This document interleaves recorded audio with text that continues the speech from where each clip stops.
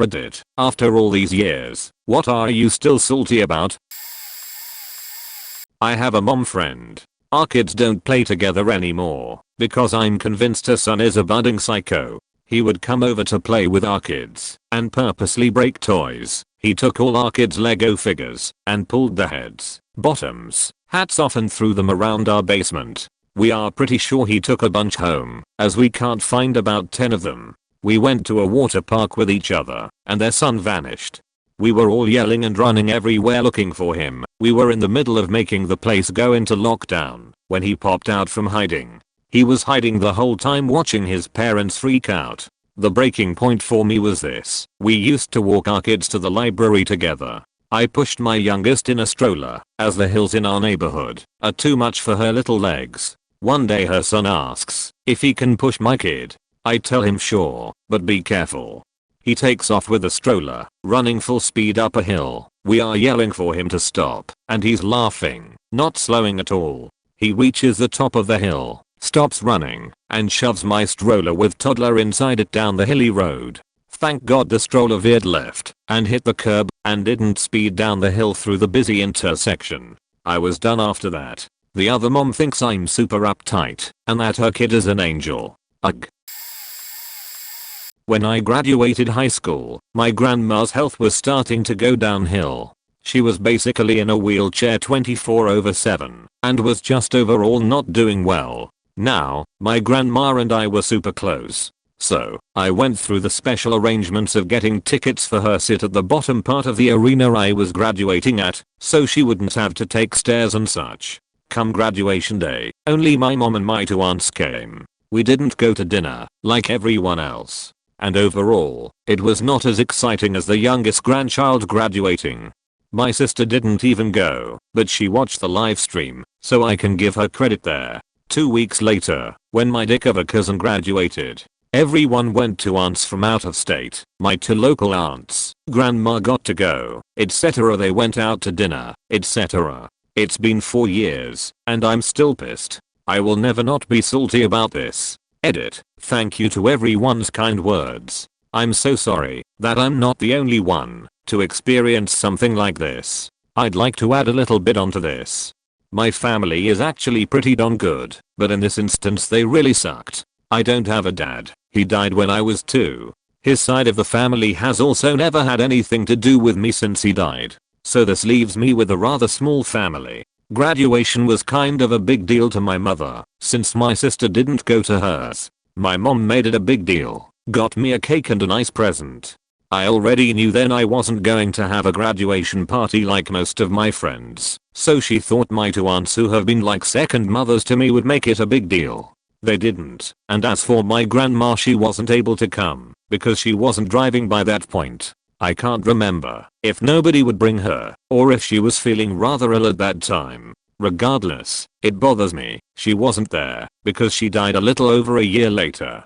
It's really one of my aunts from out of state who made my cousin's graduation a big deal. I don't know what happened. We weren't invited, but he had all 4 of my aunts go, as well as my grandma. My other 3 aunts are great. This one just wants to act all big and important to my uncle. To those saying it doesn't matter, no, I guess it doesn't. But as someone who didn't really do sports or having any big celebrations when I was younger, this mattered to me. I was 18, and at 18 sometimes small things really matter to you. Especially when all your friends have their extended family show for their graduation and you look like the odd one out. Am I thinking about it all the time? No. This Ask Reddit asked for something you're still salty about, and this is something that I'm still salty about. The year is 1998. 8th grade me is at the Wizard World Comic Con in Chicago. My dad drove me the 8 hours there for the weekend. I was ecstatic. Now at this time I was a huge Kevin Smith fan. I had the Clark's comics that I wanted him to sign since he was going to be at the show. Now why did my parents let me watch Clark's and Mallrats in 8th grade? No clue. Anyway, I get in line on Saturday. It's a 4-hour wait. I'm like 10th in line by this point. I can see him. I'm absolutely giddy. Then the signing gets cut off. He's been signing for hours and has to stop. I'm devastated. I've spent my whole day waiting for this. The organizers gave out stickers to people in line saying we'd get to go to the front of the line on Sunday. Sunday comes along, and the line is as bad as the day before. I go up, show my sticker, and then they say they decided not to honor them. I'd have to wait at the end of the line. I was heartbroken. I had waited months for this. My dad and I dejectedly walked around the floor and headed back to our hotel room hours later. We walk behind the convention center and there I see him. It's Kevin Smith. He's leaning against a wall smoking. I didn't want to bother him in his alone time, but I blurted out, "Oh my god, you're Kevin Smith." He says, "You're goddamn right I am," and goes back to his cigarette, so at least I had that. I'm still salty about not getting my stuff signed though. It's only been 20 years. I'll get over it eventually. Flag football championship in a league I was in when I was 12. Some background information. This league has 10 teams, 9 of them were teams that signed up to be in this league. The 10th, my team, was from a different league of the same age group because they needed an extra team. The league owner was the coach of the other team. The coach got all the applicants for all the kids at the beginning of the year and got to choose who he wanted before handing them to the other coaches. As a result, his team was always absolutely stacked except for their quarterback, his son, who sucked. One ref was from this league and brother of the owner. The other ref was a volunteer. As a result, our team was the only team who actually had talent and a shot at beating them. We meet in the championship and the game is back and forth. We were winning by 4 late in the game, and they were driving down the field.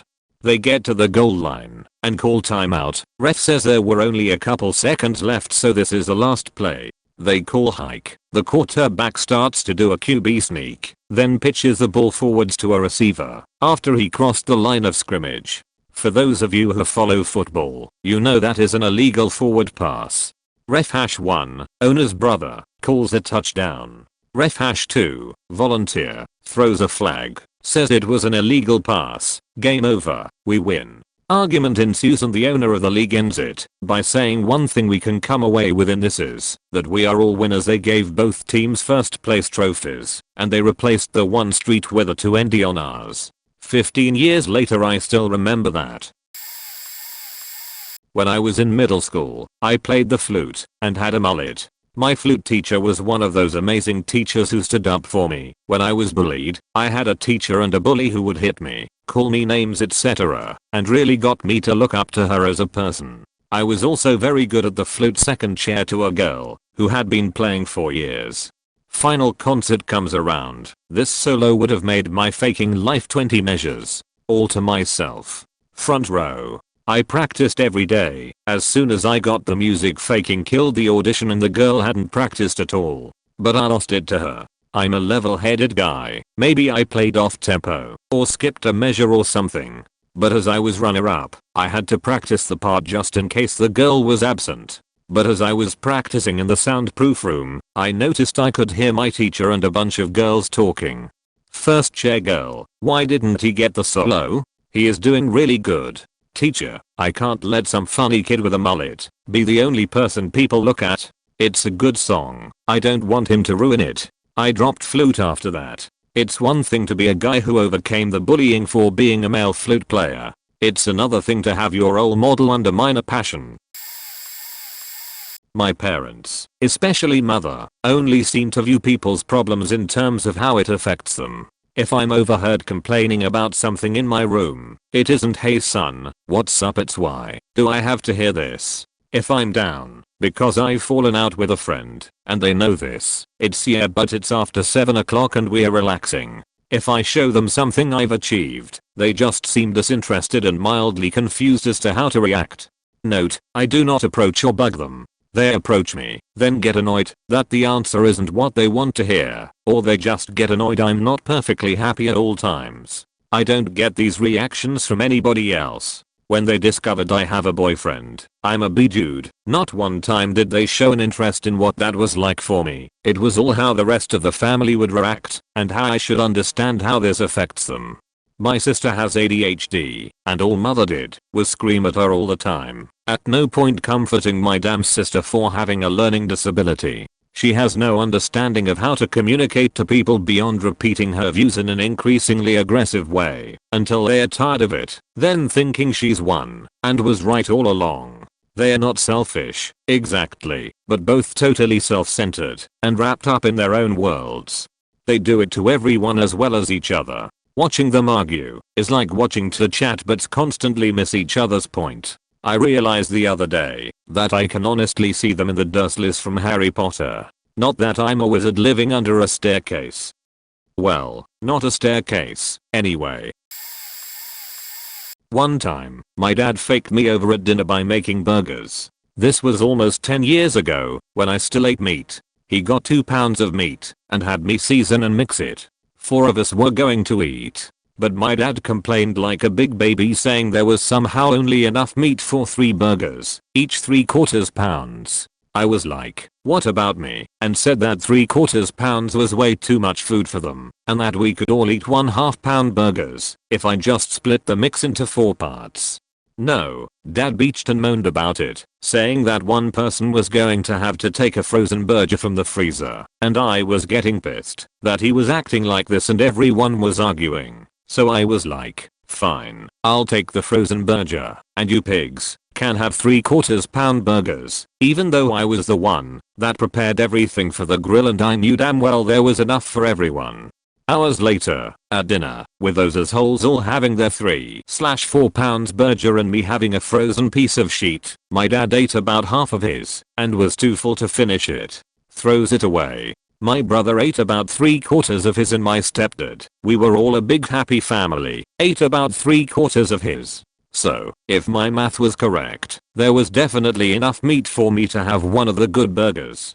But I watched these jerks throw their leftovers into the trash while I ate my dry puck of meat. I told my dad that I was going to put a burger on his tombstone and see if he'd zombie up out to the ground to eat half of that one before whining back to hell about being too full. Seriously, I'm going to be salty about this sheet for the rest of my dad's life.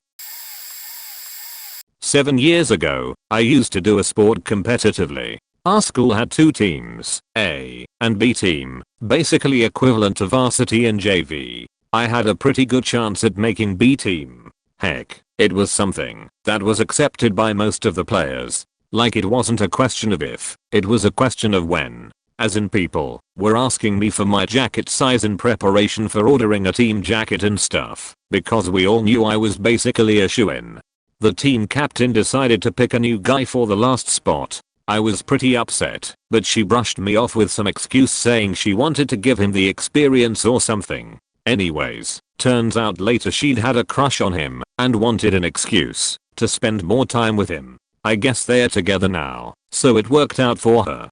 So the next year, I tried out again, and this time she ended up making most of the members freshmen. When I asked again, she said since she was graduating next year, she wanted to give the freshmen as much as experience as possible competing before she left them. At that point I was pissed, since I told her this was also my last year, and I was also graduating, and she just played dumb.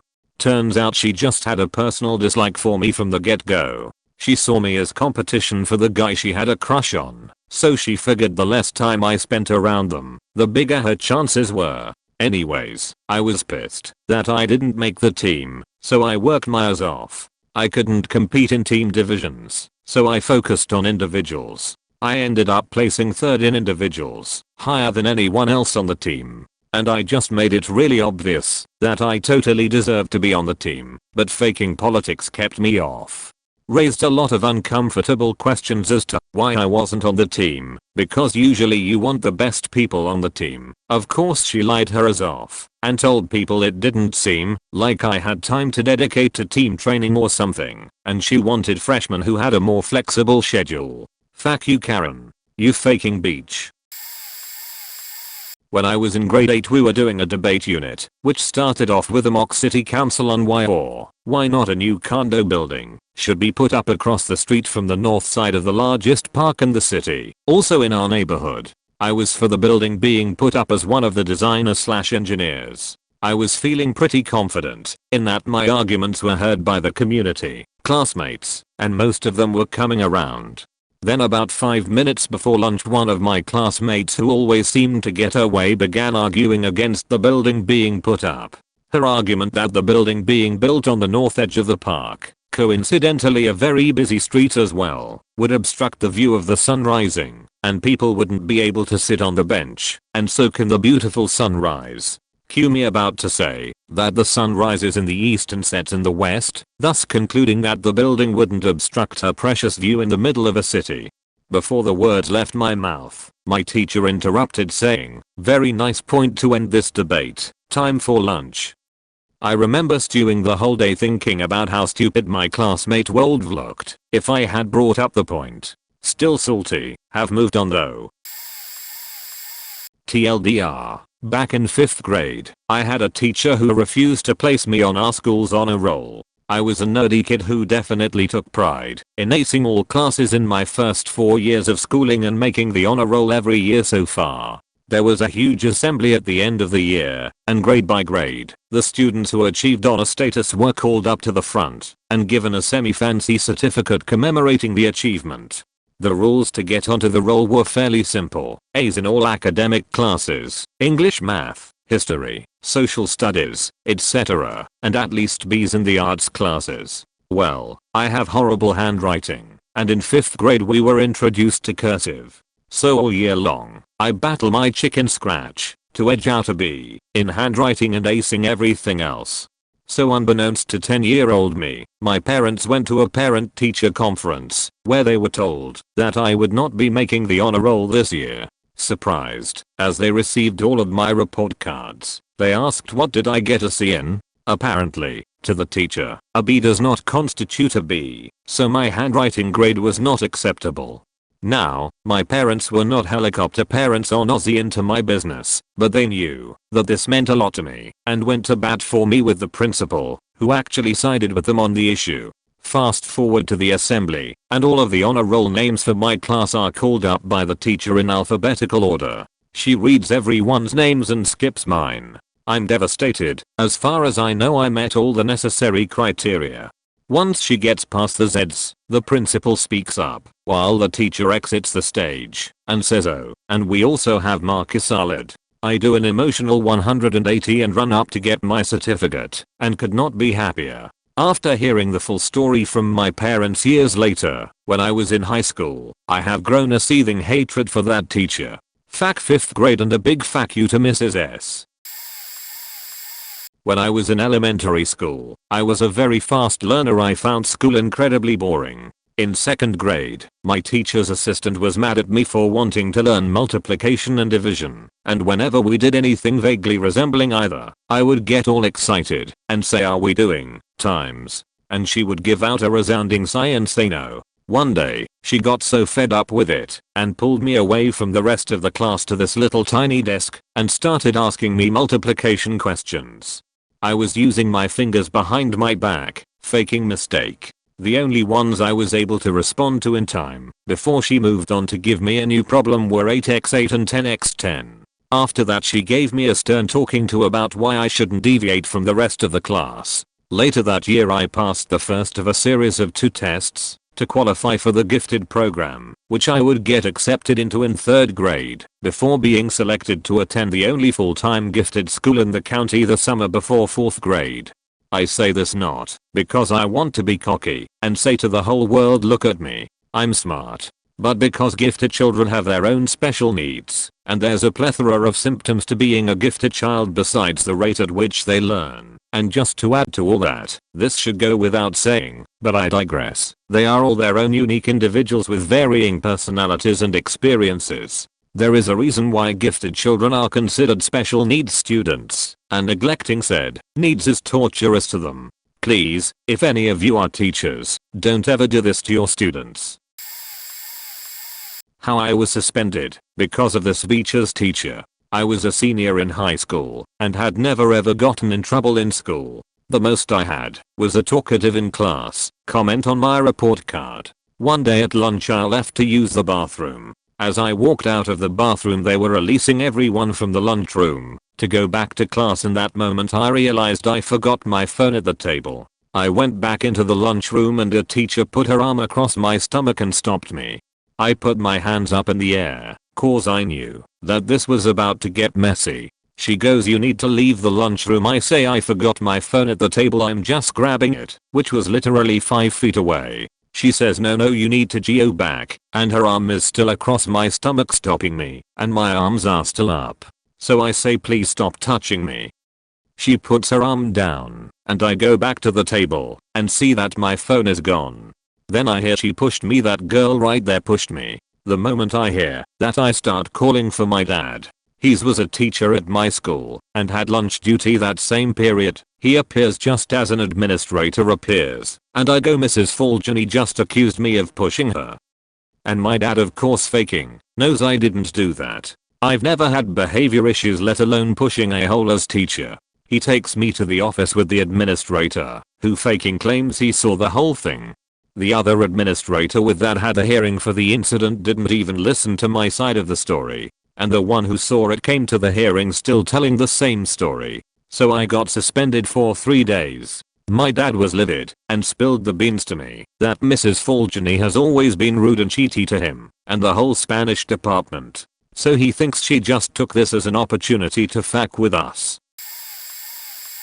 It's 1999, May 23rd from what Wikipedia says. I'm in 5th grade. I love WWF. Lately Degeneration X is my thing because suck it, but whatever, it's all the best. I watch it every Monday, every Thursday like it's gospel. My parents never bought me a pay-per-view, though, and it seemed like I was always the only kid I knew who never get to see the really good stuff. But this time was different. This time I convinced my dad to let me give him the $30 I had saved up and get access to this month's PPV. He did it like a week before. I was so stoked.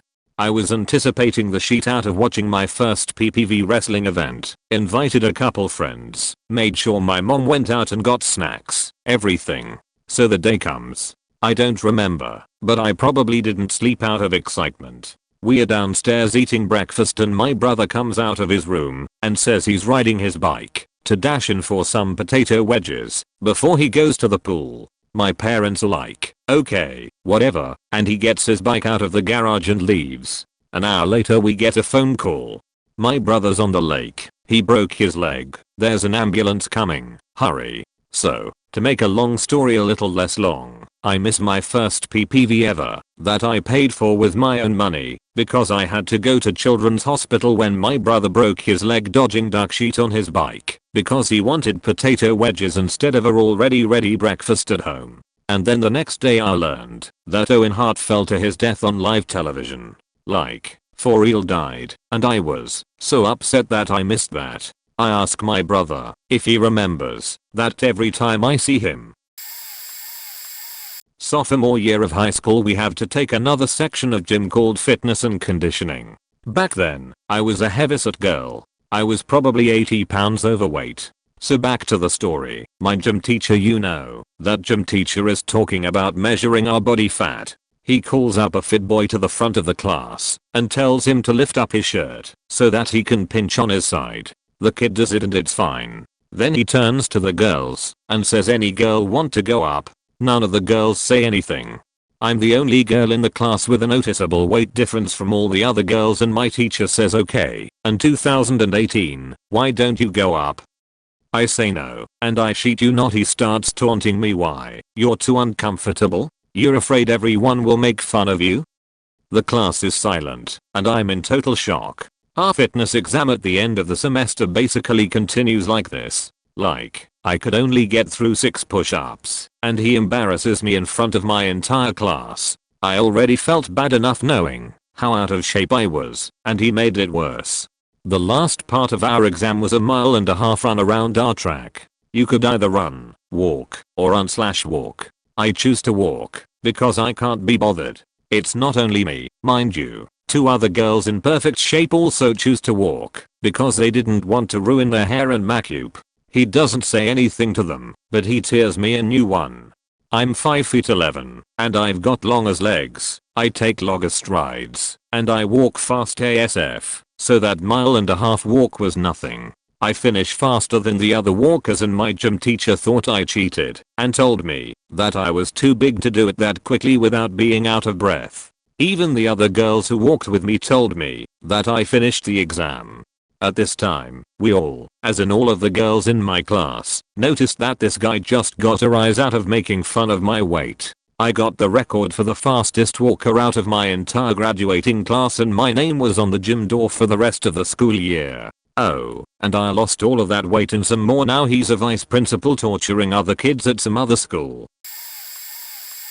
Back in the days of dial-up, my folks had the slowest of the slow connection because we lived in the absolute middle of nowhere. Anyway, the big thing for us kids was Neopets and the flash games there. Unfortunately, it would literally take 30+ minutes for one of those flash games to load. And if someone called it'd kick you off in a heartbeat. So me and my cousin would get permission to play this game and be told we could get on for an hour. Great, that's 1 maybe 2 games apiece if we are lucky, right?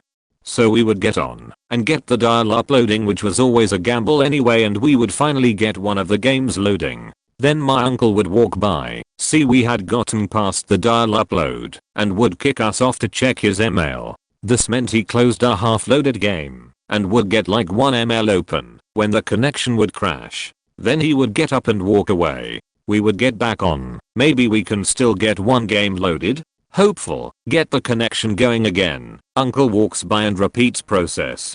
Grandma isn't around. Maybe we can get it going again, and she won't notice it's been more than an hour. She sees us, yells at us that we've been on for more than an hour. We, miraculously, manage to explain that uncle keeps kicking us off. She says, okay, 20 more minutes, and we keep loading. And uncle walks by, repeats process, though at this point we are protesting loudly. He's already got his ML up, and we are still arguing about it. Grandma walks by. For goodness sake, uncle, let them play their game. Internet crashes then, and grandma says enough. She needs to use the phone. Go play outside. Back in kindergarten, we were being introduced to the concept of time point. Our teacher gave us several examples to practice correlating time of day to what we do. Point G, going to school, eating breakfast. Now my mother and father worked a bit later than most parents do, and as a consequence we ate dinner at 9 o'clock. So when my teacher asked when we ate dinner, I raised my hand and told her I eat dinner at 9. She then told me I was wrong and corrected me, saying I eat dinner at 6. I was a bit confused because I for sure ate dinner at 9 and again told her I did so. She again corrected me, saying I ate dinner at 6. Being the stubborn little kid I was, I argued with her. I ended up having to stay in during recess to be correctly taught how time works. Another time had to be in 9th grade. Every band kid was forced to do marching band with a show and everything, practicing 3 times a week for several hours after school for said show. I didn't want to do this, but was stuck with my school schedule for the year despite my efforts. I powered through it with anger fueling my hate for it. At the end of the year, told the band teacher I wasn't up for another year of it. He simply responded, "That's alright, trumpet isn't for everyone." Sheet made me as salty as ever. I know I wasn't good enough for the first music parts, but pouring 4 years of work into a skill only to be told that it isn't for you hurts. I was into MMOs and joined a guild, and we started raiding. We are absolute noobs at raiding. After a billion wipes, I start thinking maybe we need to get more organized about raids instead of just tossing 10 random guilders at a boss over and over again. Like, maybe we need a strategy. Get builds. Get armors. Maybe some buffs. Some players might need to change up their gear or builds. Everyone agrees and we start trying to organize sheet. But then we start running into people who refuse to change their sheet, or who claim we are being elitist and mean by demanding them to change their playstyles. I start getting frustrated and pushing back. I offer to help pay for armor if cost is an issue, etc, etc. I'll share guides or offer to host training sessions for certain classes I was good at. Anyways, enough people are willing to change that I say we can start prioritizing spots for players who've demonstrated that they've made an effort. And then I promptly get exiled from the guild. Apparently I'd grown into an elitist monster who was obsessed with winning and no longer player for fun. And that guild has no room for players like me. So I'm bitter and say fuck it. About a few months later, I check in with that guild again.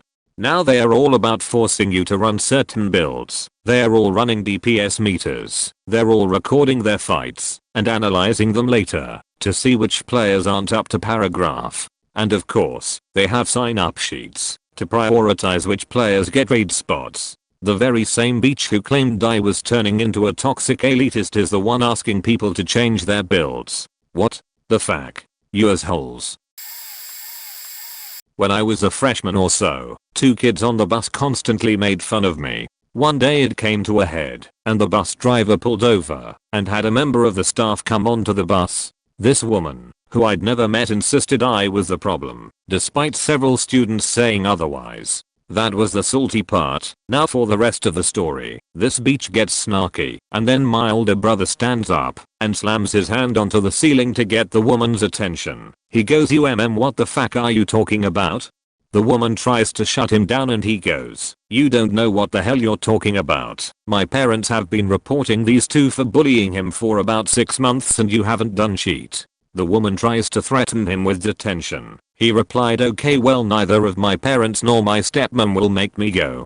People like you are the reason public schools are a joke. None of you can do your goddamn job. At this point several of his friends have stood up and backed up his claims.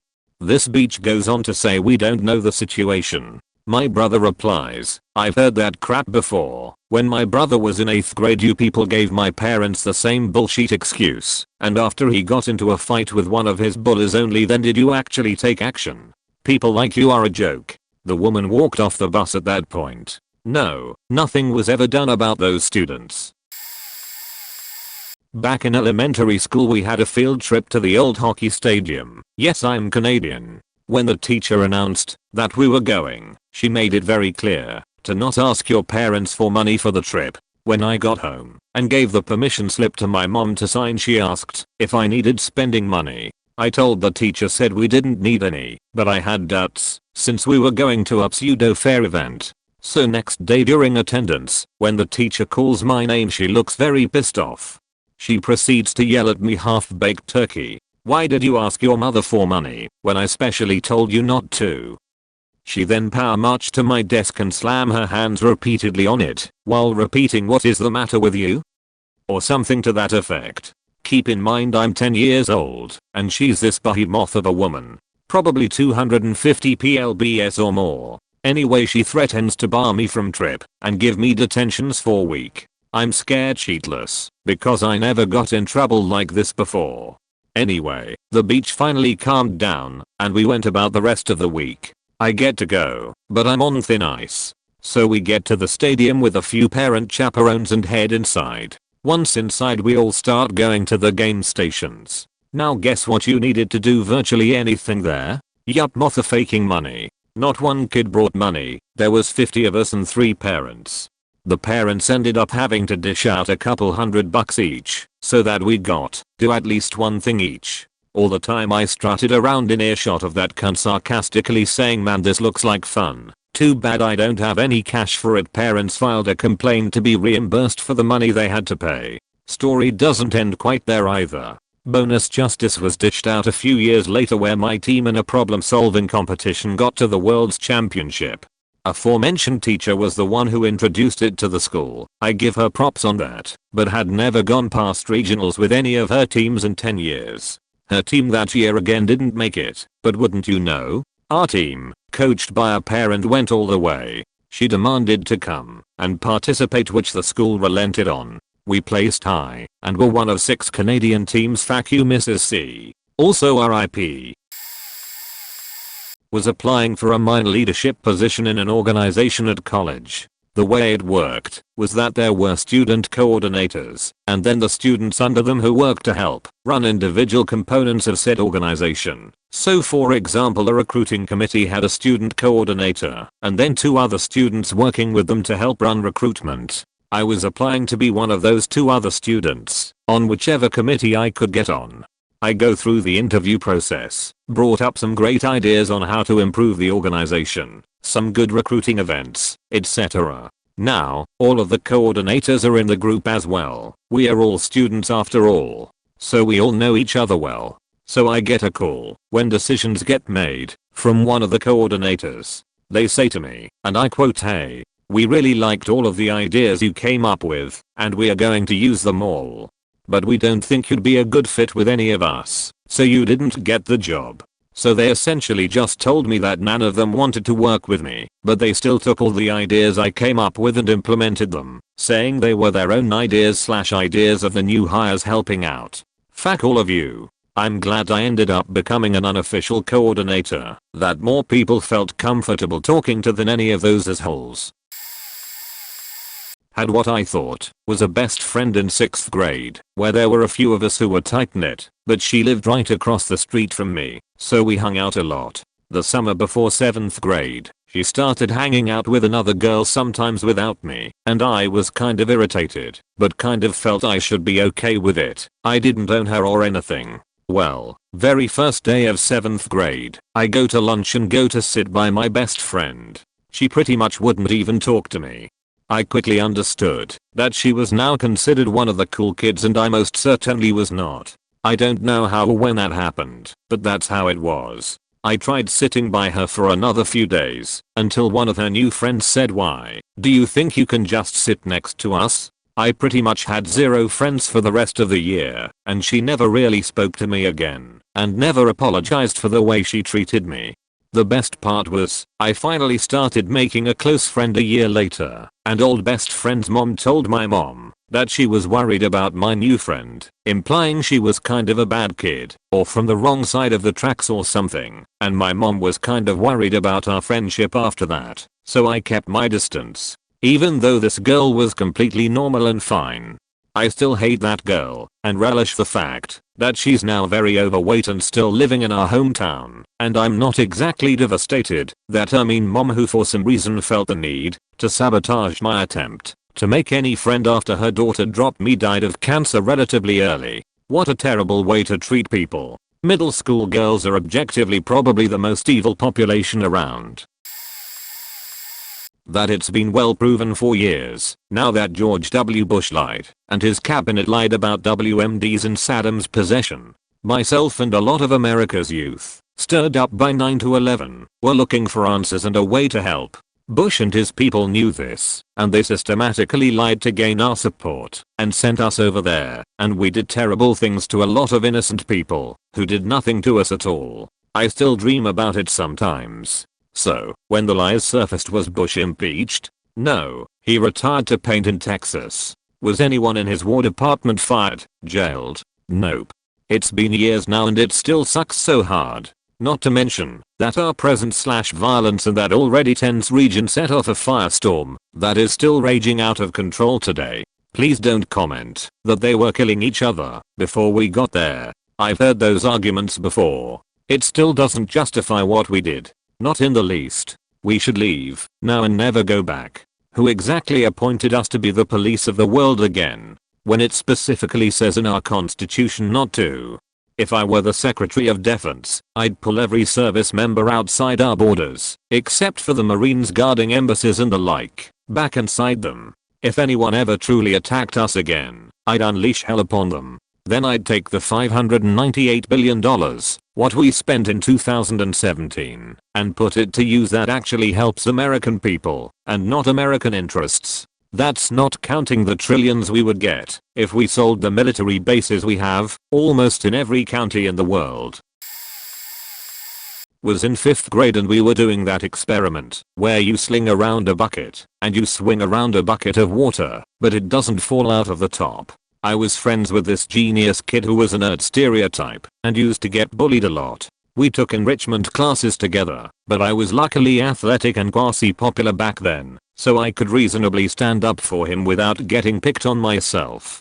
Even got into fisticuffs a couple times for his sake cause the kids wouldn't stop calling him Monkey Boy because he was an atheist and used Darwin's studies to back him up. The southern US can be really backwards, by the way. Anyways, the teacher tells us the water stays in because of centrifugal force. My friend raises his hand and says technically centrifugal force is imaginary and it's the normal force of the bucket acting against the water centripetal force that gives us the phenomenon.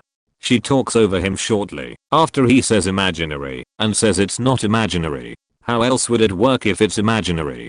Ha ha ha. saying this in a kind of gotcha way, like she is loving her chance to shut down the smart kid. He keeps trying to explain, but she's not having it, and the mockery level turns up to 11 until most of the class is laughing at him. Didn't learn he was actually right until I took high school physics. This was one of several similar incidents that happened to him.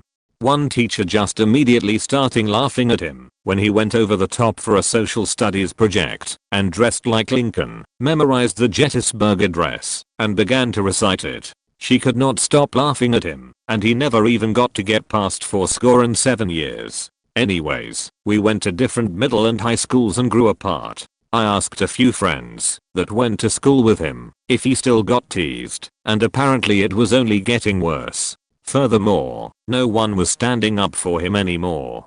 A few months later, he gets arrested for bringing guns and zip ties to school. They found them in his car. Pretty sure his life went into the shitter after that. I'm still so fucking salty that teachers played along in bullying the hell out of this kid to the point that he finally snapped. Seriously, fuck all those teachers. TLDR, nerdy friend from elementary school was teased by students and teachers repeatedly, including ignorant mockery, even when he was just trying to be a great student. This continued through middle and high school until he finally snapped and consequently ruined his life. I'm like Morton's level salty about it still. My ex ignored me for the week coming up to his first concert and literally would not talk to me or eat with me. Like one time during the week I asked him if he wanted to grab dinner and he said he couldn't because he was busy with homework, and then I go to the dining hall and he's there goofing off with his friends. He ignored my text straight up and would not speak to me. I go to his concert and sit in the front row to support him because at that time he hadn't broken up with me, and even if he's gonna ignore me, I'm gonna be a good girlfriend to the end, goddamn it. And then he dumps me 10 minutes after the concert and said he couldn't dump me before because it would ruin his performance. Then he drags me along and gives super mixed signals after dumping me to the point that everyone around us, including his friends who aren't really my friends, are confused and feel bad for me. And then he straight up says really cruel and evil things to me about how he doesn't want to be friends with me because I'm a bad influence, even though I never pushed him to do anything he explicitly didn't want to do. Was okay if he didn't want to hang out or had to do homework, as there were times where I didn't want to hang out since I had work to do. Like it was ridiculous, and he never gave me a solid reason for dumping me. Was an as leading up to the breakup, during the breakup, and after it as well. I have had my heart broken before as well, but I will genuinely never forgive him for how he acted. I was in a writing class in middle school, and I loved writing poems and worked on them during my free time. One of my friends in the class asked to see my poems, so I showed her a few. One of them was a bit more personal. It was about a couple girls at my school who were always so mean to me. I didn't include their names in the poem. I just wrote about how they acted and made me feel. My friend said something like, "Wow, that's amazing," and gave me compliments and asked if I could print it out so she could keep a copy, so I did. The next day a lot of people were acting weird towards me. A close friend came and told me before class started that the two girls I wrote about found the poem in one of the girls' lockers. It apparently had their names on it, and my other friend told them that I wrote it. I found a note in my locker from that friend which said, "I don't hang around with mean people. We aren't friends anymore." And she signed her name with a heart. That night I wrote up a letter for both of the girls with a present and gave it to them personally and apologized. Neither of them were very understanding, but I tried.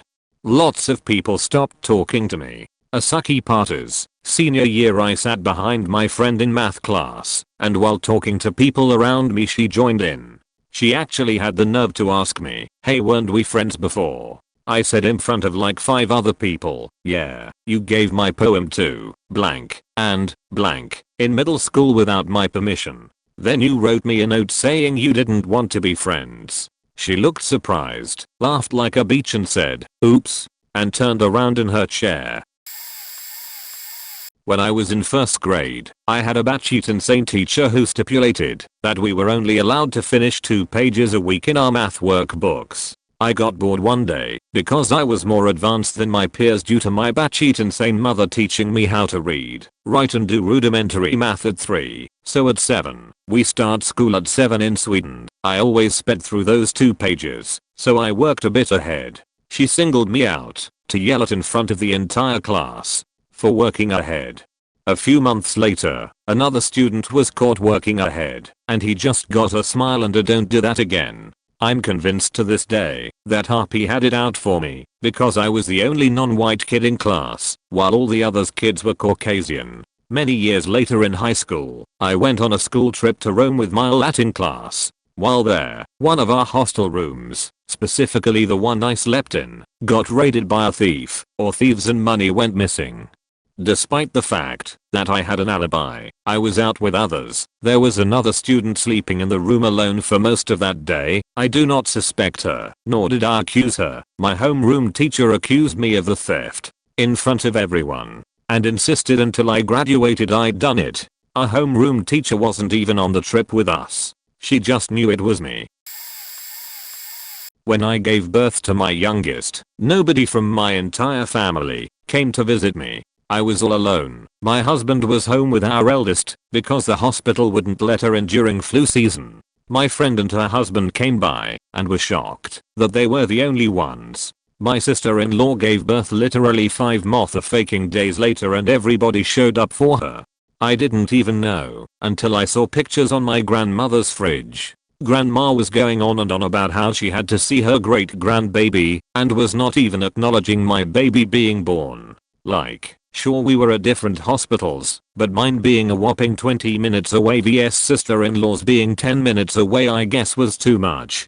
Also, my sister-in-law always scheduled her son's day party the week before his birthday, like on my son's birthday. Like what the actual fuck, Karen? I had to schedule my son's first day for 2 weeks after his birthday because otherwise none of the family would come. Thank the flying spaghetti monster that I don't give a flying fuck anymore and don't want any of that donkey dick shit around my family. Fuck you, Karen.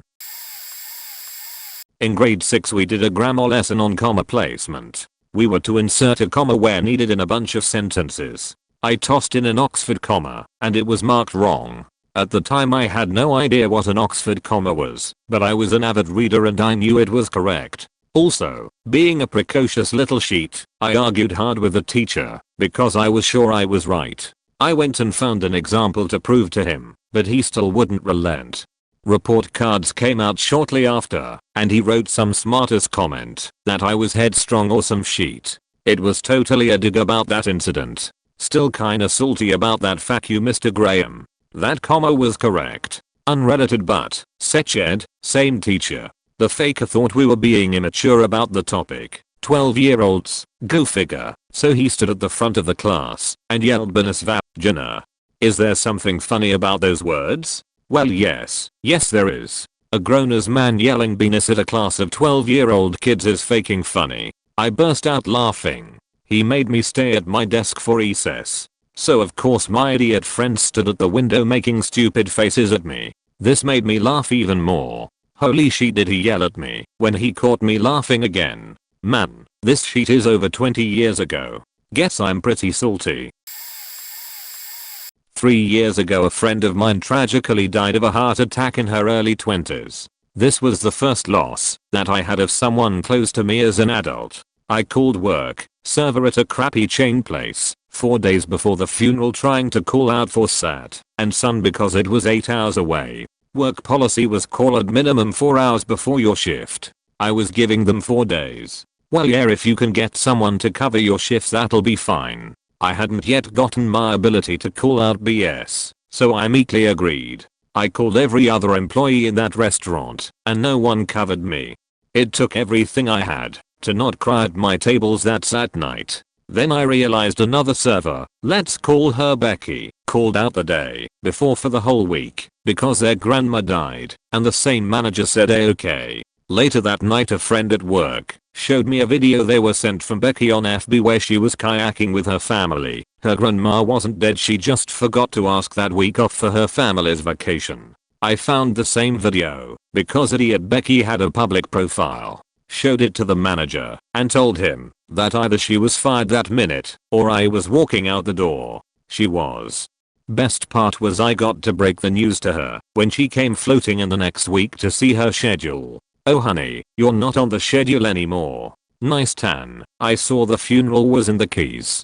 TLDR, work didn't let me call out for a friend's funeral, but let a girl take off for a week without any proof that her grandma died. Found out it was a total lie and got her fired. Still, I'll never forgive them for taking away my ability to get closure. I stopped dealing/caring with BS after that." These are all legitimate reasons to hold a grudge, and I'm back to let you finish, but. So the year is 1988, and I'm just old enough to start ordering off the adult menu at Steak and Ale, which at the time is my favorite restaurant, because I'm 13. Regardless, on a Friday night my parents and their friends say, "Let's go to Steak and Ale." I was excited but also pragmatic. Now the whole family agrees that I made this statement. It's not just a case of how I remember it. I said, "We should call and make a reservation." I was ignored. I might not have been explicitly called a stick in the mud who worries too much, but I've had that reputation all my young, at the time, life, so my suggestion was ignored. Off we went to my favorite restaurant, where the wait was 1 hour, and there I sat for an hour and 24 minutes, watching people go to the unlimited salad bar I could be taking advantage of if they only listened to me and made a faking reservation. Now you might say, "But urinal papa, how could something so trivial bother you for so many decades?" And I would tell you that it was the beginning of my Cassandra complex. I feel like I spend much of my life warning people, if you do X, Y might happen. Now Y doesn't always happen, but it happens often enough that I get a little bent when people say, "You worry too much." I don't make insane warnings. It's always sheet-like. "If you miss another payment they'll repo your car. I can give you money." Or "You guys are drunk.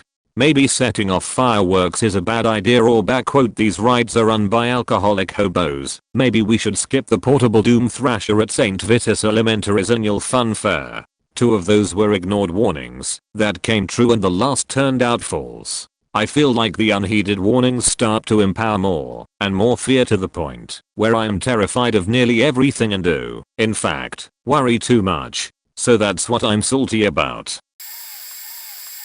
My math teacher is 7th grade absolutely hated me, and I never figured out why. Seriously, the woman despised me. I've racked my brain for years trying to come up with a reason, but honestly I remember it starting out that way on day 1. A kid in my class bullied me. To be fair, everyone in my school bullied me. I was an interesting child about my coat one day, and I told him to back off, to which my teacher yells at me from across the room and sends me to the principal's office for being disrespectful and disruptive. One time I was taking notes during the lesson, and I made a tiny little doodle in the corner of my notebook page. She walks up to me, sees it, and then tells the whole class that it looked like they had a future janitor in the class. I then spent every lunch period that week in that classroom scrubbing down all the desks. I had to sneak fruit snacks from my backpack whenever she wasn't looking, or else I would have passed out from low blood sugar. Last, but most certainly not least, she tried to get me expelled. I was hanging out with my friend in the halfway between classes, and we were using our nicknames for each other. Mind you, this woman had heard us call each other by these nicknames for the entire year. Out of freaking nowhere, she creeps out from the shadows like a goddamn vampire and scares the shit out of me and tells me to go to the principal's office. My friend and I were obviously confused, but when I asked why, she grabbed my arm, leaned down to look me in the eye, and said, "Don't ever question me. Don't ever talk back to me. You aren't in charge here, you miserable little brat." Her voice was quiet, but the venom in her voice was very clear and the fury in her eyes was insane. My friend just watched helplessly as I nodded my head in sheer terror and left to go to the office. Once she finally let go of me, that is. I get there, and she'd already called ahead to let them know about me. I'm immediately ushered into the office, and I had to spend the next 15-20 minutes explaining to the principal, in tears, that no, I did not call my friend a racial slur. Eventually they went and got my friend to corroborate my story, and finally they kind of just shrugged and told us to go back to class. I'm not entirely sure what happened after that, but they must finally clued into the fact that my teacher was insane or something. I know this because starting the next day, she literally never bothered me again. She also never looked at me, called me by name, or acknowledged my existence ever again. Sorry for the huge story. My only excuse is that the entire surreal experience with that woman was burned into my brain and I needed to get it out. Really late to this, but whatever. My brother won our school's math bee when I was in 4th grade, and he was in 1st. Everyone in the school was really impressed with a 6-year-old who could divide. When I started 5th grade, my math teacher was really happy to have me in her class because she figured she'd get a math prodigy like my brother. After the first week, when she realized I was just a normal non-math talented kid, she decided I needed to be in the remedial math class. I probably needed help with some concepts, but I wasn't in any way remedial level. There were about 10 of us in that class. Most of the kids in that class actually belonged in special ed. One girl spent our class period coloring in the shapes in our textbook, and because I wasn't my brother, my teacher decided I belonged with those kids. That was the year I stopped trying in math class. I knew I would never be as good as my brother, so why should I bother? A few years ago, I was fired from my job in inside sales at a solar company in San Jose. I'd only been there a month, and was out of training a week. The day they fired me, the CEO and my manager accused me of having a poor work ethic. The CEO told me that my manager had warned me that I needed to do better if I wanted to keep my job, and when I told him that there had never been any such conversation with my manager or anyone in the company, I was told I was a liar. Up until that morning, I'd been told by everyone, including my manager, about how well I was doing, and that I had picked things up faster than my manager had when she was hired. I don't know what my manager told the CEO about me, but that bitch is the reason I was fired. It had nothing to do with me being a bad worker. She didn't like the fact that I had a better sales record than she did for that period of time, and that the clients liked me. The thing that still pisses me off is that they never compensated me for the sales I made. Part of my contract was that for any sale I helped close I would get 1% of the commission, and they refused to pay it because I no longer worked for them. When my sister got married, she went dress shopping alone and found her dress. I was super sad because I wanted to be there with her to experience that moment. We watched Say Yes to the Dress growing up and really bonded over it, so we would always talk about our future experiences with dress shopping. But I kind of just brushed it off as that's just the way she is, because honestly she is that way sometimes. She'd rather not deal with the whole family plus emotional situation, and that's fine. I also didn't want to let taint her whole wedding process and the actual day, so I just decided just to let it go. Well, a year ago, about 5 years after her wedding, she let it slip that my mom was actually with her when she found the dress.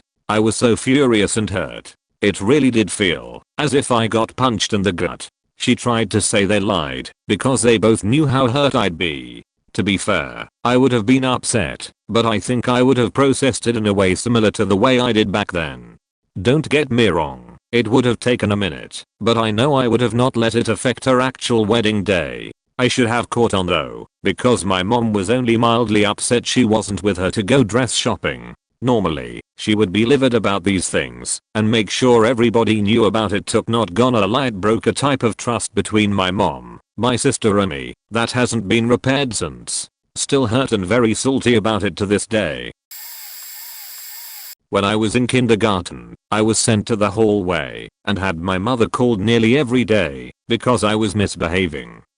I have no memory of this, but my mother has told me of it several times. I do remember, though, a substitute teacher asking me to stay inside during recess to talk to the principal with me about how I was very advanced for my age, and she didn't think kindergarten was benefiting me. The school decided to put me on a trial run for first grade. I started by spending 2 hours in first grade and the rest in kindergarten. Then, I'd spend half the day in each, then only 2 hours in kindergarten, up until I'd fully transitioned into first grade. My kindergarten teacher was so salty about it. I remember nearly constant calls home because I was unprepared for her classes. which means that 5-year-old me left some of her supplies in the other classroom, and my teacher wouldn't let me go get them. She claimed I was being irresponsible, and that would cost me transitioning to first grade. I was already super upset, because I was little and conflicted. Like, I liked the first grade class and we learned interesting things, but I didn't want to leave my friends either. It was a crazy time. What I'm saltiest about, though, is an incident in which I remember this teacher telling sad and confused little me that not only should they not be transferring me to first grade, but that I needed to go back to preschool because of my irresponsibility. Again, I was 5. I was scared and confused about what was happening at school. My parents had just gone through a divorce, and my mother was suffering from a drug addiction. Here I was, just eager to learn new things, and a teacher was trying to make me feel shitty for being forgetful. I'm 26 now, but I still remember that dumb shit. When I was in the 7th grade, my brother was the ring bearer in my cousin's wedding, which was out of state. It was December, a few weeks before winter break, and my siblings and I were going to miss 2 days of school to travel to the wedding. We had to leave on Thursday to get there by Friday for the rehearsal and whatnot, and the wedding was Saturday. This was the first time we had ever known in advance we would be out of school, and we weren't sure what the policy on absent work was. My mom looked in the school handbook, but apparently it wasn't stated clearly, or whatever, because she told me to ask my teachers how I should handle the absence. My mom had already informed the school that my brothers and I would be out those 2 days. So the day before we need to leave, I asked my social studies teacher if we were allowed to ask for any work in advance, or if we should wait until we came back, and I explained that my mom was unclear on the policy stated in the handbook and just wanted clarification. She gave me kind of a dirty look and said, "What, you think you get special treatment? Why should I give you anything in advance? It's your own fault you're missing school. You'll have to catch up when you get back, and don't expect any extra help." I wasn't asking for special treatment. I was asking what the policy was for planned absences faking beach. She also used to make kids cry on a daily basis, and called my friend retarded once when he asked a question that she apparently thought was stupid. For the record, she was fired a few years later for whacking a kid in the head with her hand when he annoyed her.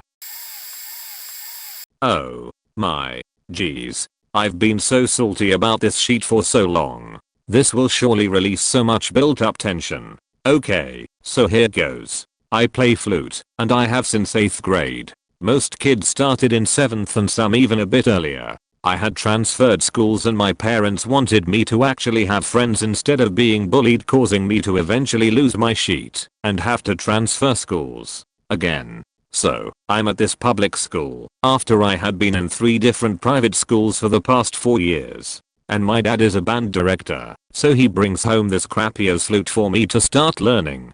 I don't realize how shitty this flute really is, cause ya know, I hadn't ever really played one. That airy and empty sound was normal to me. So, then he signs me up for private lessons. I'm not loving it. I never worked for anything in my life. I'm still only in 8th grade at this point, and now I feel like I have this determination to be the best I can be, cause ya know, my dad is paying exorbitant amounts of money each month for me to have a weekly private lesson. So, all city tryouts come along later in the year.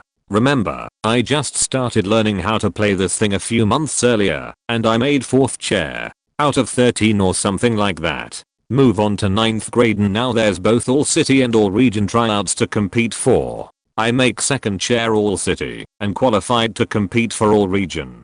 Don't remember my chair placement for that one. Alright, so I'm getting alright at the whole flute thing, and throughout high school I make 6th or 7th chair in all these all region tryouts. By 10th grade they didn't allow us to try out for all city. Now, finally senior year comes, and I've been working all these years to be eligible to try out for all state. Just never made a high enough chair. So, come senior year and I make 2nd chair all region. Yes, I can move on to state. Work my ass off, and when state tryouts came I made last chair. Sounds shitty, but, really, that's faking awesome. They only took 5 flutists. Alrighty, I'm getting cocky now. So we have chair tests for the regular old honor band for my high school, and in previous years, For some reason the senior players were always sat in the first few chairs.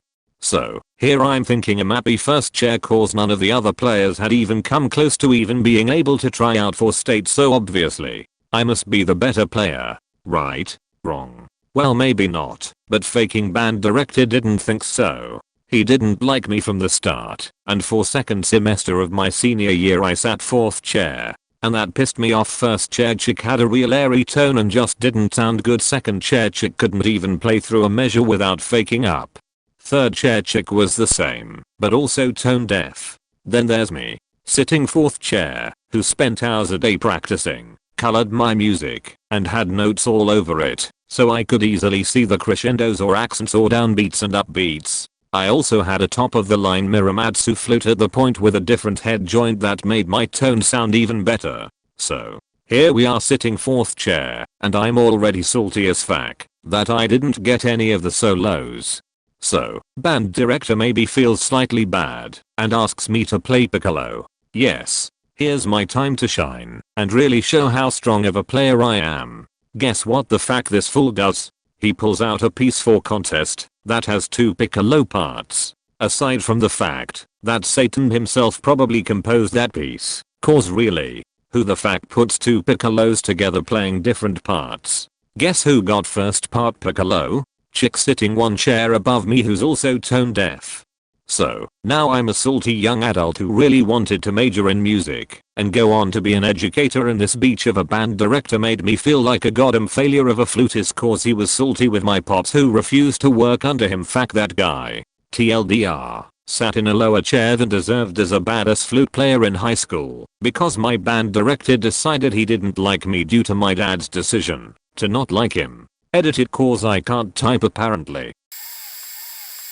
In 4th grade I got in trouble constantly, was bullied constantly, and had incredibly low self-esteem. At the end of the year, each class was required to take a test that covered every topic that had been taught all year long. The top scorers from each class would be selected to compete in a quiz bowl to determine the smartest kid in our grade, about 100 kids. We all took the test and the bell rang. Before anyone could finish the entire test, our teacher let everyone go, so I turned in my test and went home. I left at least 2 full pages of work unfinished. As I was walking out of the class, the teacher announced that anyone who wanted to stay late was allowed to stay behind and finish their test. As a kid who hated school and all the kids in it, I left and didn't think twice about it. The next day I came to school and discovered that I came in 2nd place on this test and had lost by 1 point to a girl who stayed for an extra 20 minutes to finish her test completely. Furthermore, none of the classes were supposed to let people stay behind to finish, and my teacher was the only one who broke the rule. It's been 15 years, and I'm still salty at myself for not believing in myself enough to stay and finish the test, and my teacher for letting that girl stay and finish unfairly. It was a time in my life when winning a contest and feeling smart would have gone a long way for me.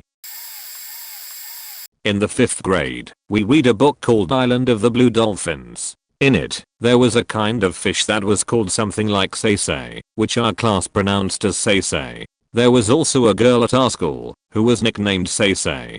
So, one day on the bus home, I uttered the sentence say as a kind of fish, and the bus driver heard it, but not clearly. She accused me of saying say as acting like a beach. And because people hated me back then, everyone on the bus refuted my defense. I didn't hear again about it for a while. Not until the morning of a field trip.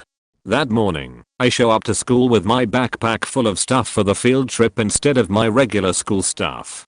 Before I get called to my class for the trip, the office calls my regular class and asks for me to go to the office. I thought that maybe my mom was calling to give something I forgot or something. When I get there, they make me sign in and wait. They made me wait until the bus for the trip left without me. Then, they told me about the report from the bus driver. I denied it. They refused to believe me and gave me a couple of options.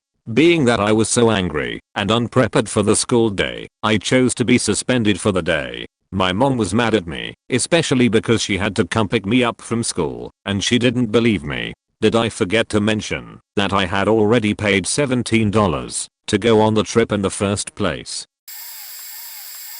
I'm late to the party, and I can't truly say there's much salt left in this wound, because I think this event ended up benefiting my adolescent development, but it was a memorable experience and I suffered serious injustice at the hands of pubescent groupthink. The event in question occurred in my 8th grade English class. I was a scrawny kid of middling social status at best, not viciously unpopular, but still very far away from the cool kids table. I have no memory of the specific dialogue of the day, but at a certain point during the class period, I was struck with an impulse to crack a joke about something that had been said.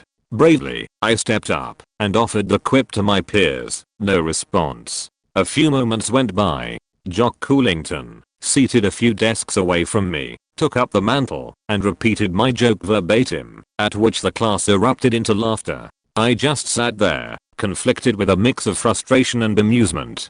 Either my joke had the power to make them laugh, but they wouldn't, because I was not popular enough, or the joke wasn't funny and the power only rested in the cool kid status. Regardless, that moment dissolved my compulsive longing to be part of that group. The veil was torn. The cool kids weren't actually better than anyone. They were just treated as though they were. And I'm assured nowadays that I'm an absolute hoot, so fuck everyone who was in that class.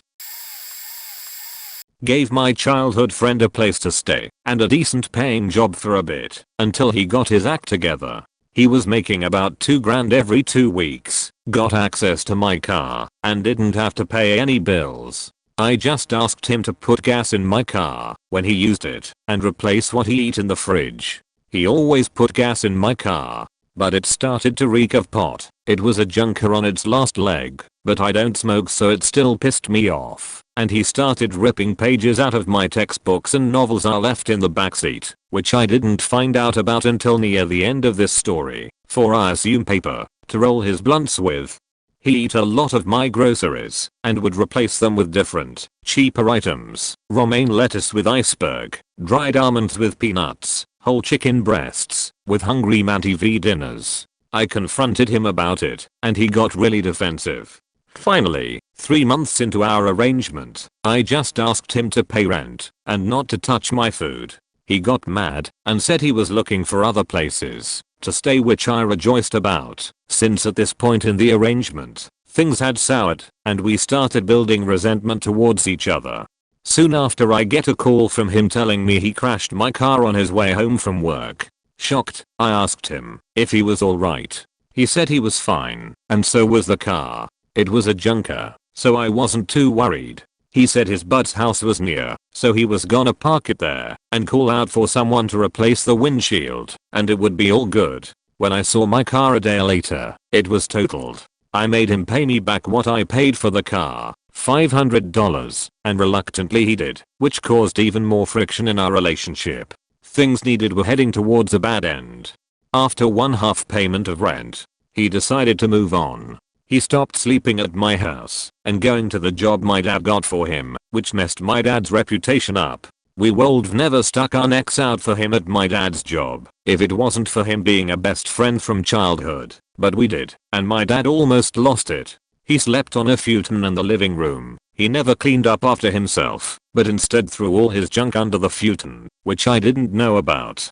One day, a week after he left, he stopped by to drop off the key I gave him. He looked nervous, which he should been cause I was pissed. I wanted to yell at him for what he put me through and how he handled leaving the job I got him, making my dad look bad. But I just asked him if he was alright and where he was going. He deflected question and just talked about other stuff. I noticed a car in the driveway and he said he had to go. He just came by to grab something. When he lifted the futon to grab a shoebox, I saw the mess and kindly asked him to stay and clean up first. He said he really had to leave and he'd be back on the weekend to do just that. In the shoebox was a stack of 20s, and even though he owed me money, I decided to just be grateful he was gone. He never came back to clean his mess, which, to me, killed me inside. It truly hurt the most.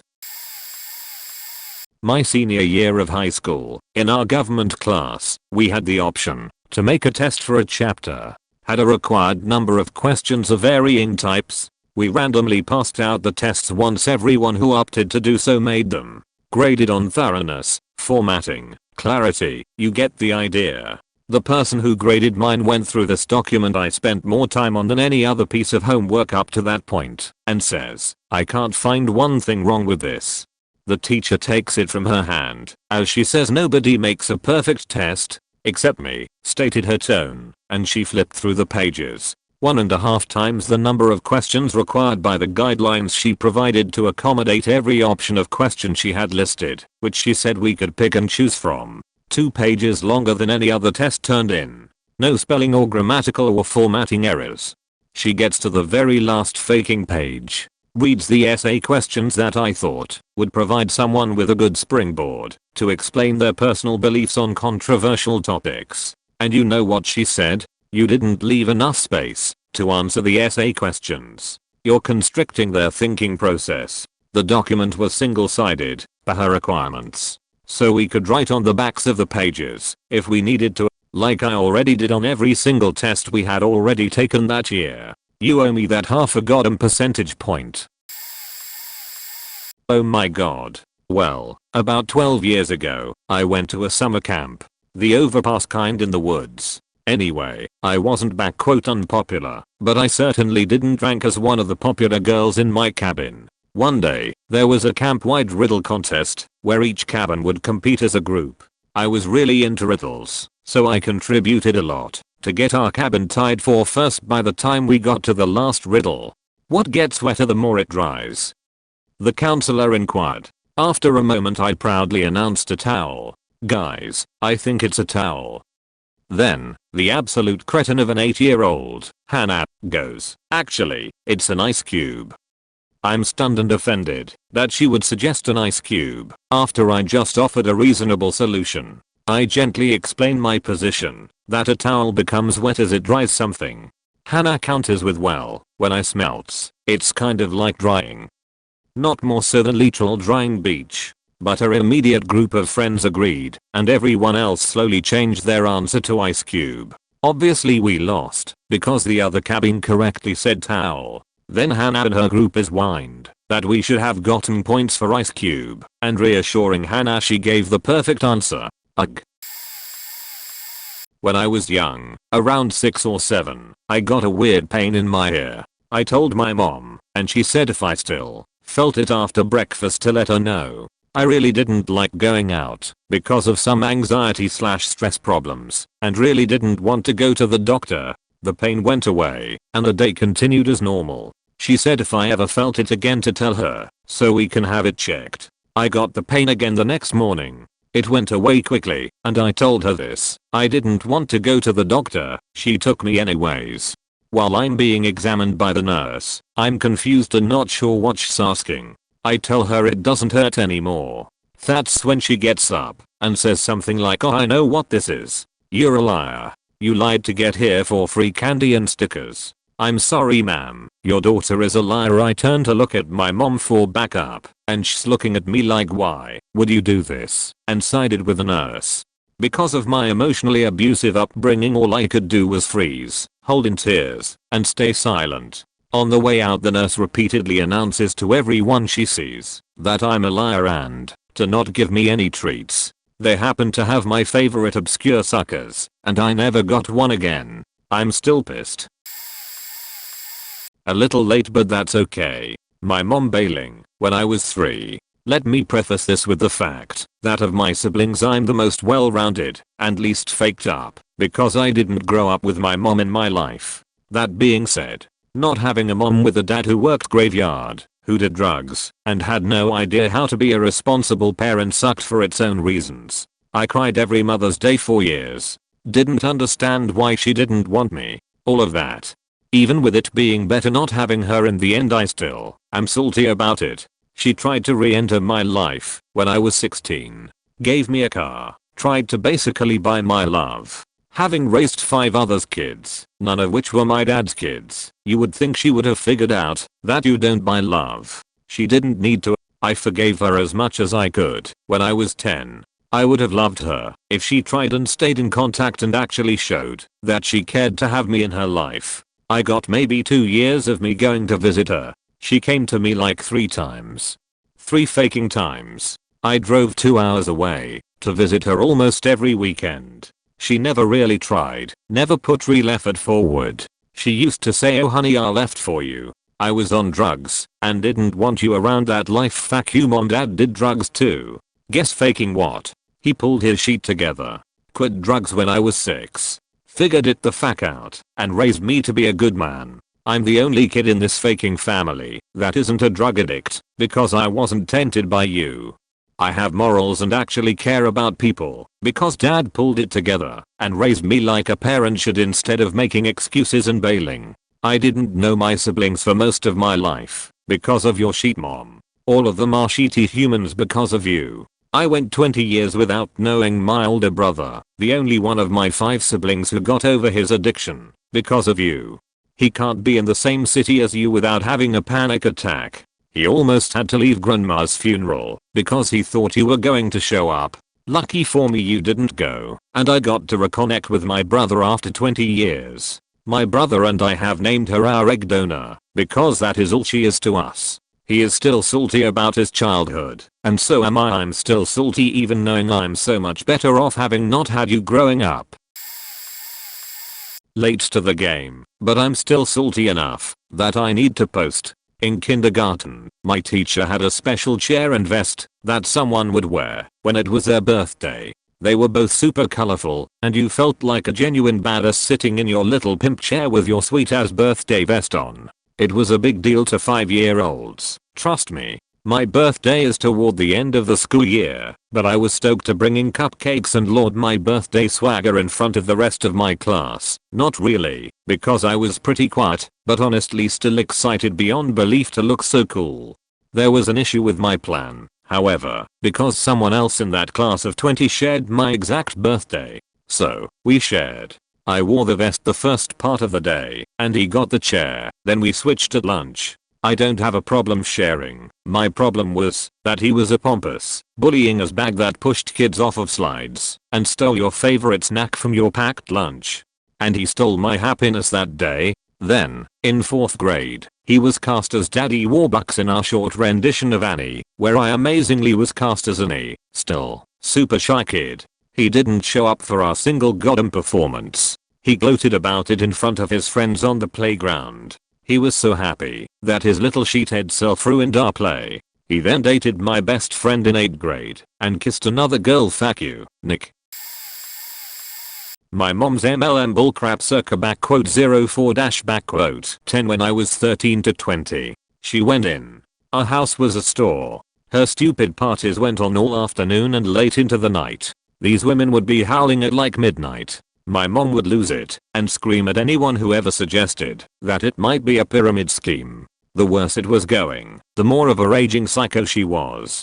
She would just sit there seething with anger to the point that she was dying for a fight and would justify yelling at me with any little thing. She ordered me to talk to my friends about getting their parents to sign up under her. For a while, she went through a phase where she felt it was unprofessional to allow me into the kitchen while she was having parties at the table, and as a result I wasn't allowed to eat sometimes for 8 or more hours because her parties were eternal. She bought her own products just to meet her quotas. We eventually lost our house and car and went bankrupt. It sucked so bad. She's been through therapy and is doing so much better, but I've never fully stopped being afraid of her and have never completely forgiven her for ruining everything with such an unbelievably transparent scam. We had this sadistic incompetent teacher in uni. She had this crazy rule where you had to take a test before finals, and if you flunked the test you wouldn't be allowed to sit finals. The test was crazy, and she would take the tests, grade them, come back after 2 hours, announce all the grades, and ask everyone who failed to leave. Usually you need 80% to pass, and less than 10% of the students managed it. The rest of us just got up and had to leave sulking. Super illegal and not even her worst habit, but whatever. Anyway, I studied extra hard just to spite her. Already had passed an international certificate that was higher than all graduation requirements. I got every answer right one semester, but she gave me a 0 because I didn't use the exact wording from her classes and scolded me about it in front of the whole class. Close to graduation, she promised to write me a recommendation for a scholarship, but then forgot about it, and when I asked her about it, she told me on the day of the deadline that she didn't know me well enough to sign a recommendation, and that maybe, if I scan my certificate, so she can add it to the debt achievement, she might know me better. I still have nightmares about her sometimes. My younger brother and I grew up with a super Catholic mom that pretty much volunteered us for everything in the church, including altar serving. We were pretty much serving every week for 10 years, and of course served every holiday. It was supposed to be a rotating schedule, but of course kids didn't show up. One day my brother and I got to church by ourselves. I was driving at this point, and we noticed a young girl up on the altar by herself, probably no older than 8 to 9. We weren't on the schedule to serve that day, and by this point I was pretty sick of filling in, but anyone with a Catholic mother knows that Catholic guilt is always screaming in your ear to help out. So after a few minutes we decided to go in the back, put on the robes, and help this girl out with the mass. She turned and whispered thank you to us when we got up there. This was about 20 minutes into the mass by this point, and that was thanks enough for me. The mass was ending, and the priest was going through his end announcements when he asked the young girl to stand up and be acknowledged, as unbeknownst to my brother and I, was her first mass as a server, then proceeds to say in front of the whole congregation, about 300 people, how rude and selfish it was that my brother and I showed up late to help her out. We weren't even on the schedule and no one else in that huge church went up there to help, and he called us out like that. I'm still salty about. What a dick. We came home after that and stopped altar serving soon afterwards. In my physics class in high school, I had a pretty cool teacher. He was fun and nice. It was the last 2 periods of the day with only seniors in the class, so he didn't mind if we cut early. Lots of us would show up late or just go for a long stroll, and he was cool about it, as long as we were respectful to him and did the work. Every now and then he would give little trivia questions, usually nothing to do with class and very random, but we'd get prizes for answering correctly. That is no homework for a week, automatic back quota grade on the next quiz, extra points on our presentation, etc. One random class, we were learning about acceleration, or some shit. It was 8 years ago, and we watched this Japanese experiment video. In the clip, a truck drives on a racetrack with a baseball pitching machine in the truck bed. They set the speed of the truck to match the machine, and as they are driving, they fire the ball out the back. Since they are matching speed, when the ball is fired, it lands on the ground in the same spot. Essentially it's as if the ball was dropped straight down. Pretty cool. Anyway, this video had some intense music in the background and my teacher asks his trivia question. If anyone can name the movie this music is from, they can skip Friday's class including the quiz. Double prize. Well, nobody knows the answer, so they are all shouting out random guesses and nobody can hear a thing. I think to myself, intense music, wild cutscenes, speeding truck, it's gotta be from Speed. Keanu Reeves' masterpiece about a bus that can't stop driving or go below a certain speed or else a bomb will detonate inside, killing innocent people. Look at me explaining this, as if everyone on Reddit doesn't already know. So I shout out my answer, nobody hears. I say it again, and this time a few people hear, including a kid at my table, Jackson, but the teacher doesn't say anything, so we figure it's wrong. A few more seconds go by, the teacher offers a last chance, and out comes Jackson with speed. And he's goddamn correct. Nice guess, Jackson. Great job, Jackson. You win, Jackson. Well, you know what? Fuck you, Jackson, you thieving bastard. In college, I joined the extemporaneous speech contest and represented my college during university week. There were 8 contestants, and I was lucky number 1. I wasn't really expecting to win, but as a competitor you can tell if you're going to place, at least. I thought I did pretty well. When they announced the top 3, I wasn't in it, and even though it sucked I wasn't really that heartbroken over it. It was more like a no well type of reaction. The following day, I ran into a friend of mine who was part of the committee that organized the event. He congratulated me on doing well, and then tells me that I should have won. I brush him off and say that you're just saying that to be nice. Then he says, no, you really should won. 3 of the 4 judges put you in first place. The one judge scored you the lowest, so your average pulled you down to 4th place. After that I couldn't see or hear anything anymore. I was so mad, and I rushed to my dorm room and I cried for hours. I called my mom and just cried. It should been obvious that a lot of those events during university week are rigged, and it was just so horrible to drag me into it when I was just, honest to goodness, doing my best. It really felt horrible, because in high school I also lost in a similar contest by a single point to someone who had already won that event, and was a daughter of a high-ranking employee in the company that owned our school. So when I joined it in college I did it to prove to myself that I could do it, but alas, politics once again. So back in the day, January 2004, I had just gotten into pro wrestling, and my good friend, we will call him Joe, took me to a signing of the WWE original CD, yes, where the wrestlers sing/rap, or whatever, at the local Walmart. The Dudley Boys were there, and I brought some cards from the WWE Raw Deal card game with me to sign. One was a title belt and the other was a card with Devon Dudley on it. When it was finally my turn to get my stuff signed, the handler gave the wrong cards to each person. So Bubba got the card with Devon on it, and Devon got the title belt. I tried explaining this to the handler, who got super tough, and was ready to hold me back, as if I was going to jump the elevated table. Bubba looked at the card, and said, "What the hell is this?" and threw the card back behind him, rather than signing it. I tried to explain, but obviously we were rushed along. Devon grabbed the card off the floor, and signed that one too. I was irritated that I couldn't say hey you got the wrong card, and was even threatened to be removed from the premises by the overzealous handlers. Anyway, yeah, I think he was just playing the bad guy, and I got worked into a shoot, but hey, there's my story of being salty. It all was made better last year, when they visited a nearby city for a WWE live show, and Bubba played the bad guy so well he made my son cry. I have great pics of that too. Good times. In 7th grade we had reading logs which we had to prove that we used to prove that we read for 30 minutes each day. Essentially, you kept it with you, wrote down the page numbers you started/stopped on, and the start/stop time. The teacher would do random checks of the reading log to ensure that when checked, a student wouldn't just be able to write in the times and page numbers the night before and get credit for reading when they didn't read.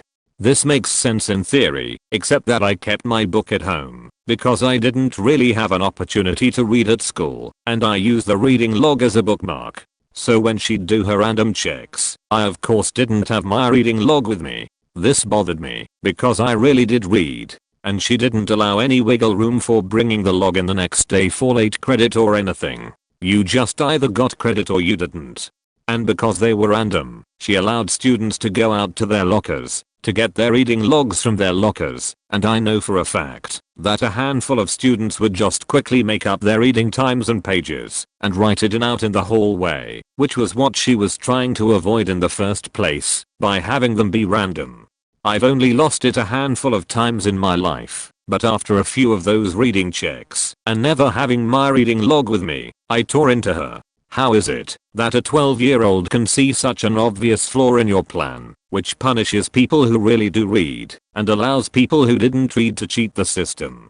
She was just so stubborn and useless. She called my parents in for a special meeting outside of parent-teacher conferences where they essentially agreed with me. They corroborated that I had been reading every night and agreed that if this system allows students to cheat, then it defeats its own purpose. If you don't want people to lie about their reading, make parents sign the log before having a monthly turn-in day that everyone knows about in advance. There's got to be a better way. She didn't change her system, but she dropped the argument. God, I hate her to this day. When I was about 7, my family went to the pet store to buy some fish and I saw the cutest long-haired dachshund. I loved him instantly and wanted to take him home. No dog. I was sad, but didn't throw a fit or anything. Fast forward 7 years. I now have a 6-year-old baby sister. We are driving home from the mall or something, and my mom sees someone giving away puppies on the side of the road. Let's stop. Dad pulls over. It's Dachshunds. They ask my sister which one she wants and take the dog home right then and there. But it's my sister's dog. They have the whole talk about responsibility and feeding the dog and cleaning after her and taking her outside. The faking dog sleeps in my sister's bed with her and everything. What the fuck, parents? I asked for a dog 7 goddamn years ago. Maybe we weren't ready for a dog at that time, but once we became ready, don't you think you should have gotten me a faking dog first? Especially considering I'm probably old enough to take care of it. Best part, 2 years later, my baby brother is about 4, and guess what he gets? A faking dachshund. That's some shit right there. I'm getting worked up just thinking about it. That was 20 goddamn years ago, and I don't even want a dachshund anymore, and it still chased my ass. Late to the party, but my dad used to play poker with all his buddies once a month, trading the hosting duties between houses. It was his turn to host, and the same weekend that my grandpa was in town. My G-Paps is a big card player, and always unashamedly whooped me, to the point that I'd been studying poker, playing in free rooms online, and developing a technique. Naturally, I begged my father to let me play. The game wasn't a light-hearted, beer and stories and $5 buy-in kinda deal. These guys played for, at least a 15-year-old me, big money, usually $100 buy-in. My father, grandpa, and I argued for almost an hour before the game about whether or not they would front me the money to play, and ultimately my dad agreed to loan me $50, as long as I agreed to pay him back whether I won or lost.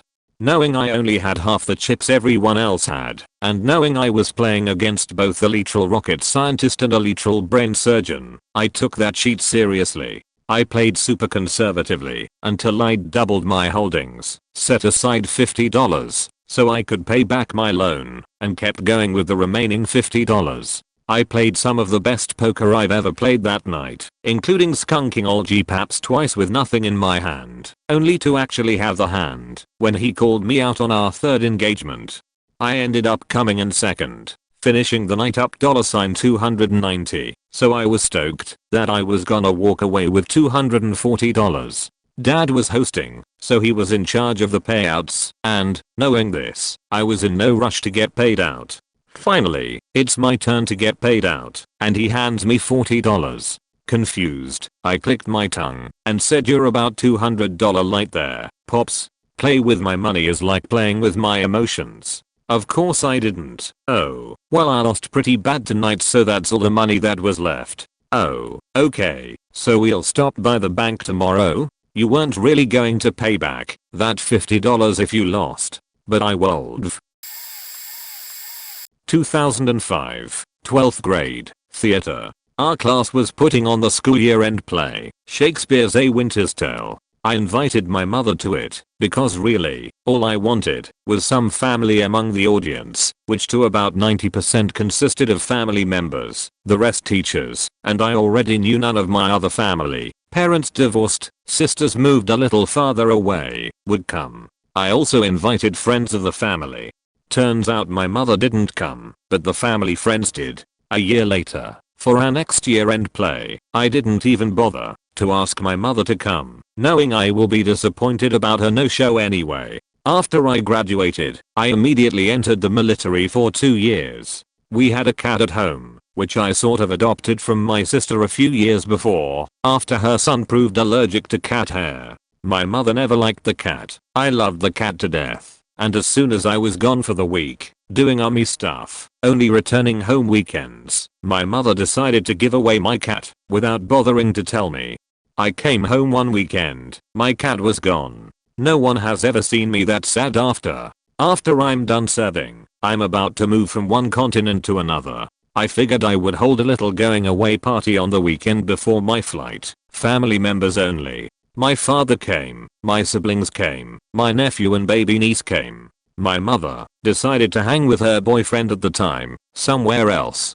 At one point shortly after my parents' divorce came through, my mother tried to have a conversation with me, wondering why I never talked to her and stuff. I'm generally shy and quiet, so I never really talked to begin with. At one point I must have said that she didn't love me, to which she responded that she does love me. Okay, woman, I could see that during all of your goddamn no-shows. I think I still need therapy over my mother.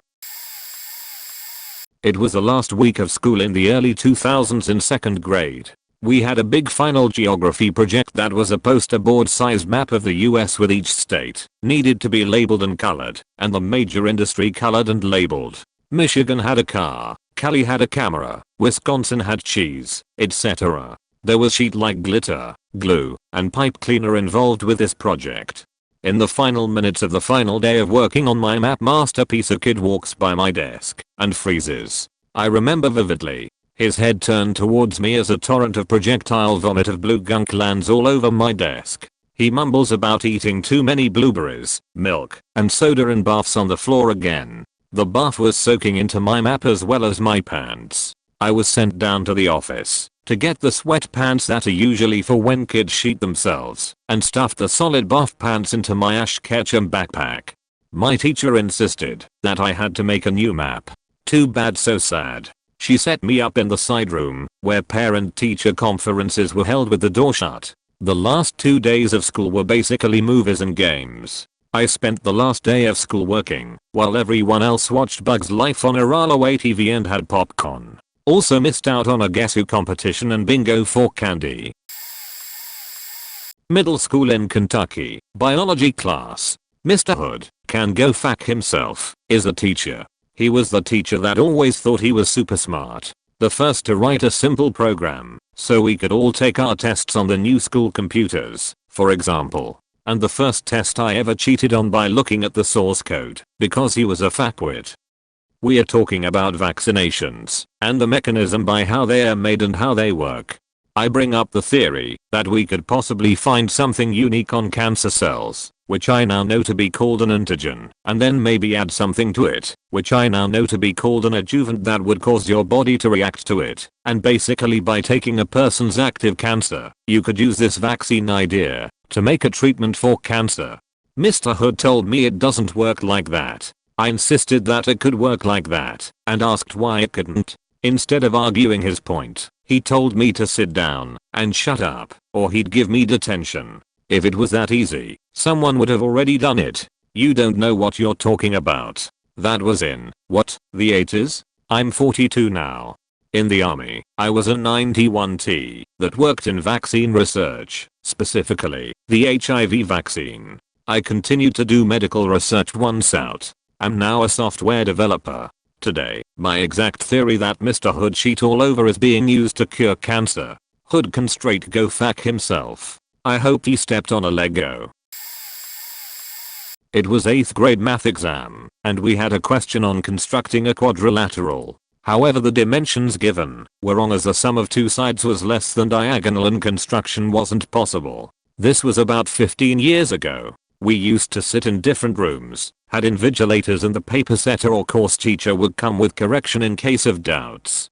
I took this faulty question to the invigilator. She asks another student who she perceived to be intelligent. That fool replied with this being the correct question, and I was shut down. I still insisted, and they called the course teacher. She basically slapped me in front of everyone for disrupting and disturbing others who are giving exams. Then said, it's the correct question, and that I don't know how to draw. I left the question without attempting. After the class, I found out some students sitting in other room were asked to write the reason why construction is not possible to get marks. Till date, I'm pissed at that stupid classmate, that course teacher, and that invigilator for the mistake. I got 96 hundredths in that exam, and that construction question was of 4 marks. PS.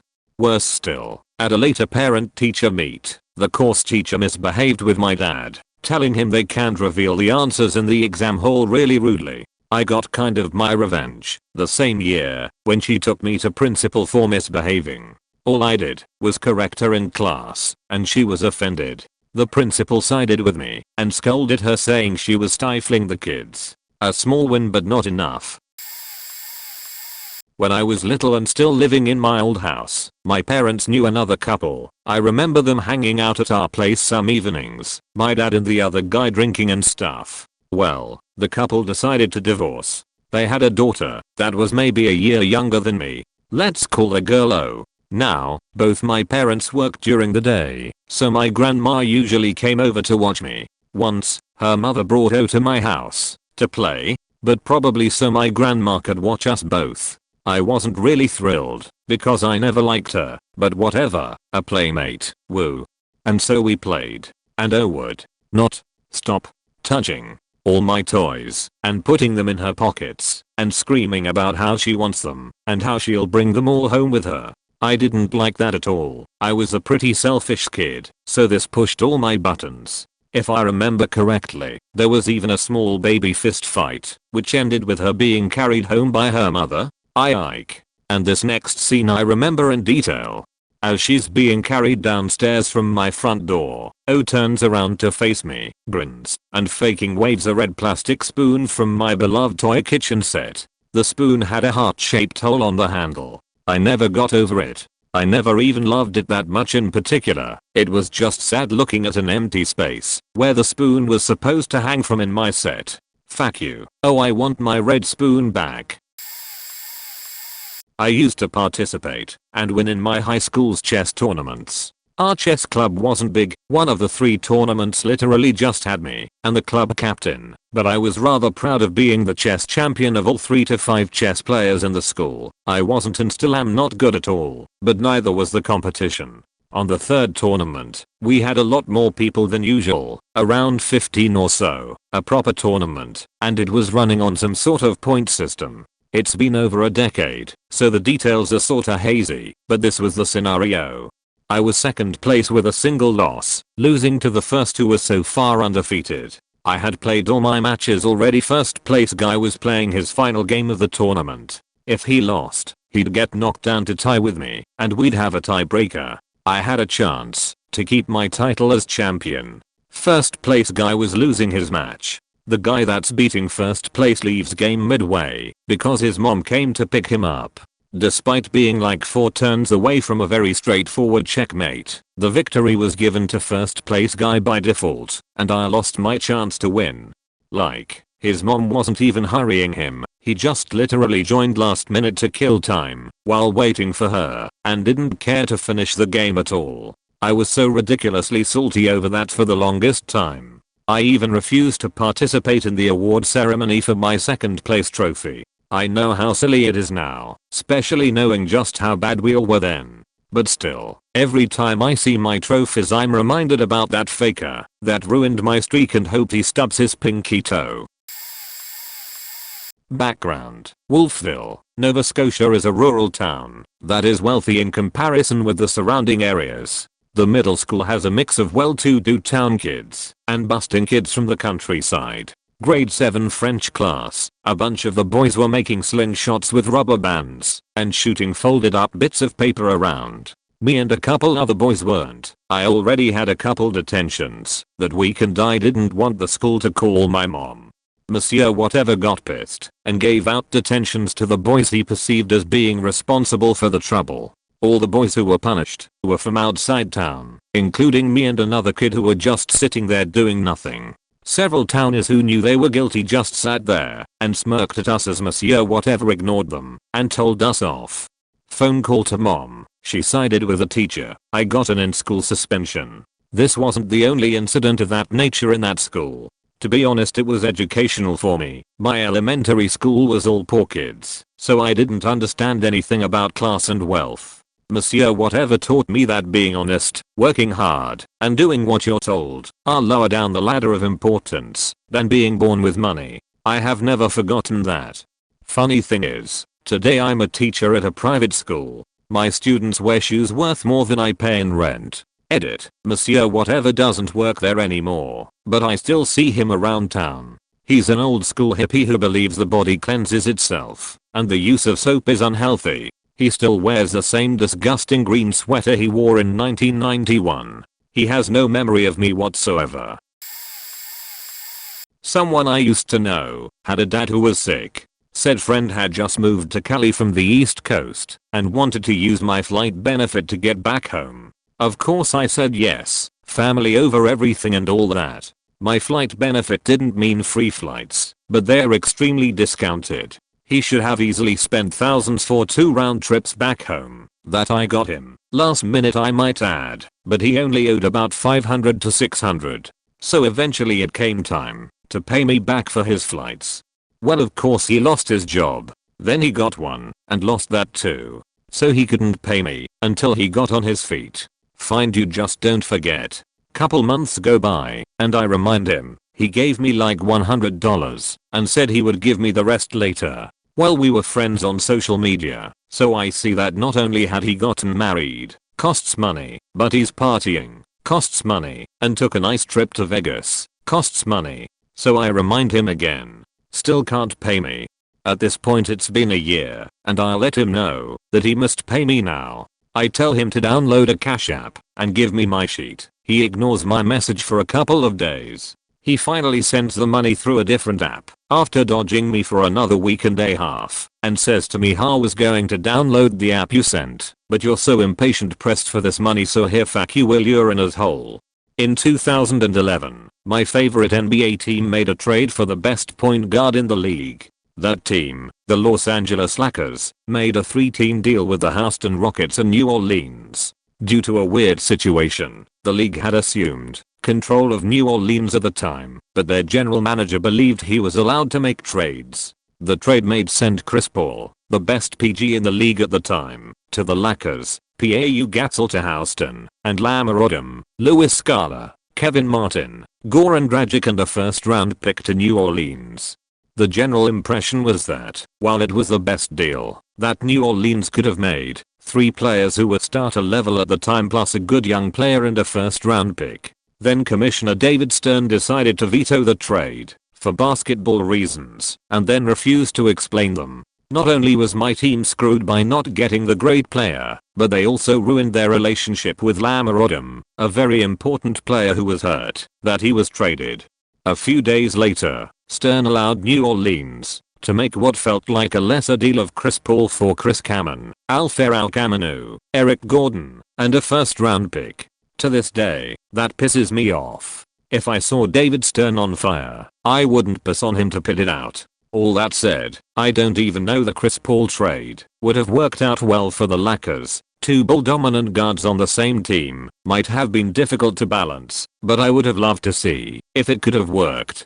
In 2011, my favorite NBA team made a trade for the best point guard in the league. That team, the Los Angeles Lakers, made a 3-team deal with the Houston Rockets and New Orleans.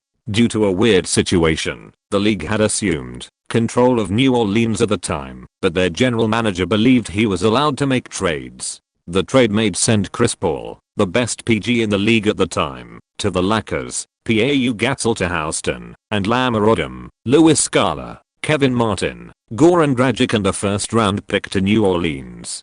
The general impression was that, while it was the best deal that New Orleans could have made, 3 players who were starter level at the time plus a good young player and a first-round pick. Then Commissioner David Stern decided to veto the trade for basketball reasons and then refused to explain them. Not only was my team screwed by not getting the great player, but they also ruined their relationship with Lamar Odom, a very important player who was hurt that he was traded. A few days later, Stern allowed New Orleans to make what felt like a lesser deal of Chris Paul for Chris Kaman, Al-Farouq Aminu, Eric Gordon, and a first-round pick. To this day, that pisses me off. If I saw David Stern on fire, I wouldn't piss on him to put it out. All that said, I don't even know the Chris Paul trade would have worked out well for the Lakers. 2 ball-dominant guards on the same team might have been difficult to balance, but I would have loved to see if it could have worked. In high school I played rugby for a strong rugby program. I went to the provincial championships 3 times. The first time I was really young and just a bench player. We ended up winning bronze. I played probably a total of 10 minutes in the 6 games we played, so I wasn't too torn up about losing in the semis. The second year I started at winger and played really awesome. We made it to the gold medal game where we lost a really close game in overtime. It sucked, but we lost fair and square, and it was a really good game. My final year I was the outside center and our team was really faking good that year. We, as a AA school, beat the #4 team in the province, a AA school, in a tournament earlier in the year, and until then we were unranked. After that I think we were ranked in the top 10, the only school that wasn't AAA. Anyways, we were at the provincial championships again, and made it to the semi-finals. It was against a really good team, and our biggest rivals, and we were losing 6-0 for most of the game. We scored a try in the dying seconds and our kicker made the kick of his life, to take the lead 7-6. We all knew there was almost no time left, we needed to kill like a minute, so on the ensuing restart, one of our forwards caught the ball deep, didn't try to run too far, and got tackled. During the ruck, one of their forwards grabbed one of our guys by the jersey, and yanked him over the ruck, clear as day, everyone saw it, except the reference. He called a penalty on us for diving over, and the other team got a free kick, and made the kick, to win 9-7. After the kick the ref calls full time. Game over. I was so mad, we would have won gold that year without a doubt, as the team we lost to went on to win handily. We ended up winning the bronze medal game by a landslide, and it felt so hollow. It was the best game I ever played, and it felt like shit. I scored 2 tries in the first 2 minutes of the game, scored 4 total, before I got subbed out at half, because we were winning by so much. That happened a decade ago now, and I'm still salty about that terrible call. When I was in 5th grade I was sick for a couple of days, and had to make up some homework for my math teacher. Well, my grandmother was an administrative assistant for the school and my dad was a firefighter, so often I stayed with my grandparents in the afternoon until my dad got off, and she would help me with my homework. Well, Friday rolls around, and I go to turn in my homework to the math teacher. He's talking to another teacher at the door, so I kind of stood there for a second, and he finally acknowledged me, and I told him I have the homework I missed. He kind of waved at the room, and said just set it on my desk. Now these were not loose papers or anything. They were in a folder that had my name written on it and all the papers within had the proper name and date. My grandmother was super particular about that. Well, Monday rolls around, and after his class he stops me when I'm leaving, and takes me aside. I figured he would give me my graded homework. Instead he very angrily starts talking about how it's insulting to him that I promised to do the makeup work and didn't do it by the Friday deadline. Of course I'm confused and say I did do it, which makes him angrier, and when he says I definitely did not leave it on his desk or do it, I started getting upset and said he was wrong. He quickly writes me not 1, but 3 demerits for lying, talking back to a teacher, and not doing the homework. Now the biggest problem with this was that the next day was a field trip for kids who didn't have any demerits. I never got into trouble and was always a really good student, so the concept on not only missing the trip, but to have to spend that time in suspension was soul crushing to me. Plus this was the first time I had ever had an adult lie and treat me so. Well, when my grandmother heard about this, she threw an absolute fit. She had a shouting match with him in the hall until the principal came and broke it up. He was adamant that I was lying and never gave it to him. My grandmother saw me do the work and double checked that my name and date was right on them all like she normally did. She's the one who put it in a folder from her office and put my name on it to keep everything together when I gave it to him. Well, he couldn't budge, and the principal couldn't take her word over his. He suggested that the match teacher may have lost it and should just get rid of the demerits and have me do it again. He refused, saying he wouldn't have lost it, and I had lied and disrespected him, so I was getting a 0 and demerits. I spent the next day my classmates spent on a field trip in a windowless room doing write-offs and various other menial busy work. To this day I wouldn't piss on that man if he was on fire. It's the most base scummy thing anyone has ever done to me. That piece of shit crushed her child and made him feel horrible for weeks, just so he didn't have to admit he lost something. He's the vice principal of the county middle school now. It sickens me to think about he's still working around children. Walking to my buddy's house, we'll call him Bill, after school, gonna play some Halo 2 and veg out for the rest of the day, and we were joined by my other friend, we'll call him Fred, who invited the neighborhood troublemakers. Get a block down the road and there is a dump truck that is parked in a dirt parking lot. They get the bright idea to smash the windows and steal whatever they can find inside. So Fred stays behind to commit mischief. So me and Bill walk to his house and play Halo. Fast forward to the next day, I get pulled out of second period to the principal's office, and sitting there is Fred, the dumbass, and a police officer. Obviously they were caught, and they were asked who else was there. Instead of keeping his mouth shut or even telling the truth, and saying Bill was there, Fred only drops my name. So now I'm a party to vandalism, not the party. This situation gets drawn out over weeks, and we had to go to police station to be interrogated individually. Long story short, they eventually stopped being assholes to me because they figured out I didn't participate, and one cop took pity on me and helped me by telling the owner of the truck that I was the voice of reason. I originally wasn't. I didn't care what they did, it was none of my business, but it helped me get out of the shitstorm. TLDR. Sold out by a friend and inadvertently becoming a party to vandalism. My manager left, and they forced someone to fill the position. This new manager really didn't want the role, and was super pissy all the time. We were horribly understaffed, and for a few months I did all of the work for the department, while my only other coworker refused to help, and worked on a side project. Whatever, I'll do my job. Well, this new manager had it out for me. We finally hired a new person and a few contractors. If I made a tiny mistake, she never asked why I did what I did. She would call a meeting with everyone and grill me in front of them, tell everyone I messed up, and went on to show how it should have been done. She assumed I didn't know a damn thing. I kept going 2 hours, but she retaliated and went back 2 hours saying I wasn't doing my job and kept messing up.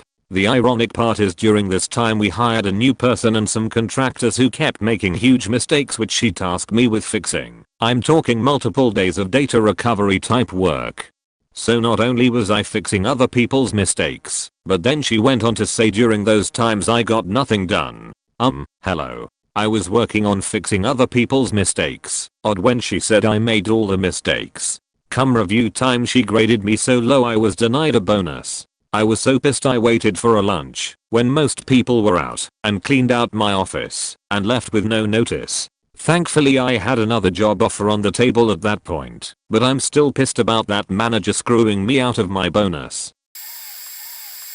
When I was in kindergarten, it was the 100th day for school. So we were told to line 100 objects in a row and see how long it was compared to something else. I was by myself just doing my thing lining up 100 pieces of candy, and I got put into timeout for no reason. I'm not so much salty as I was confused. When I was a freshman in high school, I had signed up for choir, but before the year started I had dropped it. Choir rehearsal takes place during half a lunch period, so if you are in choir you go to rehearsal then go to lunch. If you weren't in choir, you had a study period.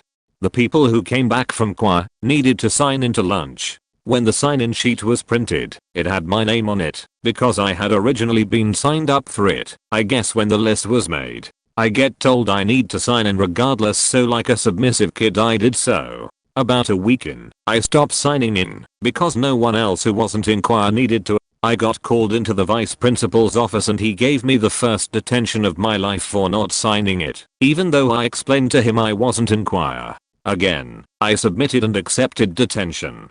I walk into the cafeteria, where detention is held, and I get there 2 minutes early, but detention had already started, and the proctor started screaming at me that I was late, and needed to get out. I left and went to soccer practice. I never went back to detention. You can suck a dick, Mr. White. Non-edit. It's all coming back to me. On the 100th day of school I was lining up candy. As a 5-year-old, I made the completely logical assessment that there was more than enough pieces of candy to line up by 100, so I'm pretty sure I ate some and got in trouble for eating it too early. They were sweet tarts. What would you do?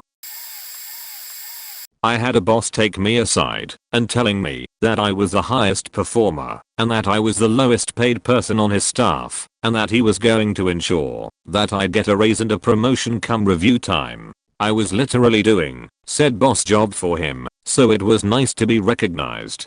6 months later I was training a guy who was as useless as a screen door on a submarine for the job title I was supposed to be promoted to. When I confronted said boss about it, he told me, if you think my job is so faking easy, you do it.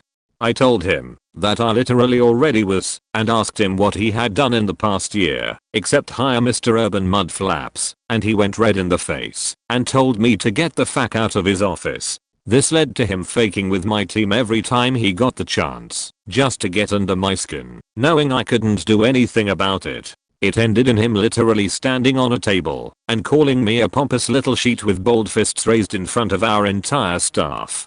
During a meeting in which he announced another schedule change that would be inconvenient for everyone but his 2 favorite employees, and I told him that it was a bad idea because sacrificing the work-life balance of 8 employees for 2 was a bad idea.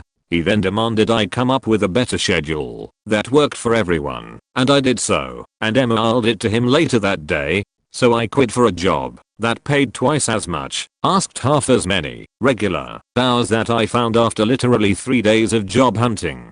During my exit interview, hours told me I should have told them what went down with that guy months before, and they could have probably fixed the problem, but since I was leaving, someone else would need to file a complaint for anything to happen. He scheduled an all-hands meeting where he lied to everyone and told them that he offered me the position of manager and that I had turned him down, and then presented the schedule I had emailed him as his idea. He and Paper Tiger reach over $1 million stock when the company sold 4 years later. Yeah, I'm still pissed, but I learned some very important things. The phrase hostile work environment, how to speak to ours in the future, and to get any and all promises from management in writing. Not that it would have changed anything in this case. Paper Tiger, douchebag boss, and the CEO were all college buddies, I later found out. Back in 8th grade, we had a student teacher leading a class debate on whether money leads to happiness. I don't remember what side I was arguing, but it really didn't matter because it was like 4 students against 20. I was with the 20. I remember the student teacher saying that she didn't want to argue for us and let us make our own arguments. Well, I had been raising my hand as instructed to speak, but I kept getting put on hold as someone else in my group would answer, and when the other group could no longer answer, the teacher started arguing for them. I don't mean just once, but it got to the point where it was probably about a 15-minute back and forth between my group and the student teacher, and the other group was silent. Most were no longer even paying attention. I finally got a chance to speak, so I said my point. I don't even remember what it was, GBH, and then said something along the lines of, I know you said you don't want to argue, but that's literally what you are doing right now. I had the actual teacher yell my name, say how inappropriate I was being, and then compare me to my best friend in the class, who had been completely quiet, and tell me that that kind of smart-ass comment and behavior was what she expected of him. Then said he may be rubbing off on me, and that she didn't like it. My friend looked so sad, and I just wanted to go off, but class ended at that moment, and the whole class was both in awe for what I said, and how the actual teacher responded. I still get mad about it, because the student teacher never acknowledged what she was doing, and I was forced to apologize by multiple people, to both teachers for my behavior.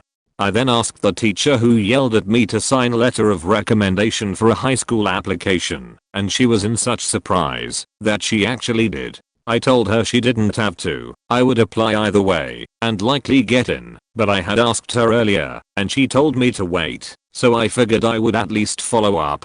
I do not regret saying the things I did, I just wish I would made them listen more and not taken what they said to me. Oh, so many things. When I was 12, my dentist recommended that my parents take me to an orthodontist. Dad tossed the referrals aside and forgot about it. Every 6 months for the next 2 to 3 years, dentist sent me home with a referral to an orthodontist, and every time, my dad and Stip Monster refused to even make an appointment or see about a payment plan or anything. They decided that my teeth aren't that bad and they weren't going to pay for it. As an adult, dental insurance doesn't usually cover braces, maybe at 50%. Because I've been focusing on things like paying the mortgage and keeping the lights on, I have never really been able to afford to get my teeth fixed. Still salty AF. At my high school, we only had 6 class periods each day and there wasn't room in the schedule for orchestra, so if you wanted orchestra, you had to take it as an early bird class. They offered it an hour before school actually started. So our class rankings were based on a points system, 0.5 for a remedial class, 1.0 for a standard class, 1.5 for honors classes. I noticed the top 10 to 15 kid in each class were mostly orchestra students. If I had known in 5th grade, when they introduced musical instruments to us, that playing violin might have popped me up another 5 or 10 people higher in the ranking, I would have taken it. But the salutatorian and the valedictorian of my class were orchestra students. I don't think it's fair that there was only one early bird class, it was a specialized elective class, and that it counted toward class rank. Salty. This one is really petty. When I first moved to my fair city, all the utilities including garbage and recycling pickup are owned by the city. The garbage service was outstanding. They picked up twice a week. Once a week, the dudes would come by your house, drag your can out to the curb for you. Then after the truck went through, and the cans were all emptied, they'd send out a couple guys to drag all the cans back to wherever they found them. Eventually, the city discontinued this service. You can still get it if you pay an additional $25 per month, which I do, because I'd gotten out of the habit of caring which day was garbage day, because the city worried about it for me. Salty. Oh, one more. So, in 8th grade, the science teacher had declared that nobody could get an A in his class without doing a science fair project. I had no interest, and really, no support at home. I couldn't conceive how I was supposed to do a science fair project. I'd never done one and he didn't give us any guidance or anything in class. There was never a here's how you figure out how to do a science fair project and here's some ideas class or anything. He just straight up said that at the beginning of the year and then never brought it up again. Fast forward to the end of the school year and the grade cards come out, and guess who got all straight A's for the entire year in all my classes, except for one got a B in science. I ended the school year with 105% out of a scale of 100 because I'd done extra credit projects thinking that would make up for ignoring the science fair. Nope, fuck you Mr. Whistler and your stupid science fair. Nasiel. In high school I went on an overpass school field trip and the rule was that in the hotel boys and girls were allowed to hang out in the same room, so long as the door was open, so that the chaperones could make sure nothing inappropriate was going on. My girlfriend came to my room to hang out with me and my buddies. The two of us were laying next to each other on the bed with our heads propped up on the headboard watching TV with my friend sitting elsewhere in the room when this ultra-conservative chaperone pops his head in the room and tells the two of us that we are too close. So we sat up and scooted apart, and he seemed appeased and left. Maybe an hour later the chaperone came back and told her that it's time for her to go to her own room and she did. No questions asked. The next day I get called to the teacher's room, where I find out that the chaperone had told them that he caught us doing stuff on the bed. So I got yelled at for a while for behaving inappropriately despite having done nothing wrong. Of course this incident gave us a reputation among the other teachers that followed us throughout the rest of high school. The stupidest part is that there were a bunch of students having sex on that trip, but they simply closed the door to the room, so they never got caught. Mrs. Mayfield. I had a sewing class in school when I was like 15. This beach Mrs. Mayfield was faking ancient, and she was mean. She'd cry to the principal about being bullied, even though there were maybe 3 kids in the entire class. Well, she made us sit in a group and do some stupid needlework project. The girl beside me was texting. Mayfield caught her texting, then demanded for my phone. At the time I had a little shitty non-smartphone thing that didn't lock. I said no and explained the girl beside me was texting, not me. My phone was off and in my pocket. She called me a liar and dragged me out of my seat grappling with me till she got my phone. Then this stupid faking teacher left with it, like left the room. So I walked out to the principal's and demanded my phone back and explained the situation. He calls her over the loudspeaker. Maybe 20 minutes later she shows up with my phone. It's turned on and messages I hadn't even seen were opened, and messages I knew I had been deleted. Pictures had been deleted, and my mum's contact was gone. I freaked the fuck out. She said it was in her rights as a teacher to go through my phone. I of course called my mom and rose faking hell about the situation. I had sensitive text messages about some family health things that were happening that this stupid bitch had no right to read. Vim still salty about her stealing my faking phone and grabbing me out of my chair just to get at it. She was on watch. The principal didn't do shit about her after the incident. From that day on I went from a typically decent student to an absolute piece of shit in her class. Fuck you Mrs. Mayfield, you stupid wrinkled cunt. Go back to your crypt and stay there. In the 7th grade our English teacher gave us a creative writing assignment of what do you want to be when you grow up, with a particular emphasis on the fantastical. So, being the literature loving nerd that I am, my topic was I want to be Dr. Doom. Went all out on research, peppered my essay with Richards, the whole shebang. When she passed back the papers the following week, I mentioned that she hadn't returned mine. In response, she publicly shames me in front of the entire class, claiming that my topic was inappropriate. Why did you choose a villain? You cold bean Spider-Man or Captain America or even Venom? After class, she explains that she was legitimate scared that I, a straight A student / comic book nerd who never got a detention, was going to go full Columbine, and this paper was the warning shot. Mind you, I never said I wanted to kill people or hurt others. I just wanted to be Dr. Doom, the most powerful Marvel character of all time and the friggin' inspiration for Darth Vader. To acquiesce her, and she really was pushing it with the school shooter sheet. I rewrote the paper, this time saying that I wanted to be a time traveler. Fast forward to today, and not only did Doom literally save the 616 Marvel universe, sorta, in Secret Wars, but in many realities, Doom is the savior of mankind. In summation, fuck you Ms. R, or was it F? For an English teacher who even acknowledged Venom as an anti-hero, you should be ashamed at not realizing the true power of Victor Von Doom. When I was a young boy. Cue music. Nah seriously, when I was a kid we had this fruit juice in Holland called Taxi. It still exists, but it used to have this jungle themed brand, and it came in this cartons. You could cut off the ears of the cartons if you folded them up, and you could save these. If you had X amount and a bit of money for shipping costs, you could send them to Taxi and order from a range of merchandise. Now for this to make sense, you gotta realize that it would require like 100 cartons worth of drinks just to get one of the pieces, and I ended up getting pretty much all of them. From what I remember there were a bunch of inflatable things like a raft, a crocodile and some kinda chair. All of these had been carefully ticked off the list until I got to the final one. The piece de resistance. A watch with a compass, or thermometer and some other nifty gadgets on it. This one was by far the most expensive, and undoubtedly turned my insides yellow in the process of attaining it. Fast forward to me bringing it to school to impress all my mates, and I walk out to the schoolyard. I'm just showing it to some people as some kids around me are playing tag.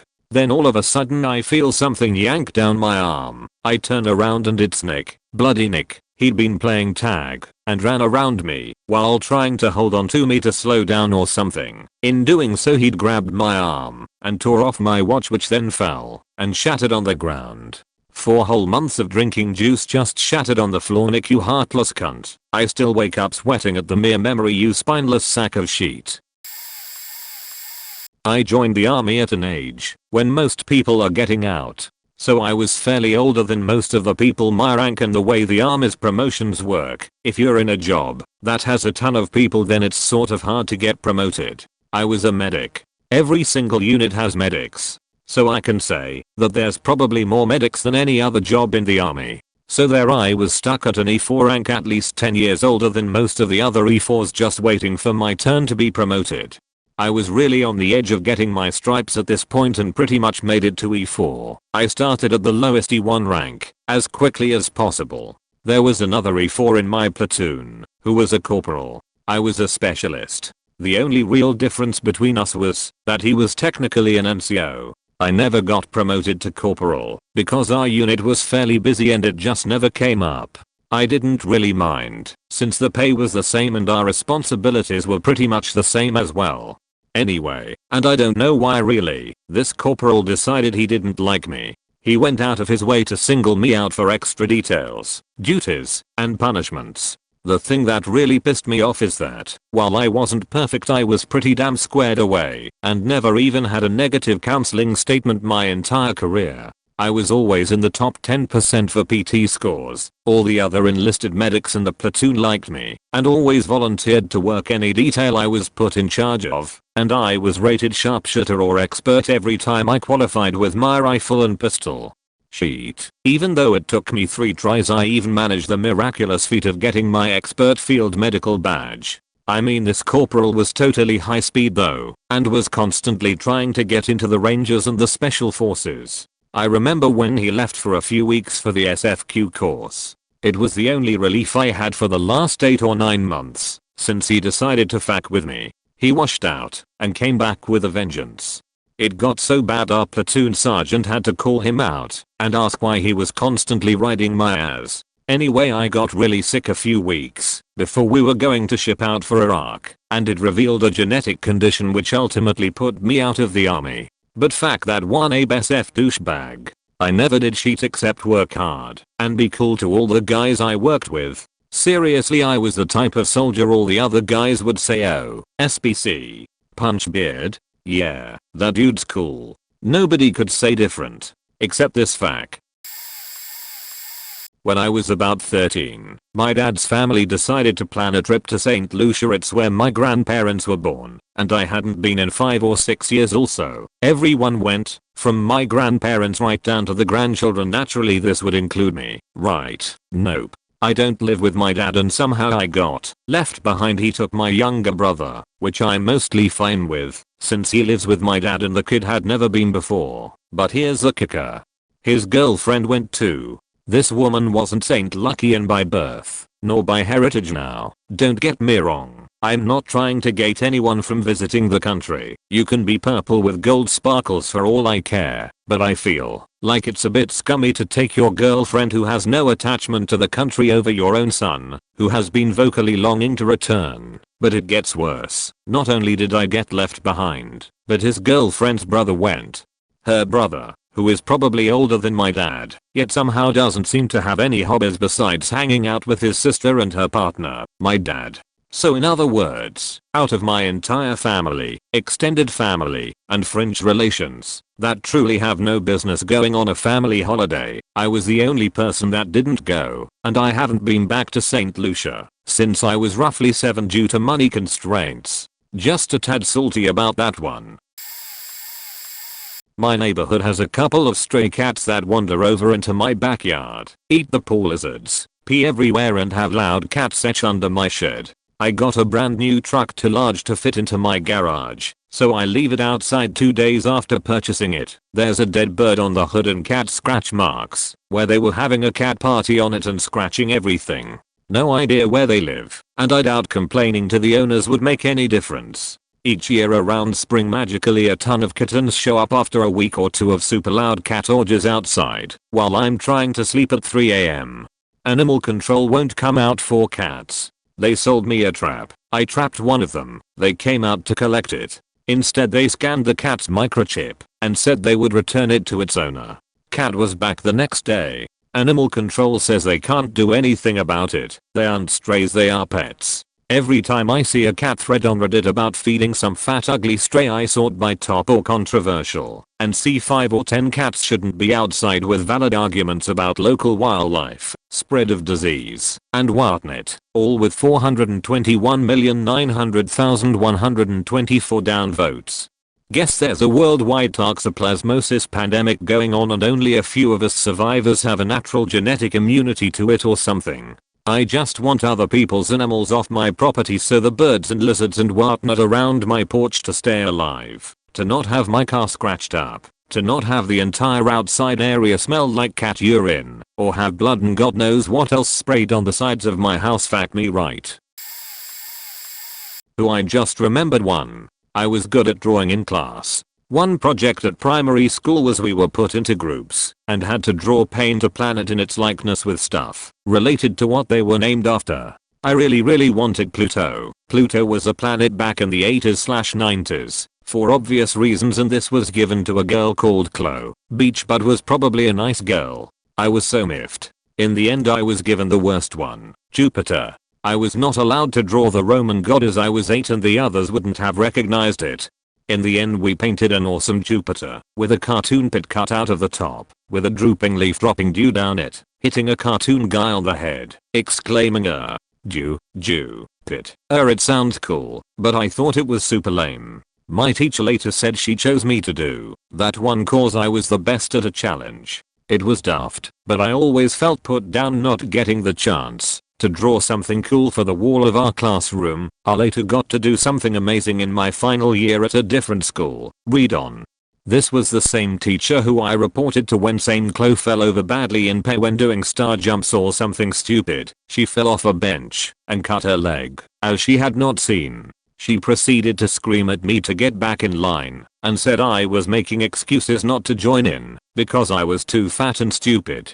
After a nasty meeting with the head teacher, who my mum knew well as a teacher of the main secondary school, not long after this incident and a spat with another teacher on the way out, my mum took me out of that school. In 5th grade, I had been carefully grooming an unlikely friendship with one of the more popular girls in our grade. When it came time for her much hyped birthday party, I waited in anticipation for my personalized envelope. We had spent days talking, laughing, working on homework together. This was my moment. Surely, she would take all of that into account when finalizing the list, right?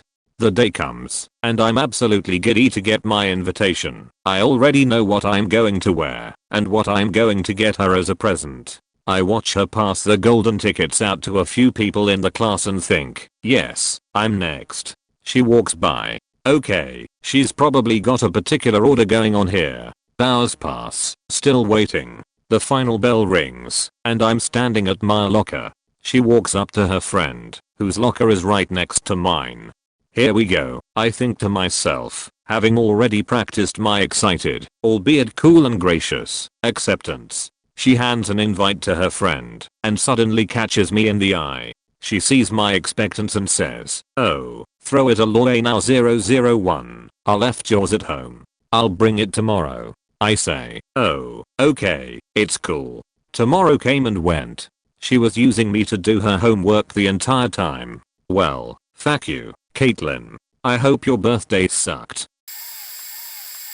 When I enrolled at the Art Institute, they insisted that we all buy supply kits. Being naive and wanting to have an advantage, as well as they pushed it was cheaper than going a la carte, I bought it. I was a digital filmmaking and video production major. The kit for my major was several large pads of different types of paper, 2 different sized black markers, some charcoal pencils, some graphite, a compass, a metal yardstick, 2 different erasers, and a very small USB. That USB was really the only thing relevant to my program.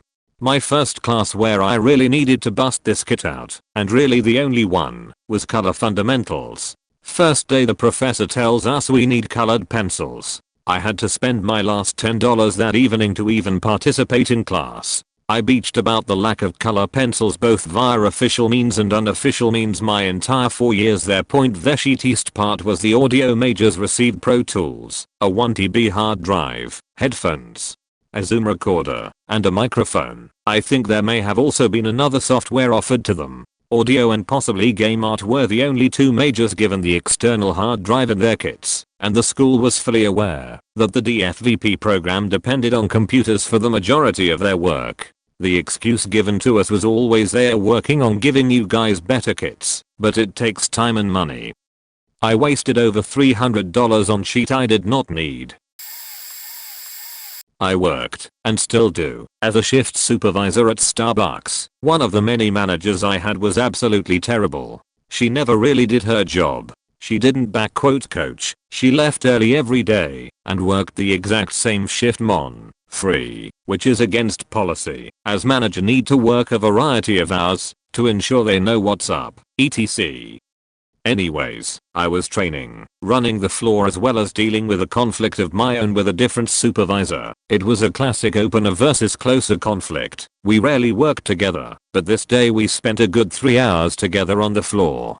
I was helping the girl until, and she had been there for a few months. She just had a quick questions which I answered directly to her. I did not acknowledge the customer as it was a simple question, and I was busy doing my routines. Well, the customer being helped turned out to be a different store manager and was apparently appalled because of my lack of smile and efforts towards making the moment right. She then emailed my manager telling her about the terrible customer service that she'd witnessed. She was completely tactless and just ripped me apart. My manager then decided that instead of asking me about it, or even just talking to me privately, she printed out the email and wrote her own paragraph about how it was unacceptable and posted it for the entire store to read and sign. The email discussed one person.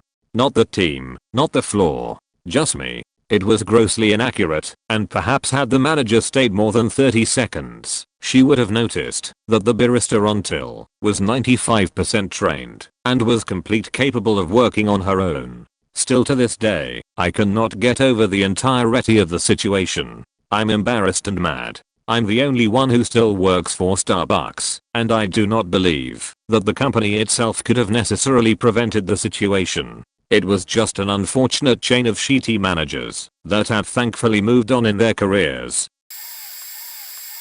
Lots of little things I guess, but the one that sticks with me was on my 14th or 15th birthday. All my best friends meet up at my house. Let's call these friends A, C, and average. We play volleyball for a bit and apparently A is in a bad mood and wants to be alone just to talking to Av and C but not me. Whatever, won't let it hinder my day. Went to Pizza Hut with friends on the assumption we'd all chip in and pay. Her and her sister ordered the most expensive and abundance of items. I shrugged it off because like I said I thought we were all splitting it. Check arrives and apparently A and her sister can't pay anything because all she has saved up is enough for their tickets to the movies we're going to. I end up paying the most. Get dropped off by mom at the movies and unfortunately I mistook the wrong movie theater because the movie we wanted to see wasn't playing there. I thought no biggie, we can just see a different one since we're already here. I forget which one it was, but I picked the only decent one and nobody except Av's sister wanted to go see it with me. Her sister. She wasn't even my friend, and yet she wanted to be nice and see it with me, something not one of my best friends could even do. A's excuse was that she was going to see it with her dad next week and didn't want it ruined for her. None of my other friends spoke up to watch it with me either. They just sat outside with A for her dad to come pick them up. I concede and go with them outside to wait too. We are picked up by her dad and the whole way home they are teasing me about picking the wrong theater. It didn't make me feel good.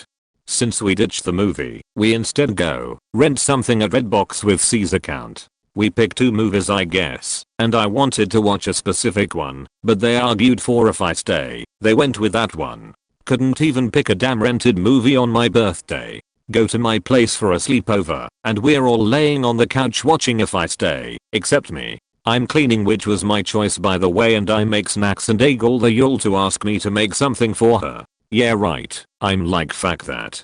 End up falling asleep and A's asleep on the couch with my blanket, which I don't really mind because it was cold and she didn't bring one. I'm trying to touch her hand in a playful manner, but she just withdraws and ignores me. Has a goddamn attitude when she wakes up, even though she in my house, with my blanket, on my couch. Everyone left after morning breakfast and I didn't really feel like I had fun. When I thought about it more afterwards I just became so pissed off and angry that I had such a shitty unfair day on my birthday. That day and them especially on that day. I wish I hadn't spoken up about it then. In elementary school, whenever we had to write and illustrate an original story I would pen another chapter of Ned the Robot which described the adventures of this humanoid robot walking in the woods, building a house, talking to animals, now robot stuff. I really liked writing these stories and wasn't too bad at the illustrations. I got a lot of praise for these and took a lot of pride in them, making nice covers and binding them with wallpaper scraps we had in the craft bin. The robot was even named after my real life best friend. Well, after years of this happy creativity there was a program in which high school students would come by once a week to do activities with us. Some goth looking loser was assigned to me and told to help me write a story. I did not need his dumbass helping me with the story as I was clearly on my way to being a published author, what with the incredible demand for more NTR content, but this tool needed community service hours, and I was stuck with him. Of course he twisted my inspiring tale of Ned exploring a haunted house while learning of and overcoming fear into a dark yarn involving discovered body parts, blood, and eventually Ned being electrocuted and falling out of an upper window into a mud puddle. This sick pimply fact was insistent that it conclude with Ned was dead. I was fighting back tears finishing the illustrations. Furious that I was forced to kill off my genius beloved character and avatar of my boyfriend, while these talentless hacks all around me were giggling and not so casually rubbing up against smoking high school babes. My 4th grade arch nemesis was insistent he touched a boob, and I got railroaded by some gloomy reject. I tried once or twice after that to come up with new stories, but after Ned's untimely demise my spirit was broken. I was done with writing forever. Fuck that guy. Years ago I had a roommate completely fuck me in a single night. I'm a guy, she was a girl, totally platonic, met her through work, 2-bedroom apartment. Like many people I was living paycheck to paycheck, and so was she. She had an internet boyfriend that lived out of state that she had never met. One night she tells me that he asked her to move in with him, and she said yes. He was going to be there in the morning. At this point he had been driving to her for 2 days. She never said a word until now. This was on the 28th of the month. I had given her end already. I gave her cash for my portion of the bills and never looked at them. Idiot move on my part. For the next month, and she said she had given to him to help him pay his next month's rent. She then told me she hadn't paid utilities in 2 months and had been sending the cash I gave her to her boyfriend to help pay his bills. She told me I could stay there until the apartment management kicked me out. She didn't care either way. The power and water was due to be shut off within 48 hours. I spent 5 days living in the cold in the dark before a buddy took me in. I still, years later, get filled with rage thinking about it. To add insult, when mutual friends called her on it, made up stories about me stealing from her. I got messed around with at school with my math. In 9th grade I was put into the 2nd highest class. At our school the way the levels worked was, the higher the class the more on a subject was covered in a faster pace. There was one subject in particular I got stuck on and was struggling to understand, and the teacher was too focused on the rest of the class and wouldn't help because I should be able to learn this. I couldn't keep up with the class and fell behind, so obviously when the tests came up I failed hard. Due to how low my scores were, the school dropped me down to the lowest level. While in that class I completed the semester's worth of work in a week. After a while the teacher of that class said you shouldn't be this low and got me moved straight back to my old class 2 weeks before another test. Because I hadn't been in the class I failed the test again and got moved straight back down to the lowest. For a while this happened over and over until the end of the year when I was put into the base level but still failed because I hadn't learnt anything due to the moves. 10th grade came around, and because of how hard I failed I was put into the lowest again. The teacher decided to enforce the learning of our times tables by memory instead of doing the subjects we were meant to learn. We all failed tests because instead of learning the subjects, we were doing our timetables. Other teachers started stepping in after we all started complaining, but whenever they did, our teacher would actually teach, so he wouldn't get the boot. None of us were allowed to move out of the lowest class because we were failing tests we hadn't learned the contents. Grade 11 and 12 were horrible for math, mainly because I just couldn't pick anything up, and I, to be fair, had given up on learning at that point. TLDR, lost pace of math lessons, wasn't given help, moved back and forth between levels of math for a year, forced to learn timetables, and gave up on the subject. When I was in 5th grade I was in the cafeteria at my assigned tables waiting for my group to be taken to our assigned after school program location. I distinctly remember seeing a kid drop $1 right under his seat from across the cafeteria. Seeing that he never noticed that he had dropped $1, I started devising a plan in my head for how I could slickly get this money and keep it for myself. We were the last group to be picked up, and as soon as our chaperone came I sprung my plan into action. I went to line up with the other kids, but took the long way and pretended to fall, making sure that my right hand landed on the dollar bill so I could quickly palm it. I quickly stand up and check the bill to see what it was actually worth. In my hand I had my first ever $20. I was ecstatic. I immediately started daydreaming about all the different things I could buy, because now I was rich. I quickly got in line and this little girl Sarah goes, "Ms. I don't remember the name. Wessex found $20. The teacher looks at me and immediately asks me, "Wessex, did you find $20? I tell her that I did. "Give it to me," she says, putting her hand out so I can give her the money I found. I already didn't like this teacher, but this settled everything. She was the worst teacher ever. The next day, while we were in our after school program, she whips out what she spent my money on. My teacher decided to go out of her way to buy everyone chocolate chip cookies and milk, both of which I hated at that age. I will never forget how close I was to being rich and finally getting to buy what I want without having to ask my parents. In the 4th grade we had to have our parents sign off on our homework each week. My mother was never concerned with how my sister and I were actually doing, all too busy with work or partying to care, and mindlessly scribbled her initials on one particular week's homework sheet. My mother has terribly illegible handwriting, especially when she's in a hurry and signing her name. One Monday, my teacher called me after class to show me the homework sheet I had turned in that morning and tells me that she knew I had forged mother's initials and clearly hadn't done my homework. So I insisted that my mom did in fact scribble the illegible signature.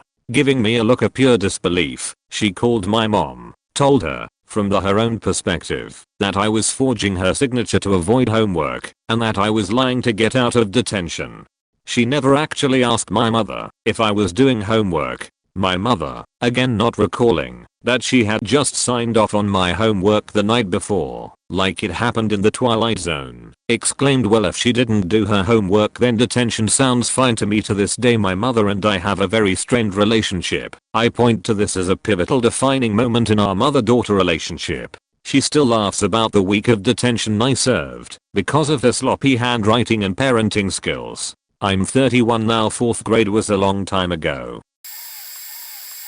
Actually, more recently, this girl was very close friends with my brother, now deceased, may his soul rest in peace, and I reckon we were friends too because we all hung out together and partied and met up at club etc. point, even though she was older. So my parents renovated our bathroom and my mom made a deal with this girl's father that he would fix our roof and he would get our old bathroom equipment as payment, an agreement that I was unaware of. So he comes to the house to do measurements and my parents were away. He does the measurements and asks about the bathroom stuff, and I told him I don't know, I think we going to sell it. Then I noticed he came with a pickup and had workers with him, so I asked him if he could please throw away this black bags at the landfill, and he said it's fine. Next day I get a long message from this girl telling me off about how rude I'm to treat her father, as if he is just a general worker, that I can tell what to do etc. point, and that she's sick of me being rude to her whenever I'm with her, and she wants nothing to do with me, and told me how my brother would be turning in his grave for the way I treat her blah blah blah. I told her straight that I merely asked her father with please and thank yous and didn't mean any respect. I told her that she is the only one out of all my friends to say something like that. My friends and I are all very honest with each other and reprimand each other if are out of hand. To note also, my personality might not be the most appealing as I'm a honest guy that just tells things like it is without sugarcoating it to you, and some people might not find that the nicest, but I'm not as rude as this girl says I am. I basically told her to leave my dead brother out of this and to just leave my life because I really don't want her in my life. Even now as I write this I'm upset that she can accuse me of being so disrespectful to her father for bringing my dead brother into any of this and going around asking my friends what's wrong with me etc., which backfired in her as all my friends think she is crazy, and she still had the audacity to say I didn't choose for your parents to call me their daughter when my parents never said any of that. TLDR, girl who was best friends with my brother and tells everyone she is a daughter in my family accuses me of disrespecting her father and her. Side note, as an evil thought I really want to tell her that the only reason she accompanied me to go visit my mom overseas was because her family loaned us a substantial amount of money which we paid back. I used to work for a charity that collected comic books and gave them to children's groups and schools to promote literacy. I had been doing it for a couple of years and was nominally the vice president, but as it turned out I was basically nothing. When I was moving to Seattle I asked the head dude if I could store my comics at his place until I had a permanent residence. He said okay. My collection was bomb as I had Fantastic 4-1, 4-16, first appearance of Mickey Mouse, and tons of other good shit, including stuff I had slated to give my sister for her graduation that year. I had Platinum Age Buster Brown stuff for Chris' sake. My collection had some nuggets. Anyway, at some point he says he was looking through my stuff and he wants to trade me for some. I said sure, figure out what you want and we can discuss it. Eventually I go to get my stuff from him and he has cleaned out my premium stuff. This was tens of thousands of dollars worth of stuff. He hands me a freaking IOU. I'm like what? For fun, it should be noted that while he was stealing my shit and selling it, I was homeless. The thing is, given the circumstances, what could I do? If I get pissed at him, that guarantees he won't pay me back. In hindsight, I should have gotten pissed because he never did. Not only that, but he still operates that charity and paints me to be the bad guy somehow.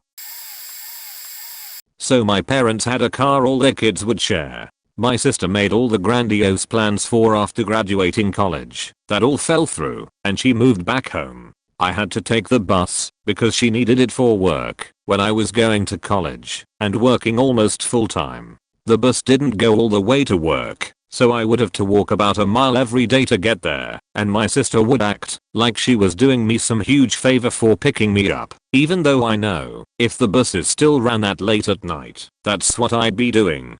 I did this every year of college except the last year when she moved out. I could finally use a car and ran all kinds of errands and picked my younger bro up at school, etc. I graduated and got full-time work, and suddenly, my brother needed the car to go to school. This was bullshit. I had to take the bus to college and work all those years because my sister was working, but here, my brother who didn't work and the bus went straight to his college campus got to drive the damn car because my mom didn't think he could handle riding the bus. It was bus city for me again. I was then berated because I needed rides because the buses didn't run after 7 PM in the area I was working. Finally got my own car, and even though my sister didn't live with us, it was still expected of me to drive her places with no reimbursement. So glad I don't have to live with these people anymore. This is probably already buried, but I'm still salty AF about it, so here we go. Husband and I both worked a summer Shakespeare in the Park gig. We loved the work and the mission of the company. Our second year in a row with the company, and a new artistic director, basically the leader and public face of the company, was hired. During the off-season the storage space had been robbed, a ton of lighting and sound equipment got stolen. My husband had been the master electrician and had already been hired on again, so they asked him to help figure out what replacements to buy. Money is tight, but he does his best and orders what he thinks they need, clearing everything with the production manager before $sign exchanged hands. The season is hugely ambitious, but goes off without a hitch. During wrap-up, husband makes sure to tell the new AD that he'd love to be back again next summer, and AD confirms they'll be sure ask husband first. Hooray. Or so we thought. Next spring rolls around, but we still hadn't received any official word. After much pestering, the AD admits they hired someone else, the girl who had been husband's assistant before. AD claims the designer requested her specifically, so he deferred to the designer despite he and my husband's verbal agreement. We were both really disappointed. They are not going to hire me but not him, but what can you do? Twist, husband and I happen to be pretty great friends with the girl hired. There's no hard feelings, and the next time we are all hanging out, she asks my husband why he turned down the position. What? Apparently, the AD, not the designer, approached the girl to offer her the job. She initially turned it down because she knew my husband wanted it. But then the AD told her husband had turned it down already. What the fuck? So she accepted. Why, you ask? Turns out, when husband was ordering all the new supplies for the season, the AD thought he ordered too many lamps, theatrical light bulbs. Instead of approaching husband about it, like an adult, he just assumed husband was being frivolous with the money and disrespectful. What really gets me is that the whole issue could have been remedied with a single conversation. We could even have returned some lamps and gotten $sign back. Instead, the AD internalized his assumption all year and took the first opportunity to drop my husband without once speaking to him about it. Then he lied to my husband's face and to our friend because he didn't even have the balls to own his choice. A faking tool and a coward, and because of him neither of us will get work at a company we loved again. TLDR, my husband and I got cheated out of a job because the director was too chicken to ask him about some light bulbs he bought. Had an awfully subjective teacher in religion. A weirdo who only knew how to laugh at his own jokes, got mad over the smallest noise, and would used a lot more time explaining and belittling those who wasn't quiet than the actually abruption did. Also he was unorganized, and I'm sure the only reason he hasn't been fired yet is because he was also a musician teacher and had a lot to do with the music events held at the school. Remember one time my two mates and I were playing on our laptops, which I admit you shouldn't be doing in class, and he told us to close it down. I wanted to use 5 seconds to close the game down, but before I even got to move the mouse he slammed his faking fist down on my table, knocking my drinking yogurt all over my laptop. Guess it was because I didn't immediately look up as he told us to, but after that I did look him dead in the eyes and told him to calm down.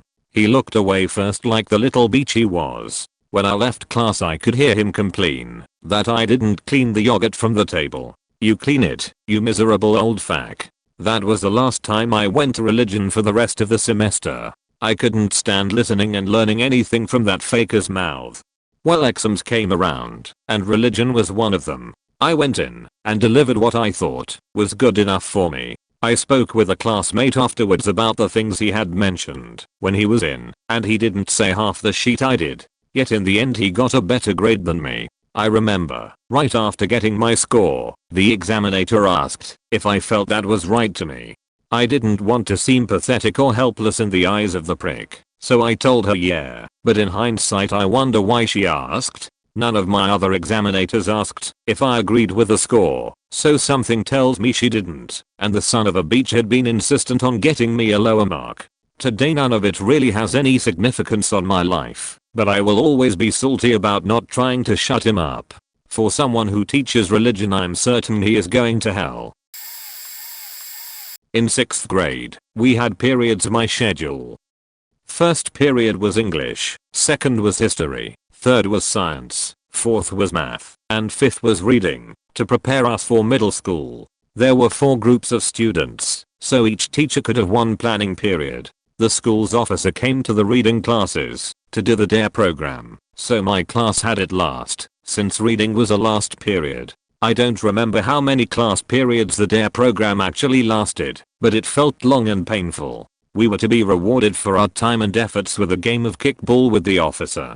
The kickball day finally rolls around, and the earlier reading sections are all talking about how much fun it was. 5th period comes around, and the officer is in the room. He tells us that there is an emergency at one of the middle schools, and he has to leave, but he will schedule another day with our reading teacher in the next couple of weeks to come back and play kickball with us. He faking didn't. He still came to our school regularly too.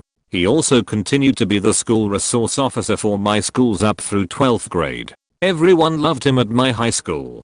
Always high-fiving him in the hallways and joking around with him and whatnot. Not me. I just death stared him every time I saw him, even when I saw him at Walmart years later, when I came home to visit from college. I still wish I had the balls to say something to him in high school, to let him know he crushed my dreams, stole my time without paying for it, and fostered a deep-seated distrust of police officers in me. Oh, and I did all of the drugs in college, except the life-ruining ones, obviously pills, meth, heroin, PCP, etc.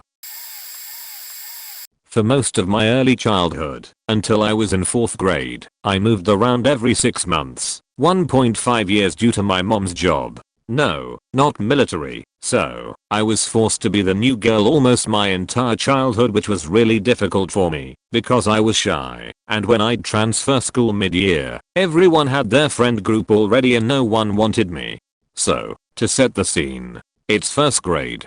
I'm new girl again in a class I really like because the teacher was super duper nice, but I barely speak to anyone. The only girl who talks to me is this super outgoing girl with a strawberry blonde bowl cut who had broken her arm a few weeks prior, so she had a cast. Tabitha. I cling to her. We become inseparable. She has some other friends, of course, but she is quite literally my only friend.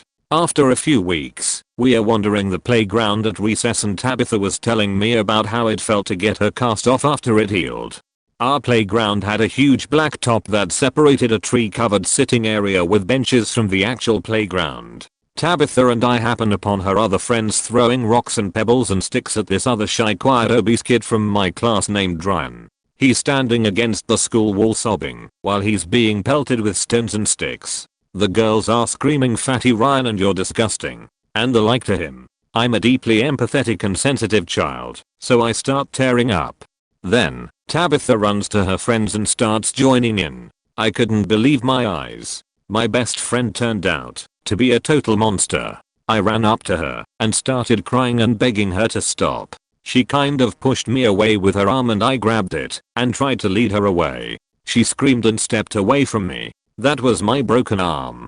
Her little cronies join around her and they start screaming and shaming me. Yeah, that was her broken arm, idiot.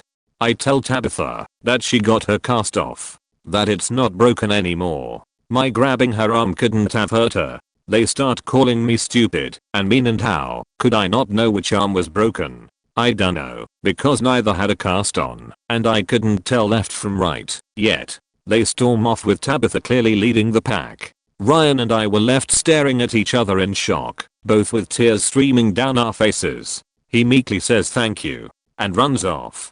For the rest of recess, Tabitha and her crew wander the playground glaring at me and throwing insults. Whenever they saw me, I cried the entire time. When recess was over and we finally went back inside, Tabitha bolts up to our teacher, Mrs. Colson, and puts on this crying hurt act. Fawn hurt me. She pulled my arm, my broken arm, when she knew which one it was. She knew, teacher. Fawn knew and she still did it. I'm the last kid to wander into class and see Tabitha telling on me. I'm still crying. Mrs. Colson was a badass though and placated Tabitha until she sat down. Tabitha wanted to stand and wait to hear my punishment, but Mrs. C firmly told her to sit down. She bent down and asked me quietly, "Fawn, did you pull Tabitha's arm?" I said yes. I thought this was it. I thought I was done for. She then asks Fawn, "Did you know it was Tabitha's broken arm?" I fervently tell her no. I told her Tabitha was my friend and was being mean to Ryan, so I pulled her arm, but I didn't know. Mrs. Colson winks at me and says loudly, so the whole class can hear, "Go ahead and sit down, Fawn. I'll deal with you after class." She never dealt with me, but Tabitha will forever be one of my most hated people. I'm still salty about every time I lent stuff to my sister, my Tamagotchi, when I was in primary school, which she lost the very same day. It's been 20 years. My first digital camera, which she took to the beach and broke the lens, making the camera unusable. That was about 15 years ago. My camping inflatable mattress, which her cat punctured, and she said it had always been like that. It's been about 5 or 6 years. And a few more things, which she either lost or broke. Last year she asked if she could borrow my tent, since hers was old and in bad shape and she didn't want to buy one then. I flat out told her no. I had just bought that tent. It was expensive. I had used it only a few nights. I did not want to let her use it, and told her why. She always either broke or lost my stuff, not just mine. She did similar stuff with our mum's stuff. Gave her the examples above as a reason why. She went on a monologue about how I was a terrible sister, called me several names, and I simply ignored her. She's 4 years older than me, by the way. My mum later asked me why I didn't let her use my tent and tried to guilt trip me into doing it, like she always does, and I explained and told my mum that there's nothing anyone could say that would change my mind. She could sleep in the cold for all I cared. Speaking of my mum making me lend my stuff to people, she once made me lend my Harry Potter and the Philosopher's Stone to one of her coworkers' son. Got it back the next day with a he didn't like it, and half of the cover ripped apart. That was 16 years ago maybe. I was and still am so mad about that one, that to this day I don't let anyone borrow any of my books. You wanna read it, you buy it, that's what I do. Day late and a buck short for this, but here it goes. I was a hotel maintenance guy at age 19, before I was deployed to Afghanistan. Left behind a pregnant wife, made it back home for her birth of my oldest, then finished out my tour. As expected, life is really faking rough trying to find a job and support a family. After I got home, I declined to take my old job back, because it pays minimum wage, so I walk into my local beer distributor, and get hired at $10/hour to stock beer at grocery stores. Great, at least it's something. Fast forward a couple months, have another baby on the way, job is going well, and the struggle is still real. We are at a BBQ with other young, in way over their head families and things are fine. Then approaches a guy I've known for a couple years. Wouldn't call him a friend, but we've hung in the same crowd before. This motherfaker's first words out of his mouth are, "Hey, heard you're over at beer company, only making $10/hour. This FAKN guy works at an auto parts store making $11.50/hour. It was such a defeating thing to hear. I was trying so hard to make ends meet and still adjusting back to normal life with a new baby. That was 8 years ago. I'm at the same company, have moved up, and now I'm able to comfortably provide for my family. That same asshole is a professional job hopper now. In all seriousness, I still can't imagine kicking someone like that though. It almost pushed me over the edge when I was at a fragile point mentally in my life. Men and women that are returning home, please know that it does get better and no one is above asking for help. I was in the 5th grade and my granddad was very sick, AMD dying. He was admitted to hospital, so my family went to visit him. I was always very close with him, so I was understandably very upset. I had homework to do that night, but with taking the time to visit my dying granddad and me being so upset, my mum said to just ask to do it tomorrow. Fast forward to the next day at school, I'm sitting at my desk misty-eyed thinking about how my granddad was gonna die.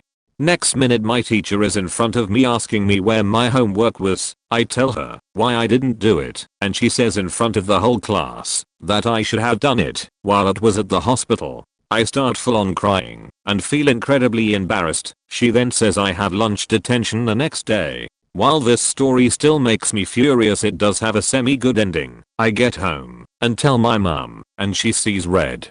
She says not to worry and that it'll all be sorted. Next day at school I'm in class and my mum walks through the door. She goes up to my teacher sitting at the desk and starts yelling at her saying this like, "Who the fuck do you think you are? Don't you dare talk to my son like that. How dare you do that to a child who's obviously going through a rough time etc. It was awesome. The teacher soon after realized what she had done and my detention was called off. They're FB friends now, haha. We are going back probably 15 years here, a long time for me anyway, to when my aunt first bought a house near the beach. We're in the backyard roasting marshmallows and my cousin, who's roughly 3 years older than me, starts waving a flaming marshmallow inches away from my face. I wrench my whole head away. That marshmallow goes in the fire, sheet settles down. A little bit later I see a flaming white hot ball coming towards my face and put my hand up to block it. Sure enough, I miss the stick competently and only manage to hit the marshmallow, now bubbling and liquefying on the end of that stick. Now the faking thing has exploded all over my hand and most of it wrapped around my right index finger. Molten, flaming marshmallow on my hand. Cue the faking panic. My hand is, albeit slightly, on fire right now, and I'm freaking out. It was probably out by the time I got to the door, which wasn't even far away, and I'm running my hand under cold water because now my skin is all burned and sheet. After a bit I'm ready to go back out and obviously I'm off Mars angry and start ripping into my cousin and everybody starts giving me shit for raising my hand. I've noticed this is a trend actually. For whatever reason, I'm always the culprit of whatever shit people do. Sister didn't do the dishes like she was supposed to. That's my fault too. And my mom wonders why I'm staying at school after I found out she'd invited all of our family to our house for St. Patrick's Day dinner. My 6th grade science teacher, Ms. Kendall, really didn't care about teaching. We pretty much watched Bill Nye the Science Guy every day during class, and she would talk on the phone or talk with her teacher friends outside. Then one day she had her projector on and it said, "Please have your textbook out to page 72. I get my textbook out of my backpack, but many kids don't have their textbooks because we hardly use them, or they haven't unpacked their bags yet. As soon as the school bell rings for the period to start, the teacher begins to give everyone without their textbooks out and open a detention. It was over half of the class. It was so ridiculous. This teacher pretty much never cared, and now she suddenly was on this power trip. Pretty much all of my friends and my best friend ended up getting a detention for the same class in a different periods that day. When you get a detention, you have to stand and stare at a wall the whole duration of lunch. I was super bummed because all of my friends were in detention and I was a loner. I ended up meeting up with an acquaintance and hung out with her for my lunch period. I was telling her how much it sucked that I have no friends to hang out with because Ms. Kendall gave everyone detention for no reason. Ms. Kendall ended up hearing me say that, and I got called in to talk to the school's counselor. The school counselor explained to me that Ms. Kendall heard what I said and that she wanted to give me 3 days of detention. My whole face was hot. I was so upset. The counselor said she'd call my parents, and tomorrow at lunch I was supposed to report to detention. I was such a nervous wreck and I was so upset. I never got in trouble and was a goody two shoes. I told my best friend what happened and she thought it was the stupidest thing she ever heard. She ended up voluntarily coming into detention with me those 3 days to stare at a wall right next to me. It was so nice that she wanted to do that. My heart is so full just thinking about how selfless my best friend was. But fuck Ms. Kendall. Petty as teacher. I will never not be salty about that incident. I was the new kid in school, taking honors. We didn't have app, BO. We have our first test, and I get a 110 because of bonus points. The smartest girl in the class gets super upset because she only got a 100 and missed the bonus points. Her dad threw a hissy fit on her behalf and took it all the way to the principal. Turns out, he's a huge donor to the school, so the principal forces my teacher to take off the bonus points. Since they were of material we weren't really taught, it was more of a logic question than a content question. Fast forward to the end of the year, and I come in with the second in the highest grade in the class. She had the first. Beat me by less than 1,000th of a point. Those 10 points would have put me ahead. Also, she ended up beating me for valedictorian by a couple of 10,000ths of a point. We both had 4.0s, so they figured out who was valedictorian and salutatorian by taking our total averages from all our classes and totaling them to decide. Would have also had valedictorian if the principal hadn't been such a pansy.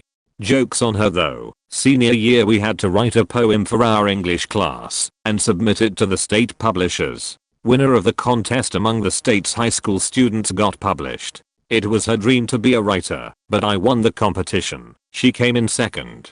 I waited until the absolute last minute to give permission for them to publish my work and then declined. They didn't have time to replace it with hers and just published without a winner from my county. She hasn't had an opportunity to get published since, like 8 years. This is gonna be petty, but it still pisses me off. I was once in a wings restaurant. I had been to Allet, like they knew me. Allet, like my room had went so much that his name was on the wall. Well, one day we went and got all the usual food, but our server is new to the restaurant, not to being a server. We ordered a lemonade and they come in decently sized mason jars. Well, I drink one and she brings another one. Then I finish that one, then another, and so forth. The issue is that she never took any of them. In my head I'm thinking she clearly forgot or hasn't realized that she hasn't once picked up a jar. Well, fuck it all, by the 5th jar I literally start stacking them into a second pyramid just to get them out of the way. At this point I had told my 2 friends that this was starting to tick me off. Beach walks on by, sees the mugs and says, "Oh, that's not good, let me unstack those," and she faking leaves them. I was livid she knew what she was doing and was either so incredibly dense that she didn't take them or she thought we were just random customers she could mess with. Anyway, we went from going there twice to 3 times a week to going once every few weeks. Ultimately she disappears from the place. I can't remember what I tipped that night though, but I would be surprised if it was anything more than $2. I slowly worked my way up from being a warehouse worker to a mid-level logistics planner / customer service job in the same company. Took a bachelor in logistics and some courses out of my own pocket while I was working. I worked often overtime and took on extra duties. I sometimes even delivered stuff to our clients personally after work for they really needed it and couldn't get because of our internal routines. So then a purchaser was going to take a year off due to pregnancy and the company was internally looking for candidates. I of course submitted my application with stellar reviews and references from both coworkers and former team leaders. Even got praise from the hiring supervisors and was told that the position was all but mine. Finally my career was going somewhere.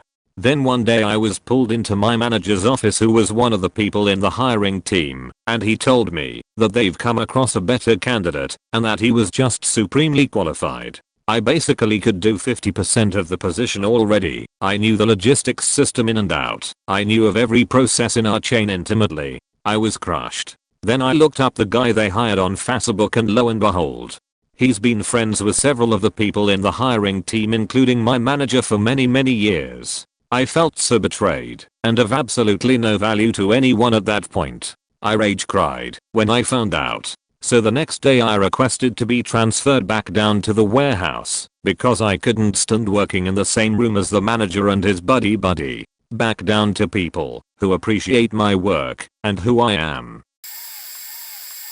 Over a decade ago, but there was this girl at work. I'll call her Pam. Pam was stupid hot and men were on her like flies on sheet. Remember the TV show Lexx? There was the character Zev Bellringer and Pam was like a carbon copy of Xenia Seberg. Just dirty, nasty hot, except Pam was really sweet. The only thing really off about Pam was that her teeth were kinda jacked and she talked with a wascally warbid wisp. She'd show up to work in the summer wearing nothing but a skin-tight water skiing suit with the zipper pulled down. Man, she just drips etch. Anyway, guys were kind of aggressive in pursuing her. So I just took the casual approach. We went out for coffee a couple times. I never really tried anything. So one day, after we went for a day hike, I dropped her off at her house and she said, "Come back over after I get a shower. We have a good time, I promise." Wheelie. Then I ran into a friend on the way home. "No bro, don't do that. You can't. She's given like 3 different guys herpes." So I didn't show up. She never spoke to me after that and moved away shortly after. Later on I found out that the friend was lying to weed out the competition. Still kinda wanna punch that guy while simultaneously kick myself in the ass. Sorry for formatting. On mobile, when my sister and I were younger, around 10 and 8 respectively, we went to our cousin's house with our dad. Our aunt had this really nice piano that had been in the family forever, and the whole that side of the family played. One morning my dad came into the kitchen flipping his sheet. Someone had carved a Pac-Man-like figure into the piano, so until someone confessed, there was no games, no playing for me, my sister or our 2 cousins. After like 20 minutes we were bored, and the 4 of us decided to play rock, paper, scissors, and the loser had to confess and cop it. My sister lost and started crying as she walked to the lounge to admit to the crime. Me, being the lovely younger brother I am, saw her crying and said I will take the fall. Got a nice handprint on my eyes from my dad as punishment, no dinner or games, and had to be in bed by 6 for the rest of the weekend. Fast forward 13 years and it's my 21st birthday. We were out in the backyard having a few beers and playing a game where you had to tell a true story that no one knew about. It's my sister's turn and she looks at me and says sorry. Instantly it clicked and I yelled, "You faked up the piano, didn't you?" And she had. She asked me to not tell dad as she's weird and wanted dad to still see her as a goody 2 shoes. Joke's on her though, I told him, and he brought it up in his father of the bride speech at her wedding. Still salty though. TLDR sister whacked up a fancy piano, let me take the blame, told me she actually did it 13 years later. When I was in 4th class, whenever my teacher was out of the room, he would assign students to watch over the class. It was all part of a game. There was 4 groups of people, and one person from each group was picked every time. If someone was being good, they got points added to their team, and if someone was being bad, their team would be deducted points. So our teacher was leaving the room, and he left me in charge for our group. So I got up to take charge. Another girl from a different group got up and claimed the teacher said her name instead of mine. Our names sound similar. I explained to her that she was wrong, that the teacher said my name and not hers, and she couldn't possibly be selected because someone from her group was already in charge and no one from mine was. During this commotion, apparently I was being bad, as the rest of the class agreed as to her name was said. I kept explaining the logic as to why it had to be me, because no one in our group would be in charge then. The teacher came back in, noticed I had been very bad according to the other students, and was confused as to why it wasn't me on guard. But don't worry, he still took the points away from my team and we ended up losing that week. Because of it, fuck you Niam, he said my name not yours, you piece of shit. I'm a bit late to the party, but here it is. I was in the 6th grade playing jackpot at recess. For those who don't know how jackpot works, one person throws a ball in the air, and there are a group of people who try to catch the ball in order to become the thrower. Well, at the end of recess, I finally caught the ball, and another kid grabbed my ankle to try and tackle me. I just shook him off my foot, gave the ball back to its owner, and ran inside to go to lunch. Later that day, I get called to the principal's office, and as soon as I enter her office, I see the other kid who tried to tackle me and my principal. Apparently, a lunch aide thought we were fighting and reported it to the principal. I take a seat, and then she proceeds to shame and yell at me because of my violent actions. The other kid and I try to tell her respectfully and with reason what really happened and how it was just a game. And she says to us, well, okay if that is what really happened, but I'm still going to have to give you detention for a couple of days for what happened. When I asked her, wait, but why do I get detention? I don't believe I did anything wrong or against the rules. She then yells at me and extends my detention time to a week. I was 12 then and now I'm 19 and still salty about this event. In my senior year, I was waiting with the other students of an Algebra 2 class I was the teacher's aide for. Glorified high school student teacher. I had finished all my math classes sophomore year. This teacher was rather old and late to class this day, so all the other students started talking about how, if she didn't show up within 15 minutes of class started, they could go home. I explained how this was not true, but in the middle of my explanation a late student came up and asked what we were talking about. I said the myth that, if the teacher doesn't show up within 15 minutes, we can go home. Unbeknownst to me, the royal beach of a teacher next door was walking outside when I said that, and only caught the last part of what I had said, and just tore into me, saying it wasn't true, that I was dumb, and she had no clue how I had finished all my math classes so early. She insinuated that I had cheated and talked to the principal about it later. Wouldn't let me explain at all, and kept cutting me off. She was the only teacher at a public high school with a PhD, and insisted everyone call her Drive instead of Ms. Of course no one did, because she had this whole holier than thou attitude constantly. I still hate her. Even as a young child I remember being annoyed at how dumb and incompetent my mom apparently thought I was. I'd be engaged in some social situation, either with adults or peers, and she'd assume that I was doing or about to do some ridiculous thing and would swoop in and correct me preemptively. I was always a smart and socially adept child, so I never understood why she thought of me this way. I remember once, when I was about 8, we had another family over to the house around Christmas and a candle fell over and caught a garland on fire in the living room. I noticed and ran into the kitchen to tell my mom, who was chatting with her friend. Mom, Lara bold. Can't you see I'm in the middle of a conversation? You don't interrupt adults while they're talking. I was never that kind of kid, and at this point I was fed up with how juvenile she always expected me to be. So I thought fuck it, or whatever the 8-year-old equivalent is, and just walked away. I'll let her realize herself a minute or two later that the living room was on fire. I finally brought that up in conversation after 2 decades of being a little annoyed by it still, and she wouldn't believe any of it, including that she used to be really condescending in situations that I was definitely old enough to fully understand. Basically we had this one teacher in primary school who was a bit of a beach, but it was bearable as we didn't have her that often. From what I remember, one day she was letting the girls chill, and she was making us guys work, which is clearly some faking bullshit, but to top it off she made us all face a wall, and naturally I was curious as to what they were doing, so I kept looking back, and she would get pissed off about it. Eventually I looked back, and she slapped me. I was faking pissed, like I was thinking fuck this bitch, I wanted her fired. After class me and the boys were walking, and I was just like fuck this bitch bro, she faked up, and I ain't letting that shit slide, and she was following us, so we don't talk about her. But at this point I didn't care. I went home that day. I was like, I'm suing that bitch for everything, and I decided to tell my dad what happened. So he met with the principal, and the principal talked to all of us guy and exaggerated the shit out of the slap. The worst part, she didn't get fired, she just got a warning, which made it worse for us as she took the beach level at least 7 levels up to us. This went on for a few weeks, and we were talking to the Arabic teacher who was chill with us about it and explained how she was being to us. The Arabic teacher advised us to apologize for our own goods, and I didn't like the idea, but did it anyway, and after that it was as if it never happened. I'm still salty that I had to apologize for getting slapped. Fuck that beach of a teacher.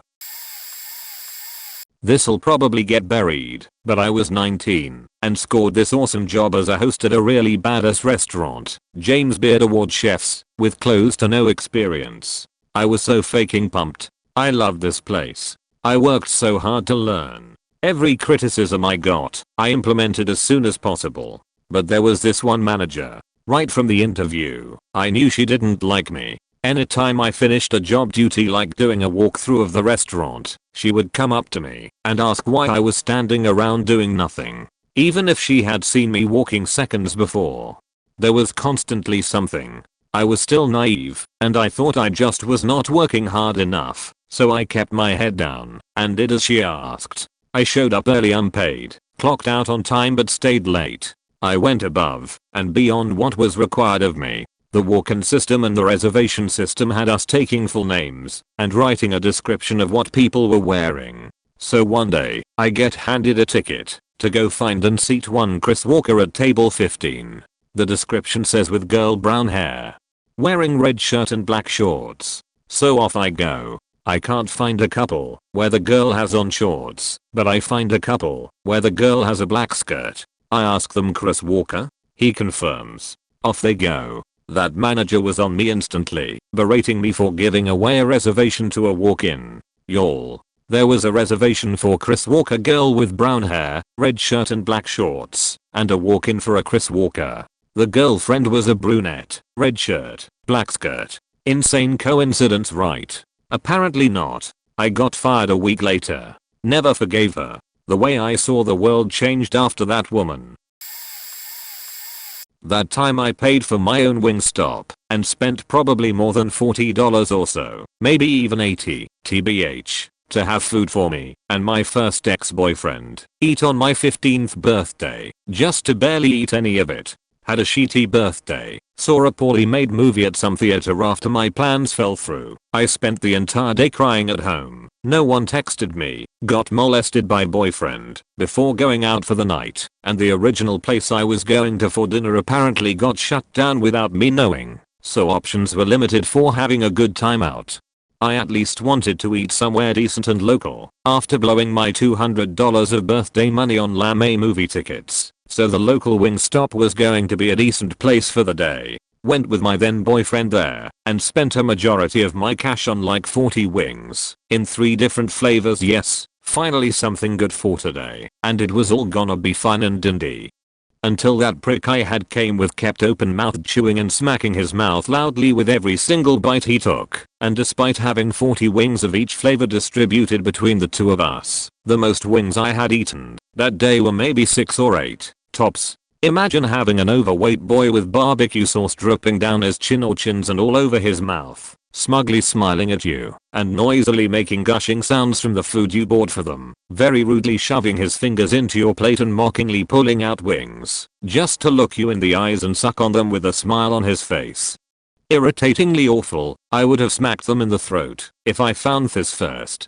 I was dressed up and stuck with a dickhead. That's great as heck. I even used the bathroom and said don't eat my faking wings before I left. I had spent the whole day starved and crying, so the last thing I needed was a smug prick eating everything I had planned to eat for lunch/dinner on my birthday. I leave, then I come back from the restroom and sit back down to notice 6 little wings left for me on my plate, and he smiles at me with the food gushing out his teeth pissed.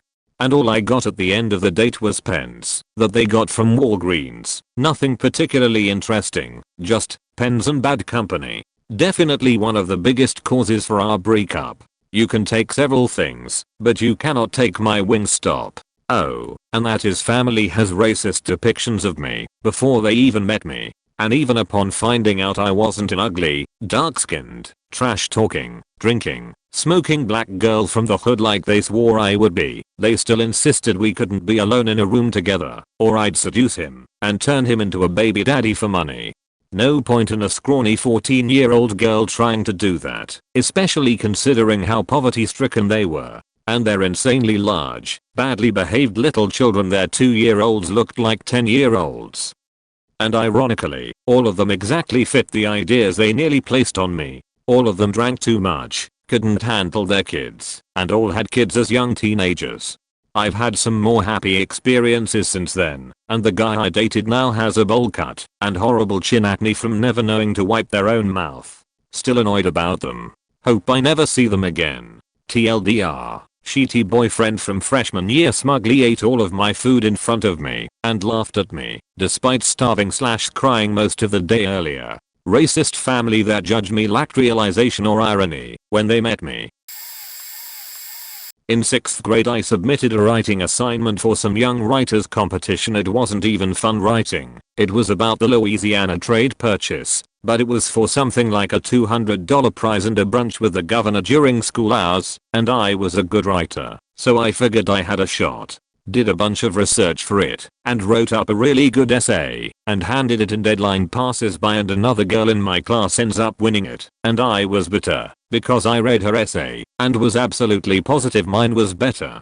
Teacher a few minutes later pulls me aside to tell me he never submitted my assignment because he suspected me of plagiarism. I asked why, and he pointed out one line that he thought I wouldn't have said, but it was something he'd heard elsewhere and liked the sound of, had nothing to do with the Louisiana trade purchase in the context I had discovered it in, was just flavor text. I tried to convince my teacher that it's just how we learn to speak. We pick up phrases from other people, and said that everything he has ever said he picked up from other people at one point or another. He dug his heels in and was adamant that I had probably copied other parts too, but never said which one's. Deadline was already over and I had lost to someone I knew was a worse writer than me. Never gonna let that one go. Picture it. Sicily, 1912. My aunt's boyfriend's daughter came over to my house to get a haircut from my mom because she was dirty and refused to wash her hair, and he father asked my mom to just shave it off. My mom made me play with her afterwards so the grown-ups could hang out. I begrudgingly do so. I say she can play with some of my Barbies. I had just received a 5-pack of Spice Girl Barbies for my birthday, and I told her she could play with any Spice Girl she wanted, except Ginger. Only I could play with Ginger. I have red hair, and at the time not many famous people I knew have had red hair other than Daphne from Scooby-Doo. She said okay, she understood. She played with Baby Spice and Scary Spice. At some point I left my playroom probably to use a restroom. In that time she and my aunt left. I go back to the playroom, sit down, and I can't find my Ginger Spice Barbie. I looked all over. In the toy chest. Under the couch. In the Barbie dream house my dad had built for me. Ginger was gone. Taken from me. I immediately cried and told my mom. This was a time before cell phones, so she couldn't call my aunt and say hey come back with the doll. My aunt lived pretty far away back then, and by the time my mom called her and got the whole thing sorted out, my aunt was apparently too tired to deal with the drama of her boyfriend's kid. She told my mom not to worry about it, she would send me a new doll. Not the doll this kid had taken. No. Not my Spice Girls Ginger Spice Barbie, the one that I had gotten for my birthday. She sends me just a plain old doll, one of those knockoff Barbies from Dollar General, that isn't Barbie so much as it's Karen, the single mom who is made of this weird plastic and smells like sadness. Yeah, no, Karen. She has frizzy blonde hair. Yeah, blonde hair, not red hair. I was and still to this day, I'm salty. My mom still talks to the girl who took my doll, even though my aunt and her dad broke up years ago. She calls her my cousin. We aren't family. We never have been.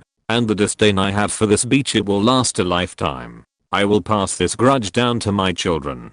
Wars will be fought for this Barbie. I didn't just lose my role model Barbie that day, I lost my honor.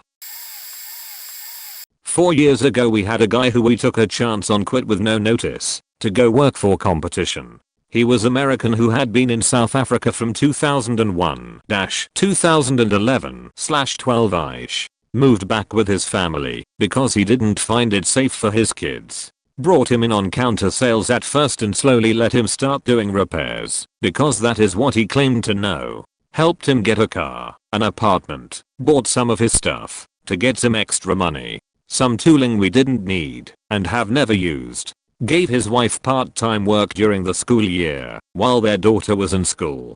He was a good guy for about a year and a half. Started to get touchy, but mechanics can be that way. One day just said at closing, by the way, this is my last day and I'm going to competition. Left a bunch of unfinished work. Tried stealing a customer's box of rare parts and ended up stealing some tooling from us. Started talking bad about us to the people who followed him. Ended up trying to start his own thing. We found out cause the other place asked us to help them with the stuff he left behind there. Ended up screwing one our customers. Still came here cause one of his best friends works for us for probably about 10k. People would come in and ask about him or ask when we would get someone to replace him, even though we were still doing the same work. If you asked what they want done, they would just be like, oh nothing, just checking. We mostly kept the salty side of it to ourselves and a few trusted customers. Try not to badmouth like he did to us. I'm still super salty about it today. I had a guy a couple months ago comment how I'm good about stuff like he was. I really just wanted to say, you probably would have made me feel better by calling me a cunt nigger. I didn't say anything. He died. Heart attack due to heavy smoking habit. At Disney World in front of his family. I feel bad for them. I feel he got his karma. Oh man. I loved choir in high school. I didn't join until the final quarter of freshman year, and I joined in large part because I had friends who were in. It quickly became my thing, and my friends were also there. Through choir I discovered theater, a love of writing, and a whole artistic side I didn't know existed. It just felt right in a way nothing else had up to this point in my life. The reason nothing felt right? Well, I was a pretty heavily bullied kid. Led to depression, a suicide attempt, not a typo. I just couldn't do it, and felt like a coward for a long time because of it, and whole lot of defending myself, and somehow being the only one the teacher ever saw do anything. I spent most of middle school in detention, or in school suspension. I blew up once in 8th grade, and choked a kid right into the hospital. After that incident, I became scared of myself, and what I might do to someone. I was determined to go through high school with no outbursts, no incidents, no detention.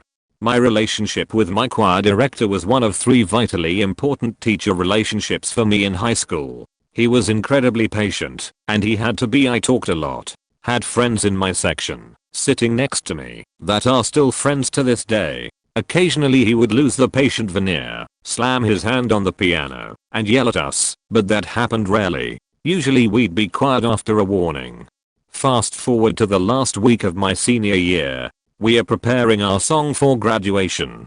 Choir director is working directly with the altos. As usual, their whole part is basically 2 notes. How hard is that? My buddy next to me starts talking. I'm silent for once, staring at the wall. This is not the time for me to rock the boat. Friend keeps talking. Choir director whips around and goes on a tirade the likes of which I have never seen in my life before. He's going on about all the talking, red-faced, just roaring at us, the whole choir. Then he singles out me and my friend and gives us both detention. You're kidding. For once I wasn't even talking. Well, you have so many times. Tough. Yeah, that's not how this works.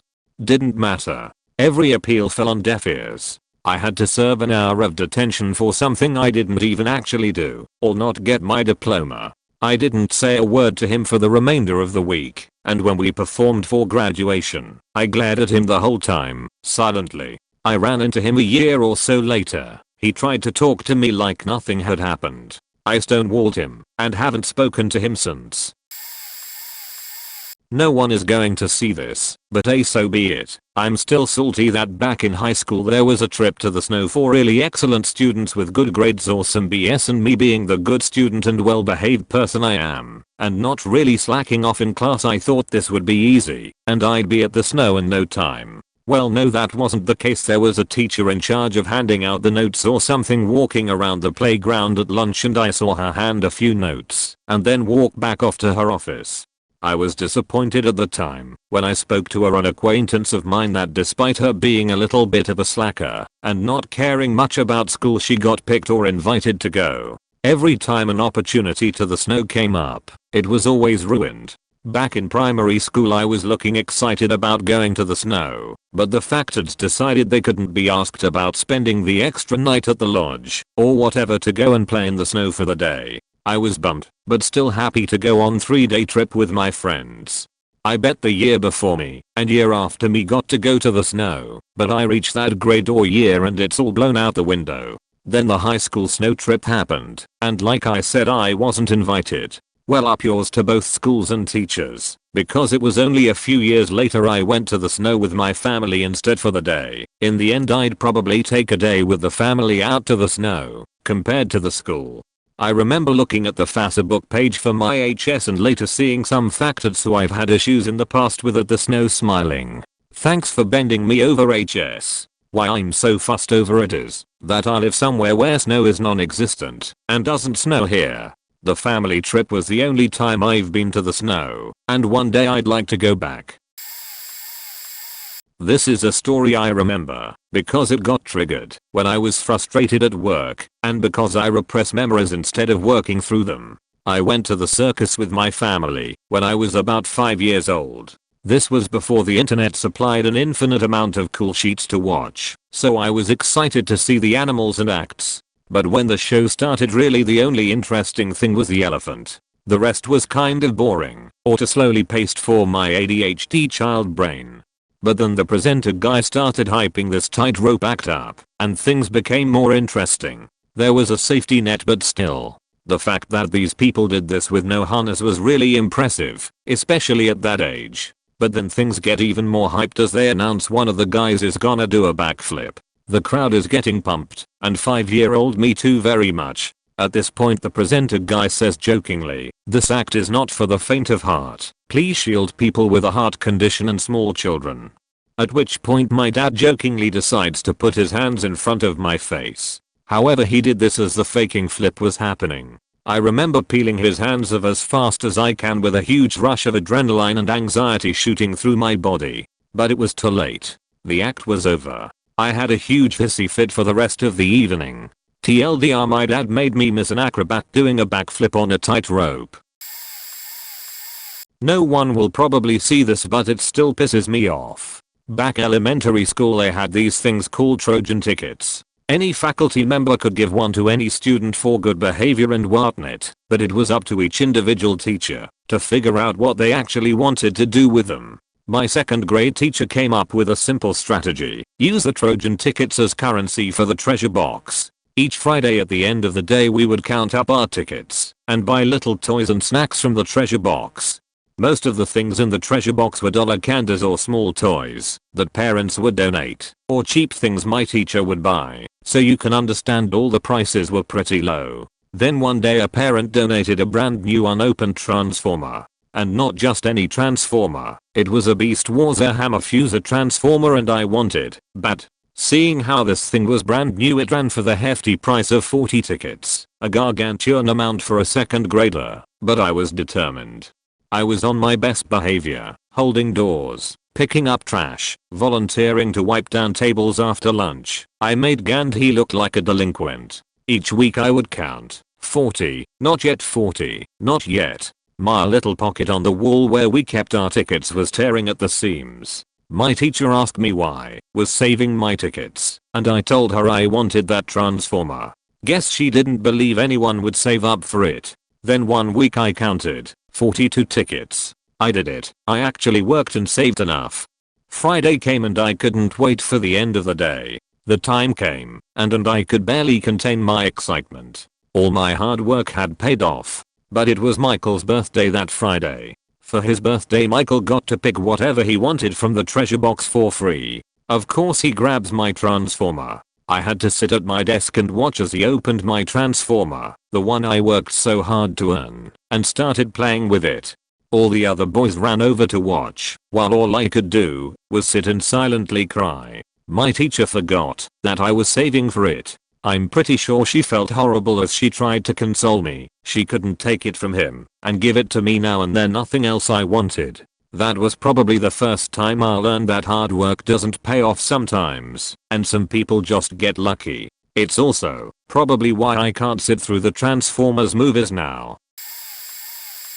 Some years of sex ed / health and gym my parents had me excused. They didn't believe I should learn that stuff at school. Well, after sitting out the entire 7th grade health unit, which was all about drugs and not sex, I begged to be allowed to stay in health class in 8th grade. It was humiliating, having to leave class. So they let me, except for the day when they talked about depression and suicide.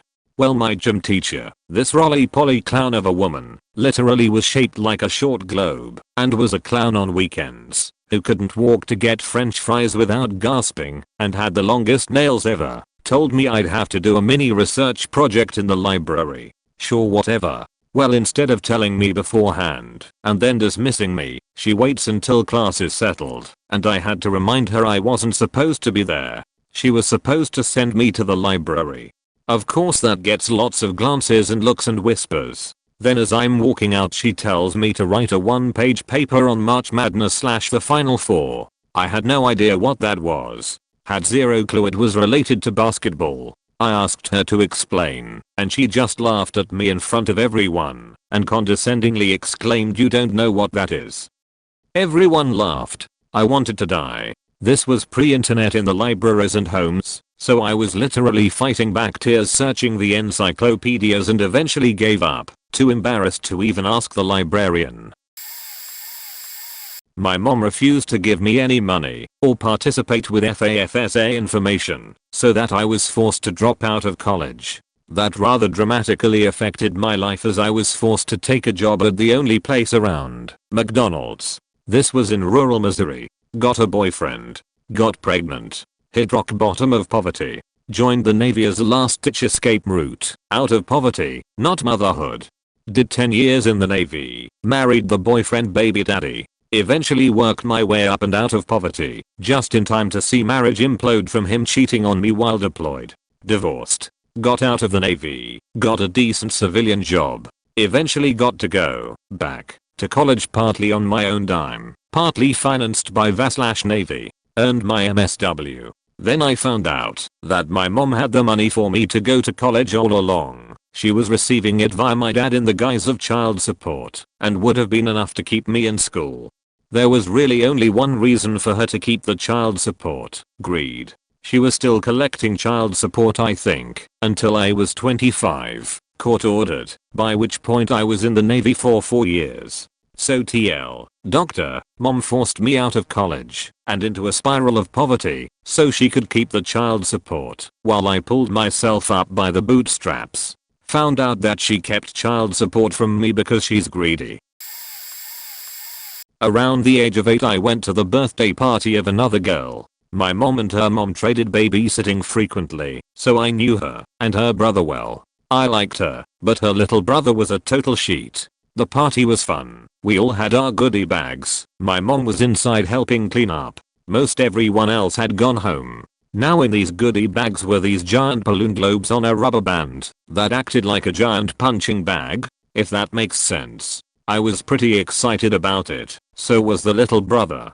He kept hitting them in our faces and being awful, and his mom just kind of watched him. And then, in a great act of instant karma, his balloon popped. Even at the tender age of 8 I appreciated that sweet justice. Then, his mom took my balloon and gave it to him because his broke, and you're not playing with yours as much, and he's younger. Fuck you, lady.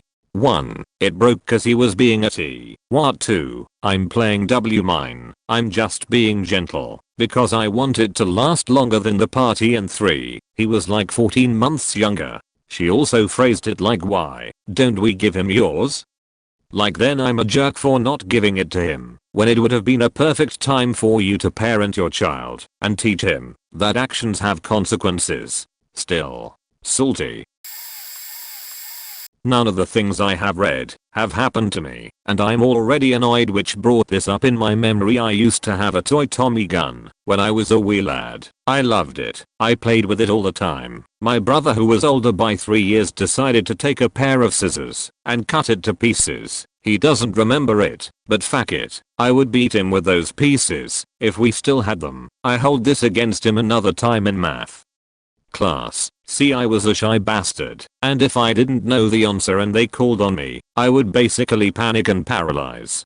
But my math teacher decided to call on me. I knew what to say, but I was caught off guard and just froze. Everyone was looking at me. I was panicked. If God could smite me at that very moment, I would have agreed. She called me out for not knowing the answer and not saying I didn't know. Fuck you, Mrs. T. My brother once shoved a piece of used toilet paper in my mouth. Best part is my grandmother, who was there at the time, simply told him to stop and didn't do anything else. There was sheet on the paper and that sheet touched me. Fuck you, bro.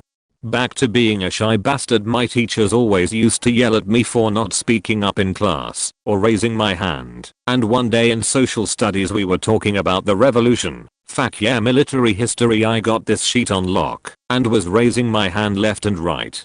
Never once got called on. Same for math and language arts. I'm really angry now.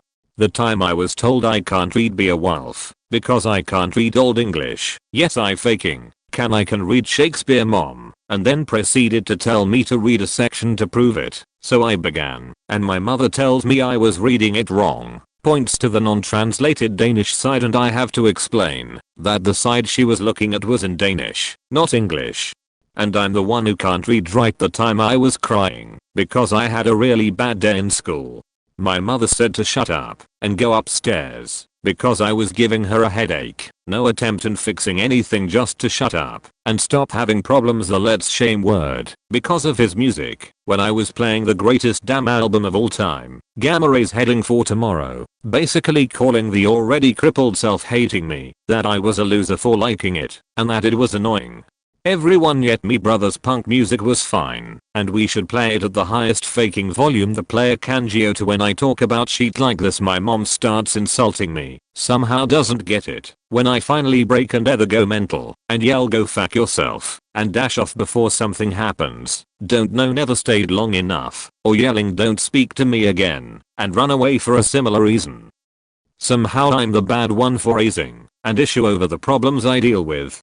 I was told I was wrong and a terrible child for refusing to join a protest I didn't believe in. Oh, I am sorry, guess opinions can be wrong now, can't. Don't worry, I have more. Once I told I was wrong about everything and knew nothing because I said the Dutch doesn't have Danish roots. Her logic to why I was wrong was basically Dutch and Danish sound somewhat alike. Or the time I noted a historical inaccuracy in a movies and was told the same speech and went away to cry, having the only thing I thought I was good at being taken away, just to come back an hour later for dinner, and was reminded of it. I left again, and went without food that night. Oh, you, though I was done. Never enough trauma. The time I was told that, after doing really bad at math, I can't number, but I can apparently do decent writings if I have time. A B wasn't good enough, and was just another problem to fix. I had risen my math grade from a LOC to a faking high B, and it wasn't good enough. The time I was told my confidence issues were my own fault, not at all related to being told by my mother to shut up frequently as a child, and so I learned to value myself less. That only now have I been able to recover from "fuck off with your wrong think mom." I can say Republicans aren't all Nazis, and that it is somewhat hypocritical to say all Republicans live in an echo chamber and then refuse to listen to anything that isn't far left circle jerk, and I think that was all I can think of without going insane. When I was a senior in high school, I got no senior portraits done, and no photos of me in my graduation robes. My mom used to be a professional photographer, and did my brother's senior portraits 3 years earlier. His were nice. We had talked about doing it a few times, but she always put it off for better weather. Well, it never happened.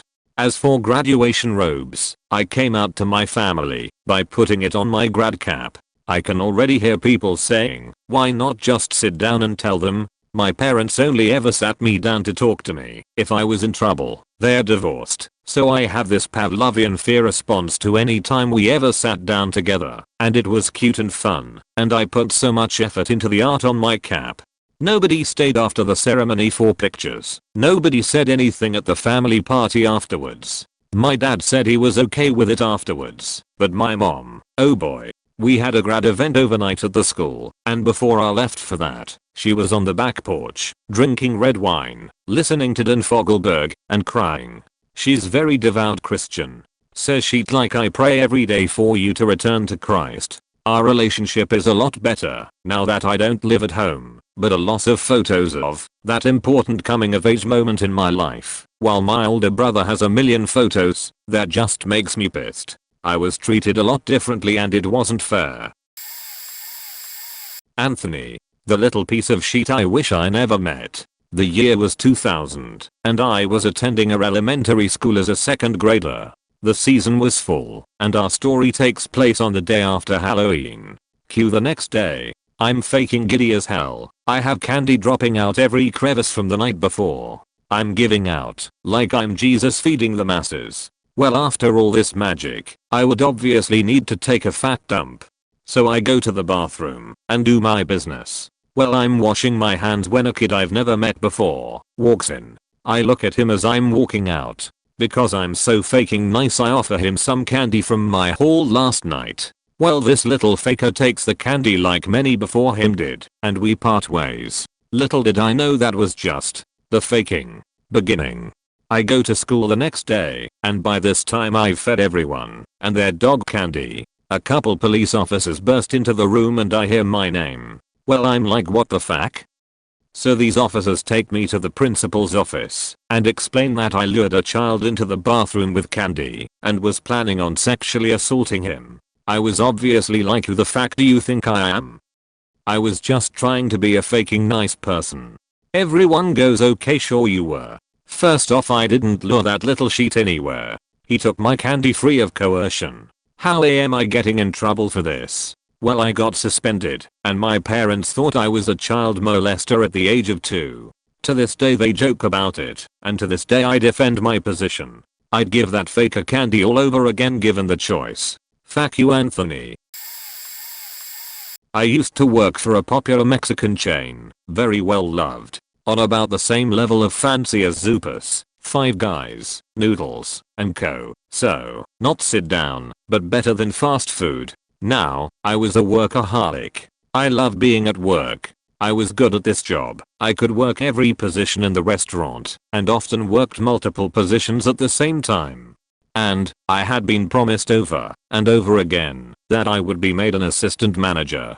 Well, corporate began faking over our location. Messed with managers, cut my hours, promoted people just because they were Latinos and I was white. I still believe it was ethnicity based, as I was much faster and efficient than 50-year-old ladies. One day, I was supposed to be in at 0830 to open up the salad station. Got there, the new GM, there was a lot of conflict around this, was cutting lettuce. I was told to come back at 1100. Came back. Was put on expo, basically a completely useless position at the time. The district manager was there, and for once, I stood up to her. Told her, I was already screwed today. I would like to have an actual position, and I will work 2 goes. She actually faked off. I worked 2 goes for a few hours. Later, around 1400, I was heading to the walk-in, and I noticed that there was a catering order hanging on the column, that we would keep them on. I looked around. No one was working on a catering. This catering was for 120 people, a very large catering. Usually caterings were for 20 or 40 people. This catering was due in 1 hour. I ran over to the assistant manager that was on shift and asked where the catering was. By the way, he was an asshole. He shrugged and said, "I don't know." I ran over to the district manager, asked who was working on the catering. She was making a juice and shrugged as if she didn't care. At that point, I was already pissed, and now I was freaking the fuck out. I proceeded to put together a huge catering in 45 minutes, and of course the D manager ever so kindly let me use her company RAV4 to deliver the catering. I made it to the building only 10 minutes late. Turns out it was a wedding reception. Also, since this is Utah, I didn't even get a faking tip. Basically, I made this company $1,200 in 1 go. And saved them a huge amount of bad reviews and a lot of trouble. And what did I get? Not even a pay raise. Not even a thank you. Instead, I became even more depressed, exponentially more suicidal at a job I used to absolutely love. I started drinking at work almost always, and eventually hated work so much that I took 4 shots before work. When I took shots before work, I took them right before I left and drove the 7 minutes there. They kicked in a bit after I arrived. 20 minutes later I was drunk AF. I still tried to work. I couldn't let down my restaurant. To my stupid luck, the regional manager was there. He and I had actually been quite friendly, and he called me to the office, suspended me for 2 weeks. I asked if I should even come back.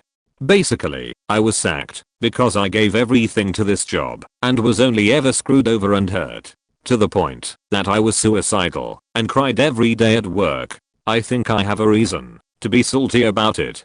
TLDR, I single-handedly saved a restaurant a huge amount of money and trouble and became suicidal. In 8th grade English, I had a teacher who was just about universally despised. A friend of mine got the most grief from her, to the extent that he told me in confidence that his goal was to break her. I encouraged him not to draw her off any further because I was a good kid, and hey, she was just doing her job. About 2/3 of the way through the year, I was out for a day on some school trip and missed a day of her class. She never mentioned anything about my being absent, and I'd had a perfectly legitimate excuse. At the end of the 6 weeks, that was our grading period, she showed us our expected grades, and lo and behold, I had a C. The very first C I had ever gotten. Apparently that day she had given us a pop test that counted for 20% of our grade, and since I hadn't told her beforehand about my excuse, I had, but she was a liar or had forgotten that she'd simply given me a 0. I had 10 full points of extra credit that I had saved throughout the year, and I turned them in to bring it up to a B, but of course it was too late to actually change the grade, so it stuck as a C on my report card.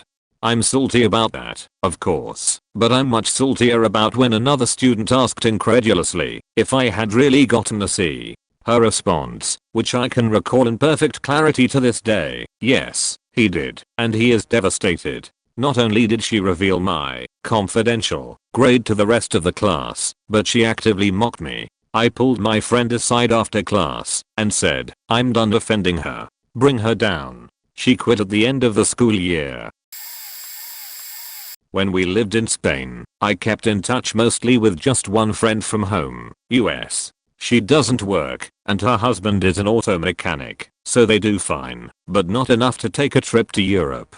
So my husband agreed to use some of his airline miles to get them tickets to visit us. When they came over, we said we would pay for stuff, but only because we had Spanish credit cards and we wouldn't get charged the conversion fees the way they would, and they could pay us back later. We ended up spending a couple $1,000s on their trip, and they never once offered to pay us back. We pretty much let it go as something you do for good friends. After we moved back to the US, we hired their kids to take care of our cats over Thanksgiving break. When we returned home after 5 days away, none of the cats had any water and the two senior ones 15 years old, were really stressed, weakly meowing and on the sink to get water. They hadn't jumped on the sink in years due to arthritis. When I called my friend to see when they had given them water last, she said it was the night before, which was impossible. I asked if she was sure, because the bowls were bone dry. There was a long pause, and she said unnaturally firmly, yes, I did it myself. It was such an obvious lie, to cover her kid's laziness, and proved how she didn't have any scruples that it really pissed me off. And on top of that, she didn't talk to me for probably 6 months after that, whereas we used to talk daily before that incident. It was like she was mad at me for some reason. And she still acts like I've done something wrong and she and her kids are blameless. I wish I had never felt sorry for her or considered her a good friend, and it burns me up every time I see her. Faking Norman. I went to a special preschool for kids with ADD. I had a bully, Norman. He would do all sorts of things. Wait until floor playtime and stomp on my fingers. Spit on the water fountain if I was waiting after him to drink. Never left me alone. One time he took a food art project of mine and knocked it to the floor just before I was done, and with no time left to do it again. Basically think sculpture out of Rice Krispies, but using Cheerios instead plus green food coloring to make trees. He stole my candy bars. He straight up punched me several times when the teacher wasn't looking. He was terrible. But this one time we did an art project where we took those juice bottles, such a scent pad inside, and put fake flowers in them to make a vase of sorts, then wrapped them in masking tape to hide what they were. Just as I finished, this little sociopath walks by and steals mine. He has already taken his to the front to get his name written on it, but this little snot takes mine to the front and gets his name put on it. I cried and they had to wrap a ribbon around it to put my name on it. What a dick. And yes, I'm a 31-year-old married man with a great life now, but that still salts my fries when I think about him. He is the only thing I remember about that school. My mom kept that vase up until last year when I made the decision to throw it out myself, so I kept seeing his name on the bottom as I grew up. Part 2, the party. So I have this friend. We'll call him Prance. We've been close for years. He helps me get a job at this crappy restaurant with him. Years go by, that place closes, and I work at the next crappy restaurant that goes in the same location. We are talking one day and get the idea of watching the Super Bowl together, but not for the sports ball playing. We don't give a flying crap about the teams playing. We want to see the commercials. This was back when they were the best commercials of the year. So we plan a party together. I invite people to my place for it. This is my first party I've ever planned, by the way. And last so far, the day of the game comes, I've got the snacking taken care of from my own meager funds. And nobody shows. Not one person. Not even Prance. Turns it that they all got party sniped the day before, despite having rusped. Suddenly they all care about the game.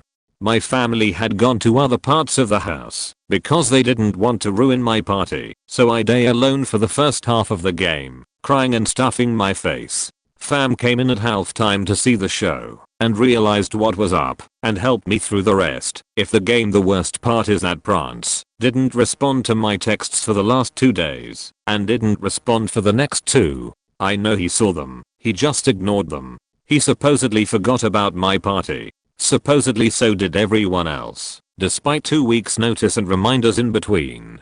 Part 3, Le Moustache. This one also involves Prance, actually. Years later after my failed party, and several jobs later, I'm not great at picking where to work. Okay, I've had a tough day at work, and I'm hanging out at Prance's place, having a beer and game night with some of our friends. At some point, I fall asleep for a bit, with my shoes on. Why? Is it that I'm dead tired? Sure, but it's also freezing in there, and he refused to turn on the heat, so my get were freezing, so I kept the shoes on.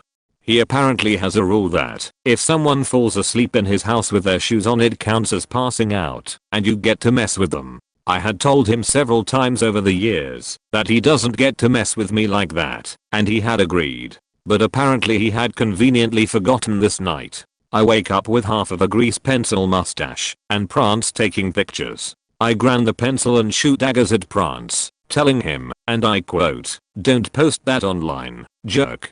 Well, at this point I had successfully avoided getting a Facebook account. So that's where he posts it. Yeah. The one social media account I don't have that he does, that's where it goes. Somehow he thought I had said that I didn't want to see it online. Yeah, even if that's what I had said, that's not what I meant, dude. He still doesn't apologize about it, years later. Man, saying it like this makes me wonder why we are still friends.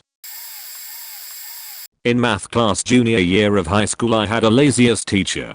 Several minutes before the bell rang to go to the next class she was sitting at her desk eating, and the entire class was packed up, standing at the door to leave, and bullshitting with each other. My father calls me. He never calls me unless something is wrong, especially in the middle of school. I quietly answer, "Oh, I'm sorry /alphabet mode, wrong number." "Oh, okay. No problem. Bye." Put phone away. My teacher demands that I give her my phone because of the zero tolerance phone policy and interrupting class time. At this moment the bell rings and the class starts filing out. I explained what happened and told her no. Went to my next class. Called to the office in the middle of next class, where I was actually learning sheet about anatomy/physiology. Received several days of in-school suspension for insubordination. Which at this school meant hanging out all day with disrespectful, pothead pieces of shit who actually didn't care about school. My mother came to the school, demanded my phone back for me. They had confiscated it anyway, and explained to them that I'm not opposed to discipline and often willingly accept discipline when I know it's fair. So then, days later, in the middle of math class, this popular motherfucker gets up, laughing about something on his phone, walks over to his friend to show him. They have a good laugh, and this bitch politely asks him to sit down. No mention of the faking phone interrupting actual instruction time. Fuck that teacher. I wrote her a letter at the end of the semester explaining exactly why I was mad at her. Still mad to this day. 3 years ago, I entered a contest on The Hunt, a fashion styling app, to win brunch with my favorite celebrity, Madison Beer. The contest was to recommend the influencer an article of clothing and end up in the top 3 by other users voting on the entry. From the top 3, a winner is chosen by judges on a grading criteria. My entry ended up being top 5, and Madison even commented that she thought what I picked out was cool. I wouldn't have been salty for losing had it had been fair. The 2 of the top 3 entries made multiple accounts to vote, apparent by the same usernames, but different numbers. Other users on the site tried to seek justice by flagging, thus removing those entries from the site. But The Hunt said on Instagram that they reinstated those entries because they felt that it wasn't fair how those entries went offline and couldn't get voted on. I deleted my account on that site, but you can still see the black sweater I picked out for her. The Hunt probably quietly deleted the top entries after the contest to avoid getting outed by teenagers on social media for awarding cheaters. At least I have a story to tell when I finally get to meet her on tour. Immediately after I moved out of my mum's place to go to college, she moved into a 1-bedroom loft apartment. Going home meant I would be sleeping on an air mattress in the living room and we didn't get along very well anyway, so I decided to stay in my college town over the summer and try to sublet an apartment. I found a person who wanted to sublet, filled out a form, and moved into a 2-bedroom apartment for 4 people. So 2 people to a bedroom. The person I shared a room with was there, but the other room was basically empty because they had left for the summer. My roommate was friendly enough, and we got along just fine. A few weeks after moving in, I get a call from the property manager that there's an issue because one of the 4 roommates hasn't signed the form to let me sublet, and if they didn't sign it within a week, I would be kicked out. It turns out that the person who refused to sign was in a fight with the person that I was subletting from over "stolen alcohol."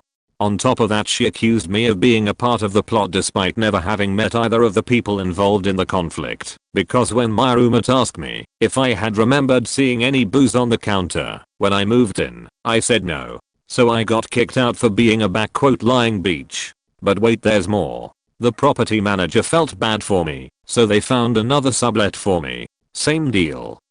4 roommates, 2 bedrooms, except that I'd be the only one actually staying there over the summer.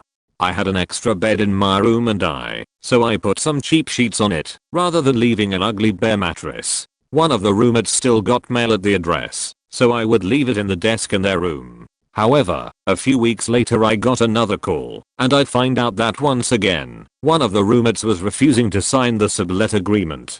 It turns out, she thought I was "weird" because I had put sheets on the other bed in my room. It wasn't even her room, and she was mad I had the audacity to enter her room, that she wasn't even living in, to drop off the mail, because apparently I should have just lived with a pile of mail in the middle of the kitchen counter. So for the second time in a summer, I was deemed an unfit roommate by people I had never met and kicked out.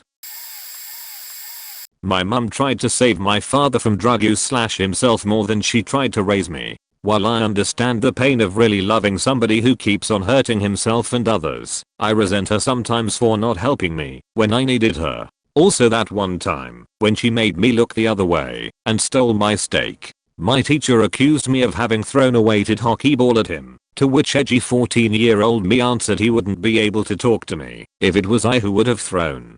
He then proceeded to take me out of class, to accuse me of some other BS like stealing from my classmates and the like.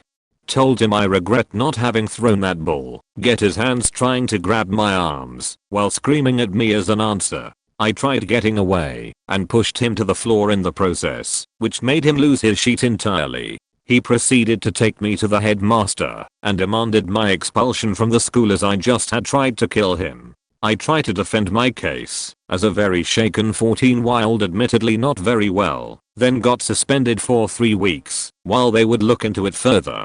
Later on it came to light that it was one of the oh so nice and smart kids with a seemingly happy family, and no problems whatsoever. I just fit the bill better. He had no basis for any of his allegations towards me, but he did not listen to me, and as I was not exactly the most befriended person, there were nobody to really defend me. A few of the girls I was talking to at the time talked to one of the other teachers over the next few days, but he still had me suspended for 2 weeks before the headmaster admitted guilt on the teacher's part, and the pet teacher never apologized to me. Nearly forgot. First week of elementary school, maybe the second day, class gets told we would only have 2 lessons instead of 4, and I was ecstatic. I hated school with every bone in my body, partly because of the way that I was raised, and partly because of the area and its inhabitants. There were some racial tensions to say the least. Well, second lesson ends and I begin to pack my stuff to go walk home, and a teacher comes in telling us it wasn't us that only had 2 hours of school, but the second grade. I felt so betrayed. I began crying and just went home. Even when I met my father on the way I could not recognize him because of the tears. And one of the girls in class came walking behind me all alerted if I would be alright. My father would always tell me how he walks with the horses and sees my blonde head walking down the street crying. A girl my age behind me repeatedly asking if I knew where I was going and if I knew how to get back. And me answering that I would never go back there. I hated it. They lied to me. Now I kind of feel like Gollum with the last sentence, so I will go sleep now. If you read till here, congrats. Have a good one. In 4th or 5th grade, I used to walk home from school with another boy and, trying desperately to be a cool kid, would engage in typical raunchy boy banter. One week, we decided to drop back and forth your mom jokes until we'd get to our own streets and split. Ick now, not being serious. We were always both laughing and being collectively dumb. On Friday of that week, I pulled out all the stops and dug deep into my best your mom jokes reserves. The other boy kept pretty quiet and wasn't laughing as hard as normal, so I stopped after a few jokes and we walked in silence until the halfway home point. On the bridge of the canal we crossed each day was a woman who stomped toward me, grabbed me by shirt, literally lifted me off the ground, and told me I'd better watch my faking mouth and that I was a horrible influence to everyone around, especially her son. Then she dropped me on my ass in the dirt, turned around to storm off toward her nearby car, and her son literally flipped me off while walking away. I fought back tears, poorly, as some other nearby kids ran over and asked if I was okay. Hell, even the crossing guard on the street a little ways away waddled over to ask what happened and why that mom was so pissed. That kid never came back to my school after that week. He literally hated me the whole time and figured he'd give me one last parting gift as a sheethead, manipulative bully. To this day, I still can't comprehend the breach of trust that occurred. This salt will never wash away.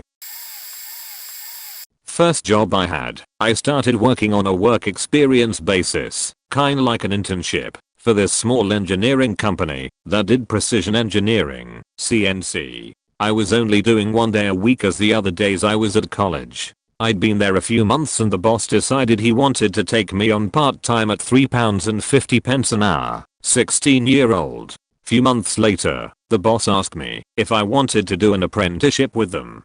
By this point I'd gotten fed up with the job because I realized I didn't like just standing by a machine all day long to wait for it to finish and wanted something more for myself, but still worked there as it was a job. So I politely declined the offer. This was around April/May time. Cut to the middle of August, a couple of weeks from starting a new year at college. Out of the blue, the boss pulls me to one side and tells me that they don't need me anymore at the moment, but they'll call if they need me.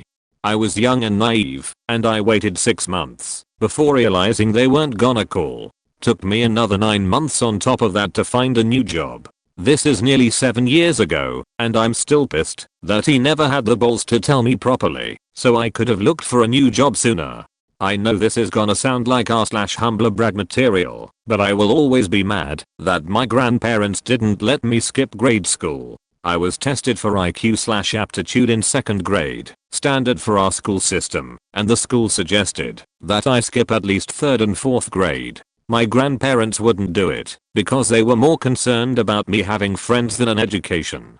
By 4th grade, I was tested as having a college level reading comprehension and around 10th grade math comprehension. I learned about the school wanting me to skip while I was in middle school and started myself on a downward spiral. I simply stopped doing schoolwork.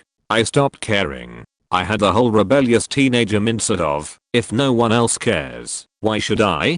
I graduated high school with a 2.7 GPA. Really, the only thing that saved me was my 3-hour computer networking class at the vocational school. I somehow still managed to pull off a 32 on the act, which I probably could have scored higher had I actually paid attention in my classes. Even then, my lowest score was math, because I didn't take a calculator. I had the highest score out of my grade on the pre-SAT test we took our junior year. Soon, I was a high school graduate with no motivation of any sort. I didn't want to do anything with my life. I didn't go to college, even though I was being courted by places like Cornell. They even sent me a birthday card, so that was nice, because I was terrified that I wouldn't be able to break my habits. I didn't even attempt to get a job until 4 years after I graduated. Now, I'm a 32-year-old adult and just graduated in December from a community college. I feel like I've squandered my life. There are still many things I won't allow myself to do because I'm afraid I simply won't. People always say, just do it, but it's not that easy. When you've been carrying around these regrets/burdens for so long, they weigh you down a lot. I'm getting better, but it's definitely a long road. I've always wondered what kind of person I would be if my grandparents had just given me a chance. How successful I'd be. How happy I'd be. I'll never know, and it bugs the fuck out of me. Roughly 2 years ago, I was playing a Legend of Zelda version of Monopoly with some friends. The only difference between the original game and this one was that there were power cards you could play at any time with certain effects. Anyways, it was me and my 3 friends playing, and it was about mid-game. A little background about me: I'm a pretty competitive guy, so by that time I had a majority of the properties and had started to put a few houses down. Quite a bit more than the other 3 combined. Then, out of nowhere, they all 3 used their power cards against me in one fell swoop. My boardwalk equivalent property gets taken from me and put under the possession of someone else. I get moved to that property, and then I'm forced to pay the maximum price for said property. It turns out they had been scheming for the last half hour to put me out of the game. And finally, their plan had come to fruition. I was livid. I checked over the rules for a good 10 minutes to no avail, before just calmly and quietly selling all my houses, foreclosing all my properties, and taking my game piece off the board. I fumed in silence for the rest of the evening, and to this day, and yes, I'm most definitely still salty about that night. I ended up having weird destination wedding in the middle of Kentucky. Only 2 people invited to the whole thing were from the city it was in. Since everyone was coming from out of town, we arranged a drink and dessert night the night before the wedding. Met twice with the restaurant. We were very upfront with our vision. A bar tables, a few tables here and there, but the whole point was mingling. People had an option from 4 desserts they could order straight the bar. The restaurant manager / event lady was on board. She loved it. I stressed hard that it was a non-seated mingling event, since everyone was coming from out of town and people will be seeing people they haven't in a while, etc. We followed up with them twice after these meetings and all was well the night of the event. They had no bar tables. All long, table clothed, menus on, tables. They wouldn't start serving drinks or dessert until everyone was seated. My then fiancé and I were pissed. The event lady was off that night.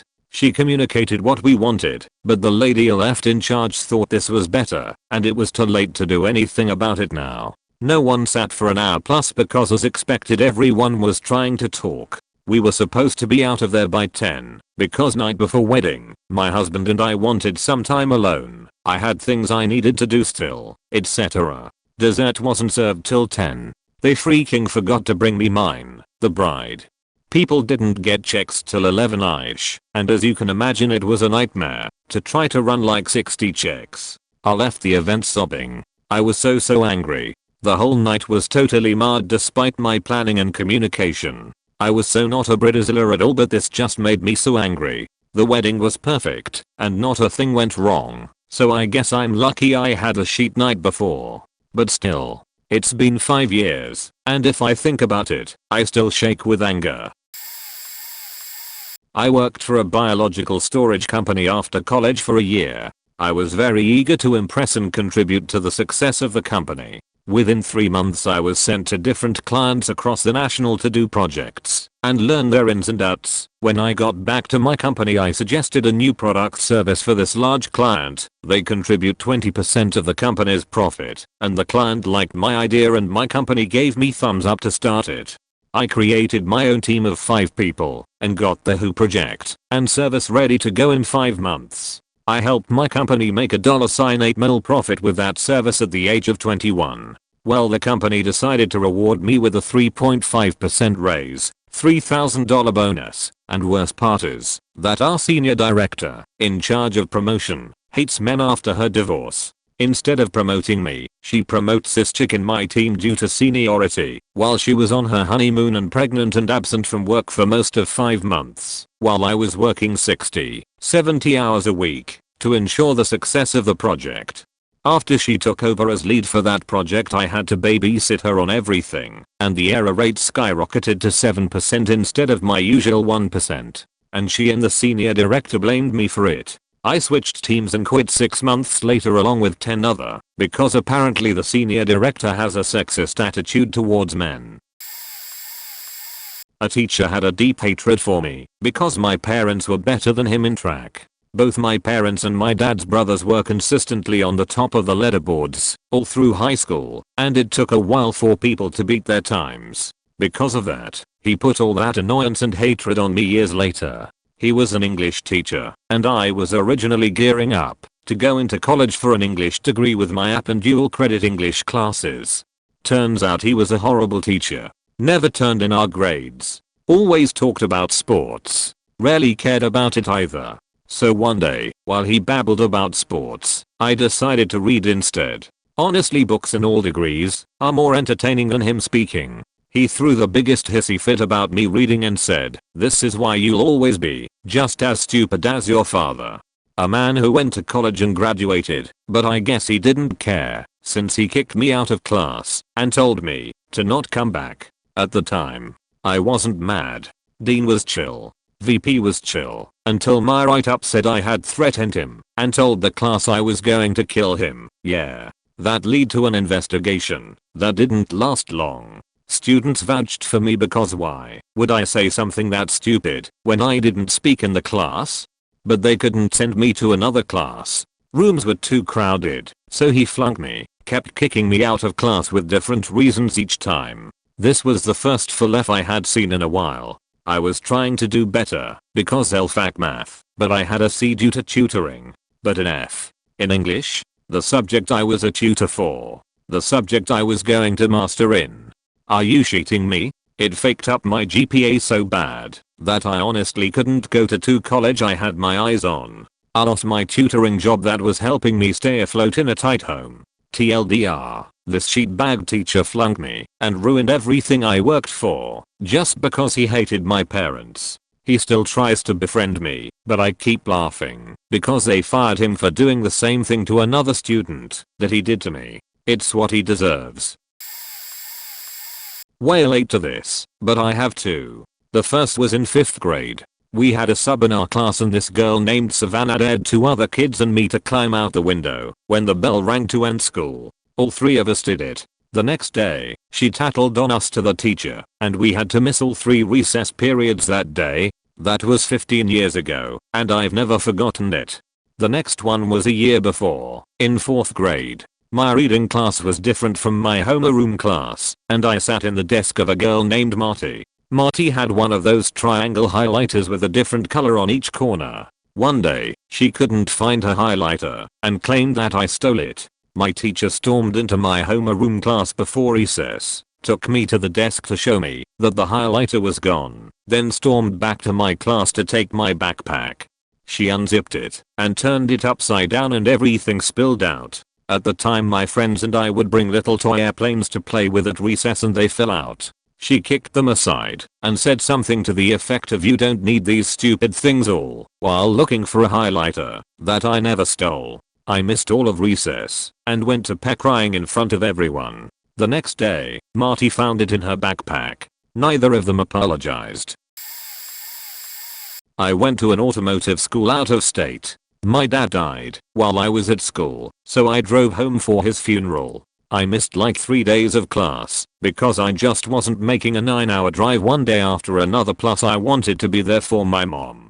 Fast forward a few months, the school has a job fair. All sorts of big companies are there. We were always told perfect attendance is everything because it shows you are going to show up for work every day. I had perfect attendance other than those 3 days. I started talking to a rep for one of the companies. I wish I could remember the name of the company. He asks if I have perfect attendance, and I told him no, because and before I could even finish the sentence he interrupts and says, "Then I don't know why you're even talking to me," and turns and looks for somebody else. My dad and I weren't even really that close. He was abusive and not alright in the head.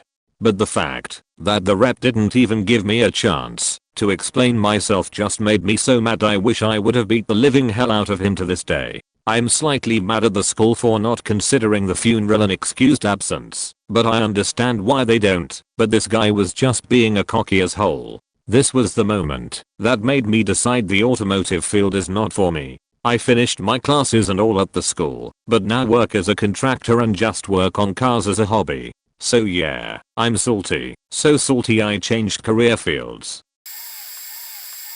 I had to take a recovery class for English senior year because of some schedule mishaps and the teacher in it was insane. First, he didn't believe that I wrote my short story. I was reading a book at the time that was really good, so what I'd do is read some of the book then write then read, etc. Finally I finished the book before that period and just powered through my short story. Of course that day we had a sub. When I returned from the weekend he pulled me to his desk and asked me questions about it.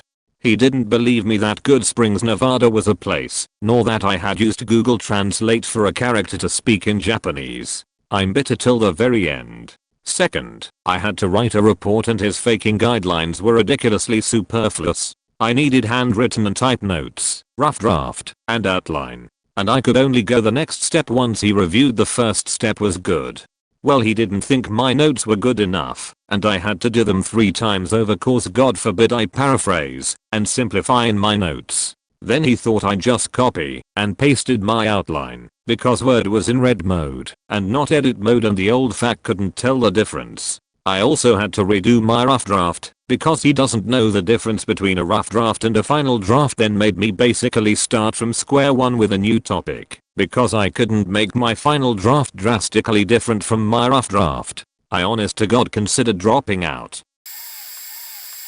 When I was 6 or 7, my aunt and her husband had family visiting from far away. They wanted to take them to Chicago to go shopping and explore and stuff. Well, my aunt's husband had a son in a previous marriage, and that son had a daughter who was a little bit older than me. She was spending the week with her grandpa and his family, my aunt, her husband, their kids, etc. So she came on the trip to Chicago too. It was a long day, but really fun. On the drive back, she asked to listen to my hit clip, my prized possession.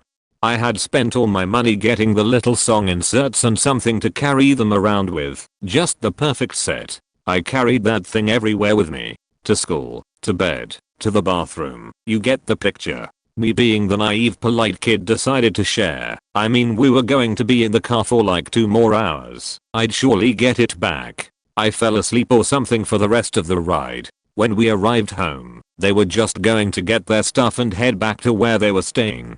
I woke up as they were basically heading out the door and asked this new homegirl back, quote, please, can I have my hit clip back now, so you don't forget? Girlfriend spin around with her blonde curls and red pea coat thing. I remember she looked like a real life American Girl doll and said back, quote, no, and skipped away. I was way too shy to say anything to the adults, so that awful Turt Berger walked away with my favorite thing in the entire world, and I never saw it, or her, again.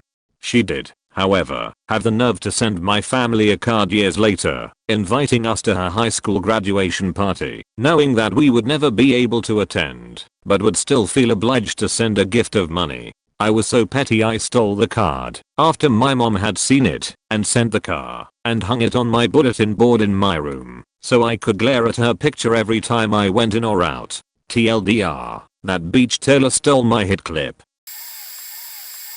Moved to a new school in 11th grade. Early in school year. Didn't know anyone. Didn't really want to at the time. I went to school, shut my mouth and went home. In algebra, get called to office. Show up expecting some kind of orientation or counselor meet and greet. They direct me to a small room in the back with the window shades down. Everyone looking really serious / nervous. I'm sensing bad news. In the room is a single police officer. I'm now positive someone is dead. I start to panic as he asks me to sit. He then shines a small desk lamp in my face. What the fuck? He then asks how I am, how my day has been. Confused, I say okay, what is going on? He proceeds to tell me that he has on word that I'm responsible for the arson of a local building, a credit union. I didn't even know there was a fire, but I'm relieved nobody is hurt, and the bad news is only that I'm an arson suspect. LMAO. Okay, no forks green text. It was faked. I become angry and ask where he heard it from, and after some voice raising he says it was a few fellow students / friends that were with me when I did it. I tell him that I have no friends here, and sure as shit wouldn't burn down a building. Now, I happen to have a very odd last name. If you hear it you notice it. I propose to him that these kids were faking liars and they used my name in a pinch because it's so odd / memorable. I suggest he call them in to settle the stories, but he refuses. After a few more softballs he lets me go back to class. I'm livid. I now see each classmate as a potential piece of shit. I go on to make friends, but school friends as fuck those kids. The police shadowed me for the next few weeks. Sat outside my house, followed whatever car I was in, etc.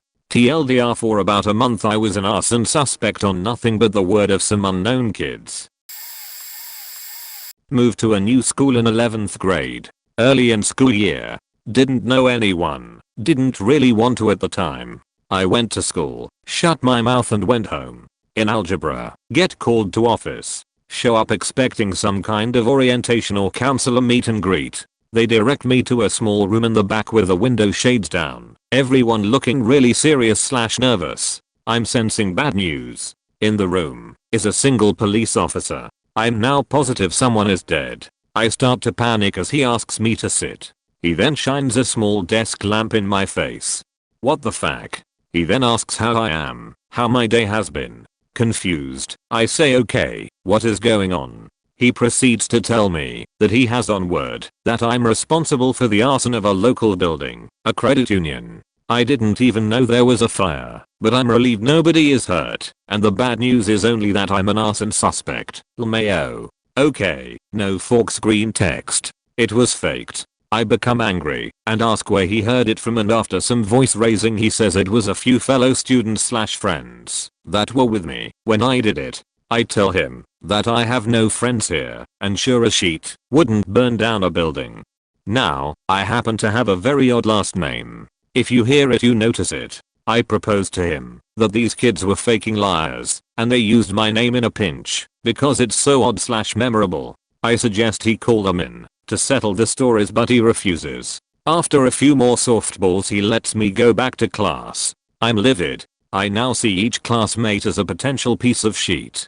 I go on to make friends, but school friends as fuck those kids. The police shadowed me for the next few weeks. Sat outside my house, followed whatever car I was in, etc. TLDR, for about a month I was an arson suspect on nothing but the word of some unknown kids.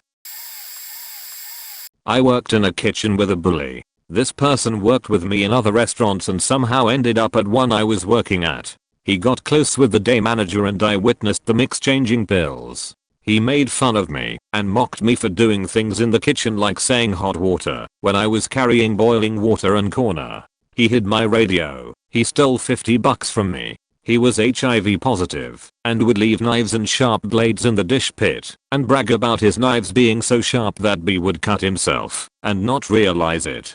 It was such an ugly situation, and I would hate to make an issue about AIDS and look homophobic and AIDS phobic. He called me Beach and I went 2 hours. They had a meeting with me and a higher manager who lived with the pill popping buddy lower manager. In the meeting, they gave me no negative feedback, but then a week later ended up firing me.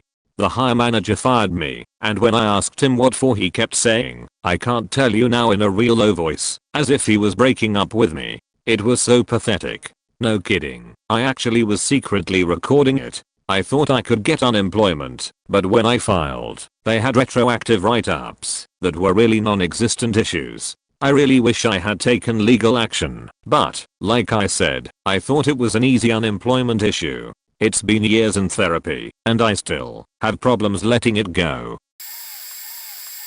When I was in 7th grade I entered a spelling bee on a whim. I had never prepared for one or even considered the possibility of going to one, but it was in the school announcements that morning, so I decided it would be fun.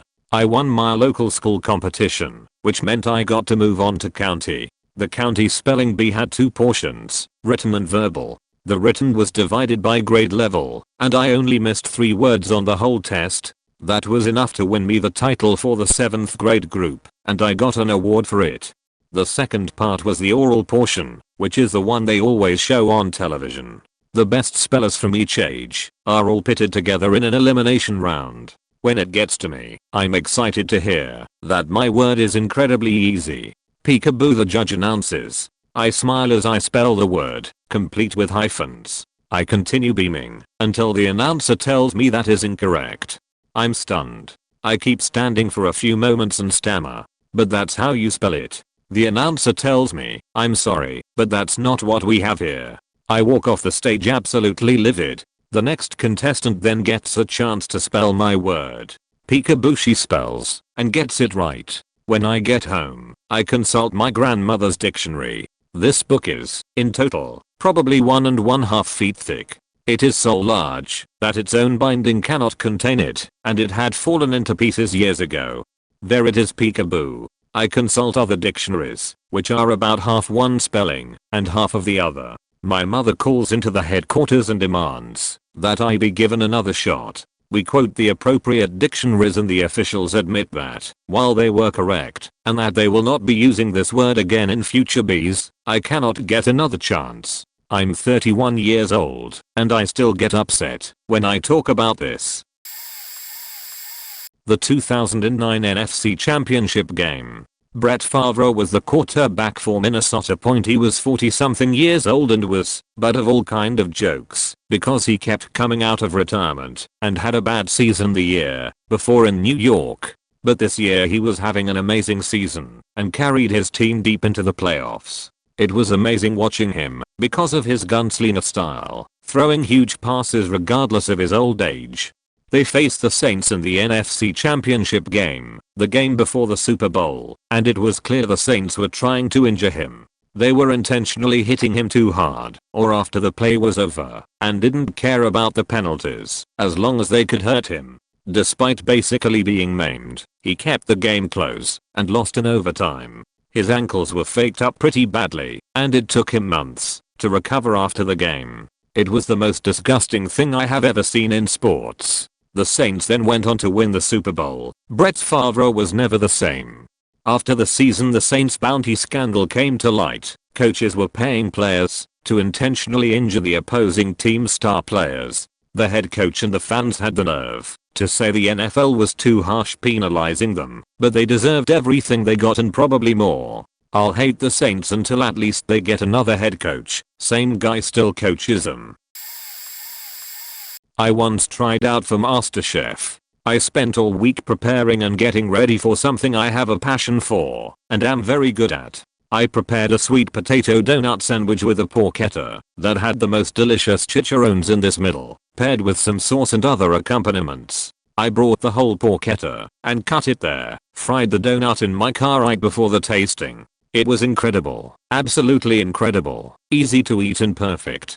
The judge comes over and brings a plastic fork to it and tried to cut into it instead of picking it up and having a bite. He fails miserably at it and just tears a small piece of the porchetta and no donut. He spits up the food in front of me and pulls out a small piece of a plastic fork. He furiously roars at me and asks why I would feed him this unsafe item of food. I had my own metal fork and knife beside the plate for him to us and tried explaining it to him. I was disheveled and went silent and he stormed off.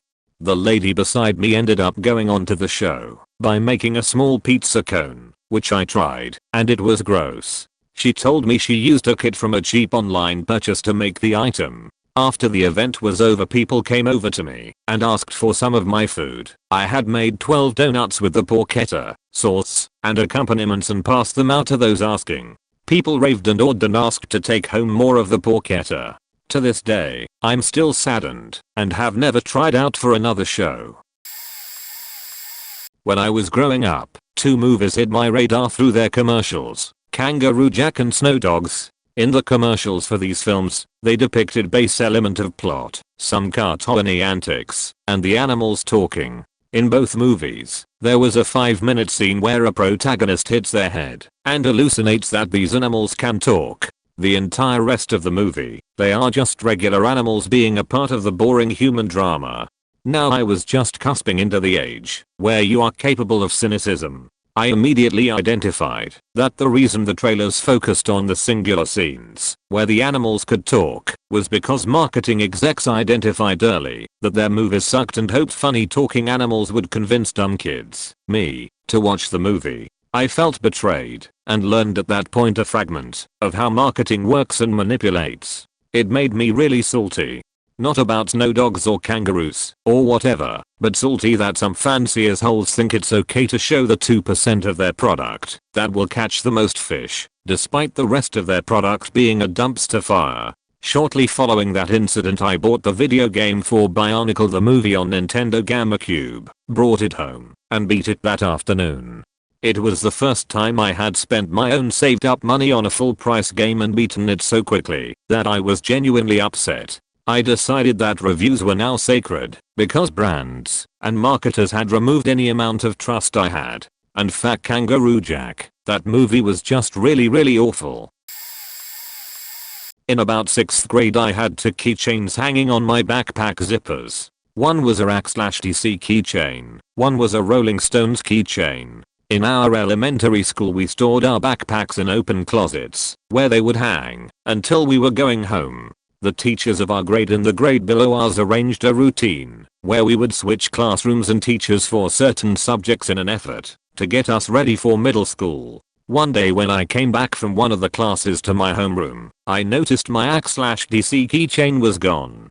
I was a little upset, but I figured it had just fallen off, and I might find it, might not, but either way it's not that big of a deal. The next day I go to math class first thing in the morning after announcements. Math class was with the other 6th grade teacher who wasn't my homeroom teacher, small school. As soon as I sit down in my assigned seat, I notice my neighbor has a new ACK/DC keychain on his pencil case. I asked him where he got it. He told me his brother gave it to him. I asked where his brother had gotten it. He said he didn't know. I think it's important to note that my mom bought me the keychain on a vacation the previous year about 6 hours away from our home. It was one of those unlicensed boardwalk keychains, so I figured it was unlikely his brother would have the exact same one. After a while, the kid told me he would give me the keychain just because I was being a dick, and he didn't want the teacher to notice us arguing, even though it wasn't my keychain. Yeah, sure dude. People do that all the time. But I got my keychain back at least. Late to the game here but still pissed off about it. Sophomore year of high school, and I'm in a public speaking class of about 30 kids. We were supposed to do a presentation, and we're all listed in a randomly chosen order. For all the kids to give their presentations would take about 2 days. My dad is the president of Toastmasters, a group dedicated to public speaking, and had been training personally, so I figure I've got this nailed. I was number 22 in a list of 30. So on day 1 of the presentations I only had about half of my presentation ready and planned to finish it that night. Mrs. Tor starts going down the list of kids, all written by name on the blackboard. First kid isn't here today, neither is the second one, or the third, or fourth, or fifth, or sixth. She keeps going down the list and literally none of the kids on the first day list are there. You can see Mrs. Tor's getting angrier and angrier with every name and every kid who decided to skip their presentation. 21 kids skipped that day. Guess who was next on the list? Me. She's furious at this point. Absolutely livid. She screams my name and the whole room gasps. I said, Mrs. Tor's, I only have half my presentation prepared. I wasn't supposed to present until tomorrow. She growls, I don't care. Do your presentation, or you fail this entire class. So I get up and give what I have. She growls, that was terrible. You get a D. The whole class starts protesting on my behalf. Mrs. Tor's, that's not fair. You shouldn't take it out on her. She growls, shut up or you all fail. Class ends. No one else has to give a presentation that day. The next day I get to listen to all the kids who didn't show up the day before give their presentations. They all get decent grades. Mrs. Torres gets a vicious reputation around school for being a bitch, and considering I literally never said anything about it, it was everyone else talking about how evil she was for scapegoating me. Tor starts treating me like shit, gives Northeast D for the whole class. Nothing I did was right. All my assignments came back with poor grades. 10 years later I live 2,000 miles away. I go visit a good friend and we stop off at the high school. Surprise surprise, we run into Mrs. Torres. I say hello figuring bygones are bygones at this point despite the fact that the beach ruined my GPA. That semester Beach gets a look of disgust on her face and growls, oh yes nymph tunks, I remember you. Like, listen, lady, don't look at me like that. You got your own reputation as a beach. Still pissed about all of it. If you or anyone you know is reading this, fuck you Mrs. Torres, fuck you. I was a super good speller in elementary school. Won back-to-back in 5th and 6th grade. Went to regionals in 6th grade. Anyway, we get to the middle school spelling bee in 7th grade and the person saying the words has an extremely thick New York accent. I'm from Missouri, so it was very strange to all of us at the time, being 12 years old and all. This teacher was born and raised in Brooklyn. We are going through the spelling bee and of course the bad spellers get out really early. There's about 10 of us left. The top 5 move on into the citywide bee. I'm not sure if after this round the words got harder or what, but the following happened. I was 3rd in line, and the 2 in front of me got out. It's my turn. He says, gashes and I spell it accordingly. He says that's incorrect. I'm sitting there wondering how the hell I spelled gashes wrong. After talking with a few people, we determined that what he said was gaseous, but it was obviously pronounced in that thick Brooklyn accent that I was not accustomed to. But that's not all. Everyone got out in that exact round. All 10 of us got out consecutively. At this point, myself and the guy I'm next to just assume this means everyone is still in. Nope. It's over. The order we place was the order we were eliminated in. So basically whoever was farther back in line won because we all got out in the same round. I was so confused and pissed off because of the way I got eliminated and the way the winner was declared. Keep in mind, I was always, and still am, a very shy quiet person. In class, I hardly talked, and I never goofed off. My second grade teacher would give out half-sheet sized papers that we would fill out for books we read, and a parent would sign them. When we turned them in, we would get a paper puzzle piece to glue on our paper puzzle. When we completed a puzzle, we would get a prize. She would always give me a hard time when I turned them in, as if I didn't read all of them. It got to a point where I would hardly turn them in. One day we were going to the computer lab to type up a paper we had to write. I had a hard time finding my paper at first, but told her that I found it. She told me not to worry about it, and I put it back in my desk. After dropping off the rest of the class at the computer lab, she walked me back to the classroom so I could get my paper. It was obviously on top because I had found it. She took one of my folders that had about 50 of those half-sheet papers in them and flung it across the room. She made me pick it all up when we returned from the computer lab in front of all my classmates. In 4th grade, I had a teacher that would find every excuse to give me a detention. I was only in her class for 2-3 months before my mom switched me to a different school, but I swore I had detention at least 40 to 50 times because of her. It got to a point where it was every other day. I would get a detention for missing one problem out of my textbook homework or in-class assignment. My brother-in-law moved in with my husband and I a few years ago. He was in a really bad motorcycle wreck and we were trying to be nice. He was supposed to pay half of the bills and long story short, didn't. Despite leaving the basement, which was his domain, lights on 24/7, and tripling my electric bill. He also started planting evidence and taking pictures, threatening to call CPS on us. He lived with us for 6 months before he moved out. We still don't talk to him, for obvious reasons. Oh god, this one is only a few years old but it still makes my blood boil every time I think about it. So I was working in a restaurant as a supervisor. Being the only male front of house member, I took way more crap from the chefs than the girls did. So our pastry chef left, and I volunteered to plate the desserts during service. After a few months of doing this, it was only supposed to be very short term. I approached the owner asking for a pay rise. Get knocked back as I'm not performing well enough for wise. Go figure. So I keep on keeping on with the hope of a pay rise. Assistant for manager leaves, basically become assistant for manager whilst still doing the desserts and now also liaison to the kitchen, ensuring all menus are up to date, and writing all allergy lists, still being paid a supervisor's wage. So one day I'm helping out the head chef and putting his figures into his spreadsheet, and realize he's being screwed on his bonus each month as the calculations are off. So we correct it, tell the FOM manager to their partner. A few months later the owner realized that the spreadsheet had been changed and pulls me into a meeting with them and FOM manager. Get chewed out for half an hour about petty minor stuff until we get to the spreadsheet. This is what this meeting is about, light bulb, and how I hadn't told anyone about me changing it.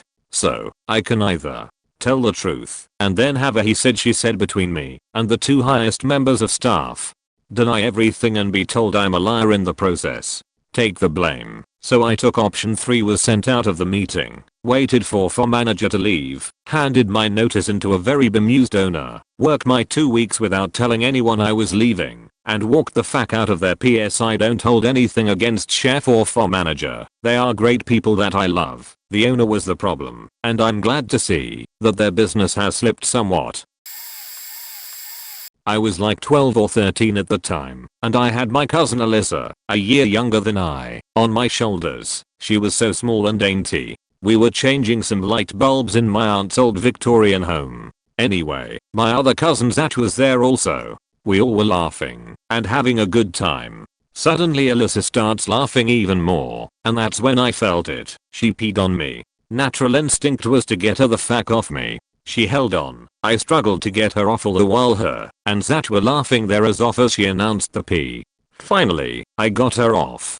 Matt, I ran downstairs to tell my aunt what happened, that I was just pissed on. My aunt went up to see what was going on. Apparently I dropped Alyssa too hard. She was hurt. I was standing in the hallway, feeling bad about the situation, because Alyssa was crying, but still covered in hot pee. My aunt comes barreling down the hall towards me, slaps me in the face so hard that I fall back against the wall, and screams something about Alyssa could have died.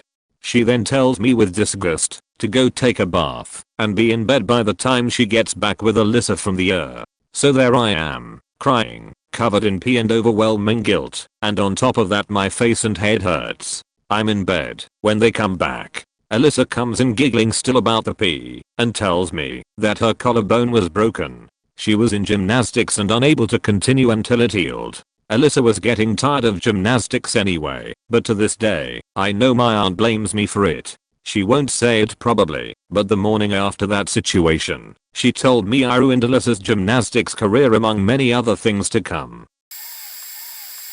In 5th grade a handful of my classmates were gathered around the class globe during free time, snickering their heads off. I went over and asked what was funny, and one of them pointed to Africa, barely able to contain himself, and said look at what this country is called. He was pointing at Niger, which I had heard of before, but, strangely enough, was not familiar yet with the pejorative it is very close to. In genuine confusion I said, I don't get it, which only served to confuse my classmates.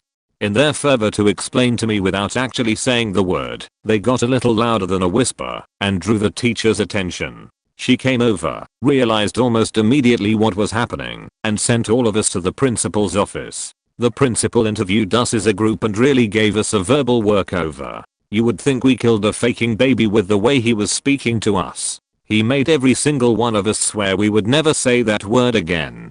I was the last one he pointed at to swear, but as I had still yet to be told what exactly I was supposed to have originally said, that was so bad, I just stammered. I didn't want to promise not to say something I didn't know, because how could I, but I was so upset and frustrated at the entire situation that I didn't know how to explain. After a few failed attempts to coax a promise out of me he gave up. We all got a week of after school detention and had our parents called.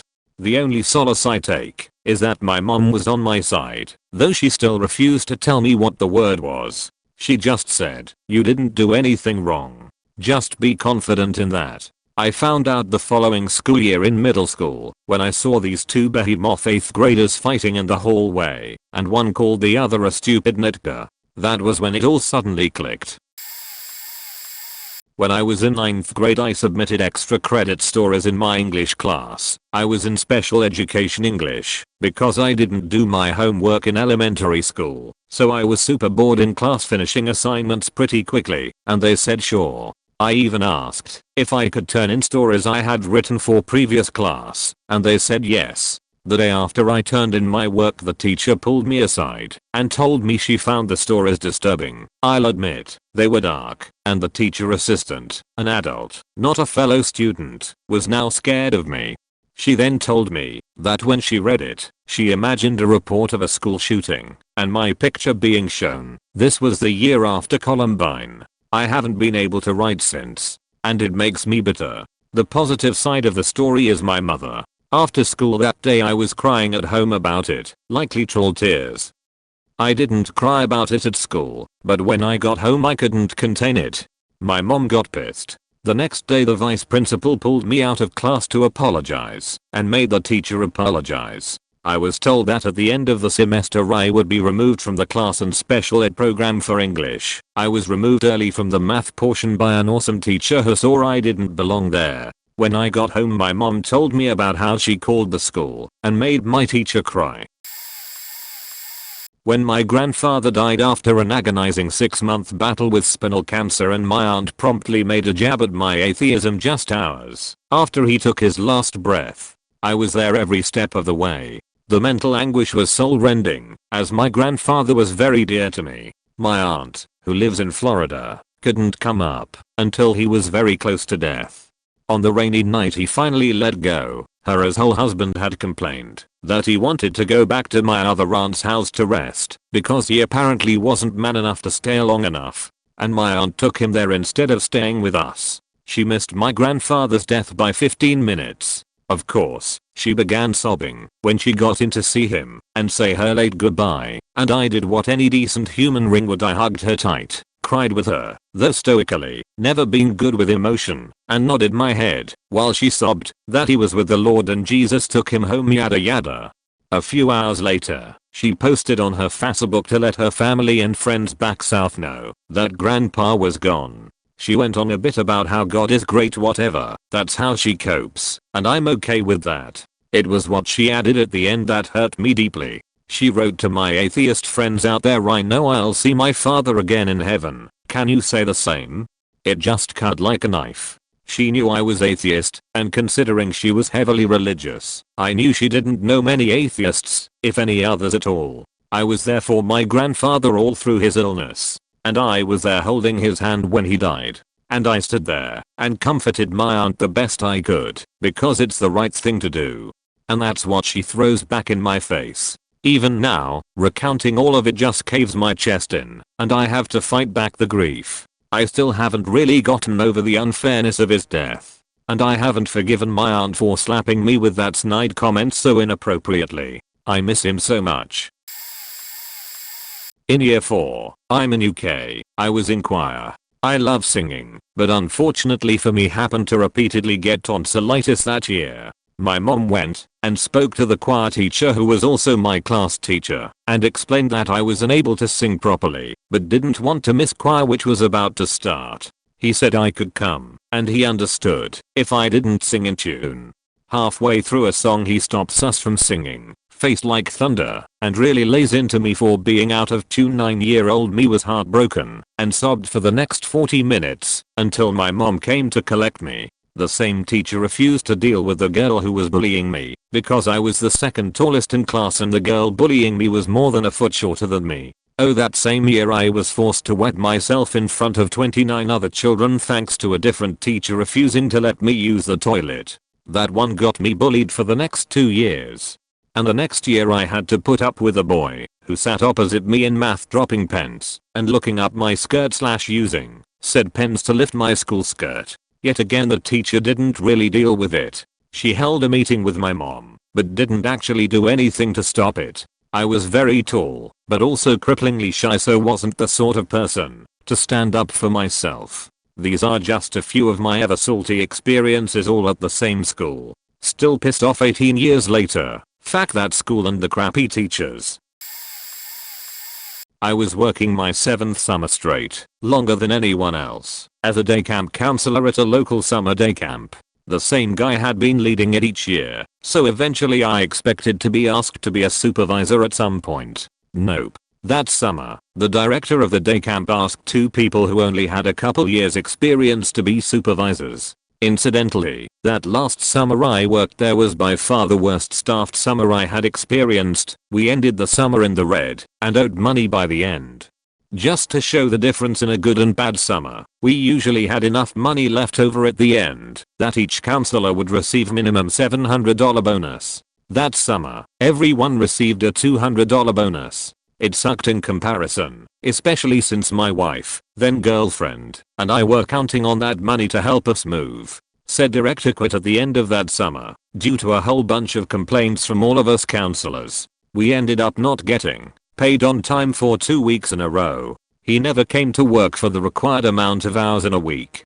He refused to fire the people that were constantly calling in or blatantly ignoring protocol. I was going to come back the next summer to work until I found out he was rehired. I stopped hearing about the day camp after that summer, presumably because he ran it into the ground. TLDR, I worked for a summer day camp for 7 summers straight and was never asked to be a supervisor despite having the most experience in my last summer.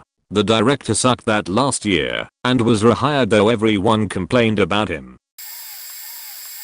My first social event. First time invited to a birthday party. I wrapped the present myself. I have always tried my very best. Perhaps a little less tape would have sufficed. When I handed the present to the birthday boy, his older sister snatched it from his hands and yelled, "Who wrapped this? Oh my god." So ch. She runs into the house. "Look everyone, how stupid is this?"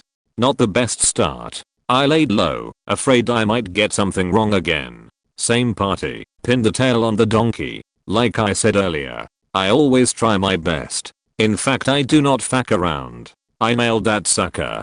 Could not have pinpointed the center of that black dot any better if I were laser guided. Birthday boy's mum assumes I must have been peeking, makes me go again, and tightens the blindfold until my eyeballs are squeezing out my nostrils. I attempt to shift the blindfold to ease the pressure. Beach says, "See, I thought you were cheating." Bans me from this game. Pretty sad by now. When is mum coming to get me? Pass the parcel. Same faking party. Round and round and round it goes. Where it stops no one knows. Faking bullshit. Kid's mum is watching who has the parcel when she presses stop on the tape player. I watched as every single other kid gets a turn to open the parcel. Not me. Of course, the last layer and biggest prize landed on the birthday boy. I'm in tears when my mum arrives. Birthday boy's mum informs her that I'm a bit upset that I was caught cheating earlier. About 4 years ago, I was in the end of my junior year, in the first of my senior project classes, computer science. My project team had done a purely business gathering semester, essentially doing all the requirements gathering and documentation with our assigned business partner. At the expo, while presenting our ideas and project plan, a classmate who had just graduated, let's call him Joe, sent a blast text out to myself, some numbers I didn't recognize, and some I did. He called me the biggest sheethead in the entire college, accused me of stealing a classmate's work, call him Bill, from my college for my project, and that he hoped he never had to work with me because I was such a terrible person and everyone thought so. Now, Joe was someone who I was friendly with. We'd had classes together for the last 2 years or so. We are both older and going back for second careers and had families, so had some common ground there. I felt bad for him for a number of reasons, primarily because he was former military who was medically discharged and had a ton of work done, which led to essentially a pain pill addiction. He also was she at development, so much so that at the end of intro to OO, he thanked me and said he only passed because of my help. The text was so vicious and mean-spirited, I literally felt like the ground was tilting underneath me. I called Bill, asked him if he felt that way, he didn't, and messaged everyone Joe blasted to ask if they held the same opinion, or if I had done something to upset or hurt any of them ever. They all unanimously answered all was fine between us. I took the high ground in response and told Joe that no code was even written and he was more than welcome to come to the expo and see himself. No response. I graduated magna cum laude. Today, Bill and I work for the same company still, but in different states. We are still as friendly as two people can be who see each other maybe once a month can be. We are both, by all accounts, moving up successfully in our careers at a good pace. I have no idea what happened to Joe. Not sure if he ever got a job, as be immediately defriended on Facebook. And even Bill hasn't heard from him really since. Wherever you are, Joe, I pity you. I hope you at least got a job, so your kids can have a better life, and that you overcome your addiction. But I'll never forget your shitty behavior, and will railroad you to anyone if they ask me about you. The technology sector here is big, but not that big. My elementary school had a special event that was 6th graders vs teachers, kickball. At the end of the year I was in the school since kindergarten and was stoked to play it when I got to 6th grade because it was the highlight of every year for me until then. When it came, each teacher had to pick 4 of the most athletic kids who also wanted to play to join the 6th grade team. I was easily the most athletic kid in my class and the teacher loved me. So she picked 2 girls first, then picked my best friend, then picked me.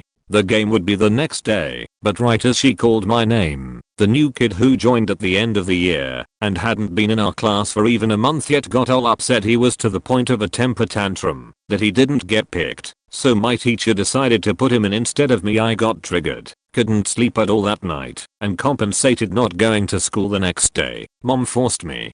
Then, there I was, sitting on the grass, watching the game I had wanted to be part of for the past 6 years. I started watching the new kid, who never even played kickball with us, and needed to be taught the rules, and what he did, when he got to the front of the line, he faking missed the ball, a basketball-sized bouncy ball, rolled at him at 2 miles per hour. He missed then 2 more times, and got stuck out, and proceeded to make the 6th graders lose. We had won before.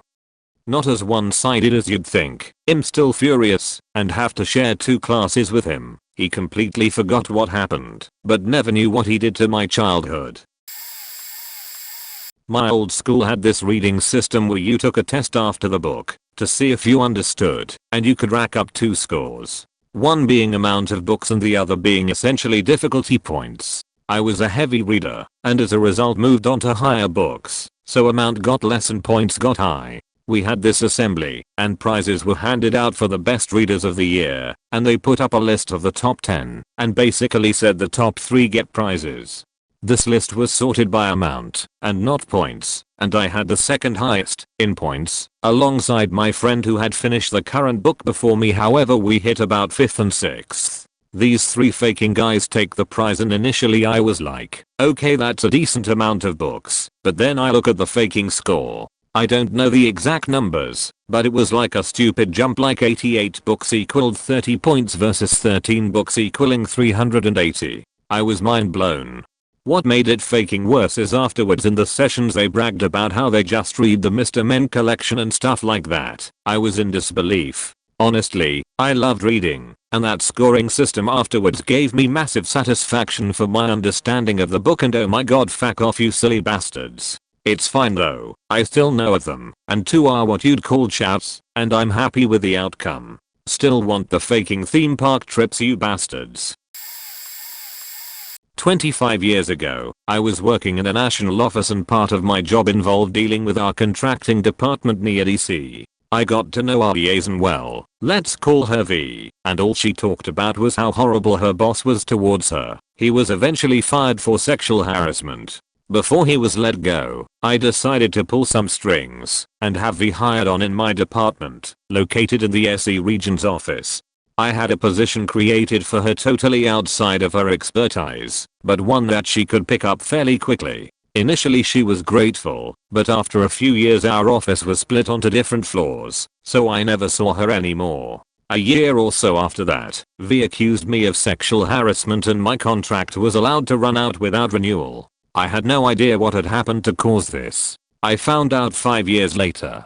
It seems V had gotten pretty tight with the boss, a rather militant woman, and convinced her to get rid of me, drumming up this sexual harassment business, to get the boss fired up. Well, the old boss left, and eventually V left too, and our unit was dissolved 4 years later. The organization realized that the unit had actually been useful, and hired a new boss, my old coworker. Once he found out that I was looking, he hired me on the spot. I grew to know the new team, and one day told my story about being let go before. One of the new women jumped up and yelled, "I heard her talking about you." It seems my new teammate overheard V giving job advice to a friend on the phone when she said, "If you don't like someone, just accuse them of sexual harassment and they'll get rid of them." Fuck you with sand spurs sideways, V. The whole story is too much to write, but a higher up who had gotten in trouble for not doing her job, they were threatening to take her license away, took her anger out on me in a meeting. Totally humiliated me, and made it look like I hadn't been doing my job. When I went to get this unfinished work to complete it, and it was like 6 months worth of paperwork, it turned out that very little of it was my responsibility. In fact, my name was only listed 3 times, the 3 examples that were given in the meeting. I powered through all 6 months of work, doing everything that it was possible for me to do, even if it wasn't supposed to be done by me. I also looked for and found the more recent stack of 6 months of paperwork that hadn't been given back to me to review for things that were missing. Big failure on supervisor's side. If I don't get paperwork back, it means that it was completed correctly and turned in. I don't go looking for it. Turns out that a teammate I had been working with hadn't been completing his paperwork. And then he quit. Guess who was responsible for doing months of his missing paperwork? I did all of this paperwork knowing the entire time that I was going to quit for an unrelated reason. So, here's your paperwork. I'm out. When I could have just walked out and left them with a year of unfinished paperwork. And that horrible meeting was the last one I ever had to attend. I'm 31 now. Many years ago, while I was in high school, I went to a school an hour's bus drive away. The school bus was always overcrowded towards the end of the route in the mornings, and some of the kids had to stand. It was exam time, and I was brushing up with my notes in the bus, and a sad-looking little boy was standing near my seat in the aisle. I took pity on him and let him sit on my lap. This was a normal thing to do where I'm from, probably unthinkable in today's day and age. We reached the school and was brushing up on my notes again before the morning assembly. I got called out to the principal's office. This was weird as I had been a good student so far and kept out of trouble. Apparently the little sheet was bleeding in his nose and told his teacher I hit him. A high school kid hitting a primary school boy, you can imagine how serious it was. The principal got his cane and gave me a severe thrashing, so severe I started to cry. Other school buses were arriving and morning assembly was about to start, so this was in full view of my entire school. Oh man, it hurt. Not as much my body as much as my soul and spirit. I was crushed. Fortunately I ended up transferring out of the school a few months later. But it still is raw when I think about it. That boy must be a young man somewhere now. I hope he is not as dishonest and all around lying sob as he was. I work in a pretty specialized manufacturing group within my company that has had to go through a number of director changes in the past 2 to 3 years. One of the directors we had was a person who I'd briefly worked under in the past. I was super stoked to see them come on board to this team, even if their coming to the team was not by their choice. It's a long story that's totally unrelated to this. Over the year or so of the director's tenure, I got shot down for a couple of unique projects I threw my name in the hat for. It sucked, since I wanted the experience, but I dealt with it. The end goal was to obtain one of the coveted engineer spots within the group. After getting turned down for a number of big projects, I scheduled a meeting with this director to talk about all of my concerns, where I was trying to go within the group, how I can improve my chances of getting picked for things in the future, etc. Their response to this was to just keep doing what you're doing. Okay. 2 weeks after I met with the director, there is a team meeting to catch up on some recent news, discuss the upcoming schedule, and, to my surprise, introduce the creation of 2 new engineer roles on the team. I was unaware that 2 new spots were even being considered, much less created, but hey, awesome, right? Nope. I had not been picked for either spot. Instead, 2 newer folks on the team, who combined had less experience than I did, got the spots. To this day, I'm still bitter about being leapfrogged over. I cannot get past this. When I was in 5th grade, our choir was doing Lil Abner, which by the way, is amazingly inappropriate for children. Anyway, I knew I wasn't going to get the part of Daisy Me. No one but faking Betsy was getting that role because she took voice lessons from our choir teacher and she always got the lead or the solo, or whatever for everything. So instead, I set my sights on Moonbeam McSwine, because she got to sing a short solo, and, it was rumored, carry a live baby pig on stage.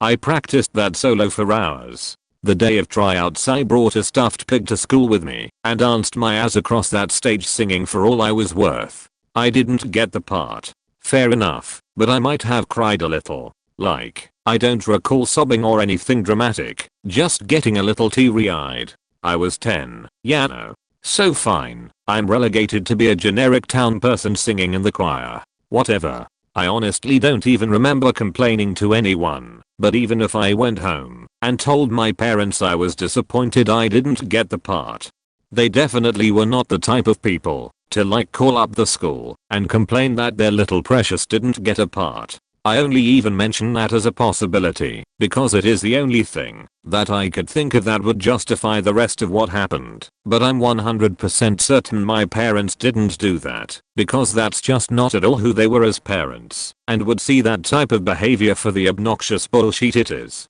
Anyway, so I swallow my disappointment and keep going to choir practice to learn the songs like normal, and I thought everything was fine. Like 2 weeks later, the choir teacher calls me up in front of the whole choir and announces that she's decided to make her a wife. This is a very small part that doesn't have a solo, but does have a song where the small group of wives sing together, a song about their husbands getting their sex drive back, I shit you not, for one of the 2 shows we're doing.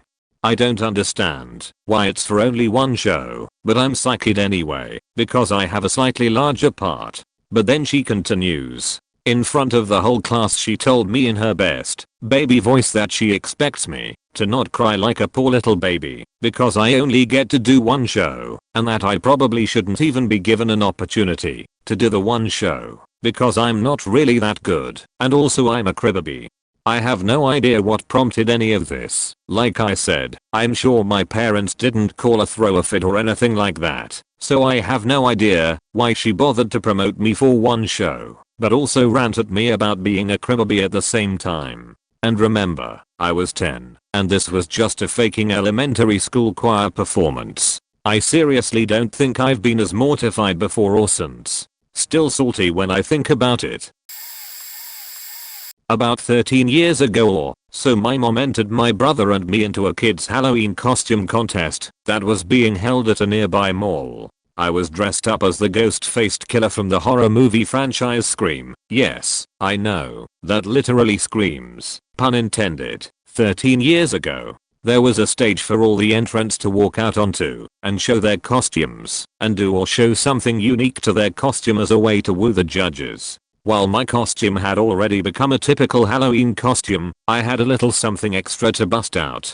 My mask wasn't the usual ghost face mask, it was one that came with a pump attached, and when utilized fake blood came pouring down the face. I was convinced I had first place in the bag. I watched entrant after entrant go up to the stage and do their thing. I wasn't impressed nor intimidated by my competition. I was thinking how awful they were gonna feel when they inevitably lost. My name is called. I go up to the stage. I show my costume. I start to get cold feet with the pump. I'm telling myself to pump that sheet and blow the judges away. I couldn't do it. The stagehand begins to gesture me off the stage. Me, beginning to realize my window of opportunity is closing rapidly, finally pulls the trigger out of sheer desperation. That blood flows. I hear the judges ooh and ah. Fuck yeah, I think to myself. I felt as if my victory had been submitted. I walk off the stage feeling confident. I then see one of the final entrants walk towards the stage. He walk on the stage. A low murmur begins to come over the crowd. The stagehand, the judges, the crowd and even myself become enamored with this kid and his annoyingly awesome costume. He had on a homemade box of popcorn costume. The classic red and white stripped box was made out of cardboard boxes. The popcorn was made out of many different balled up pairs of white socks. He won. I felt so defeated and pathetic. To this day, I get so mad at that faker and his stupid as mom whenever I think about that. Not one Halloween has gone by since then where I haven't thought of them and the horrible way they made me feel. But goddamn, that was an awesome costume.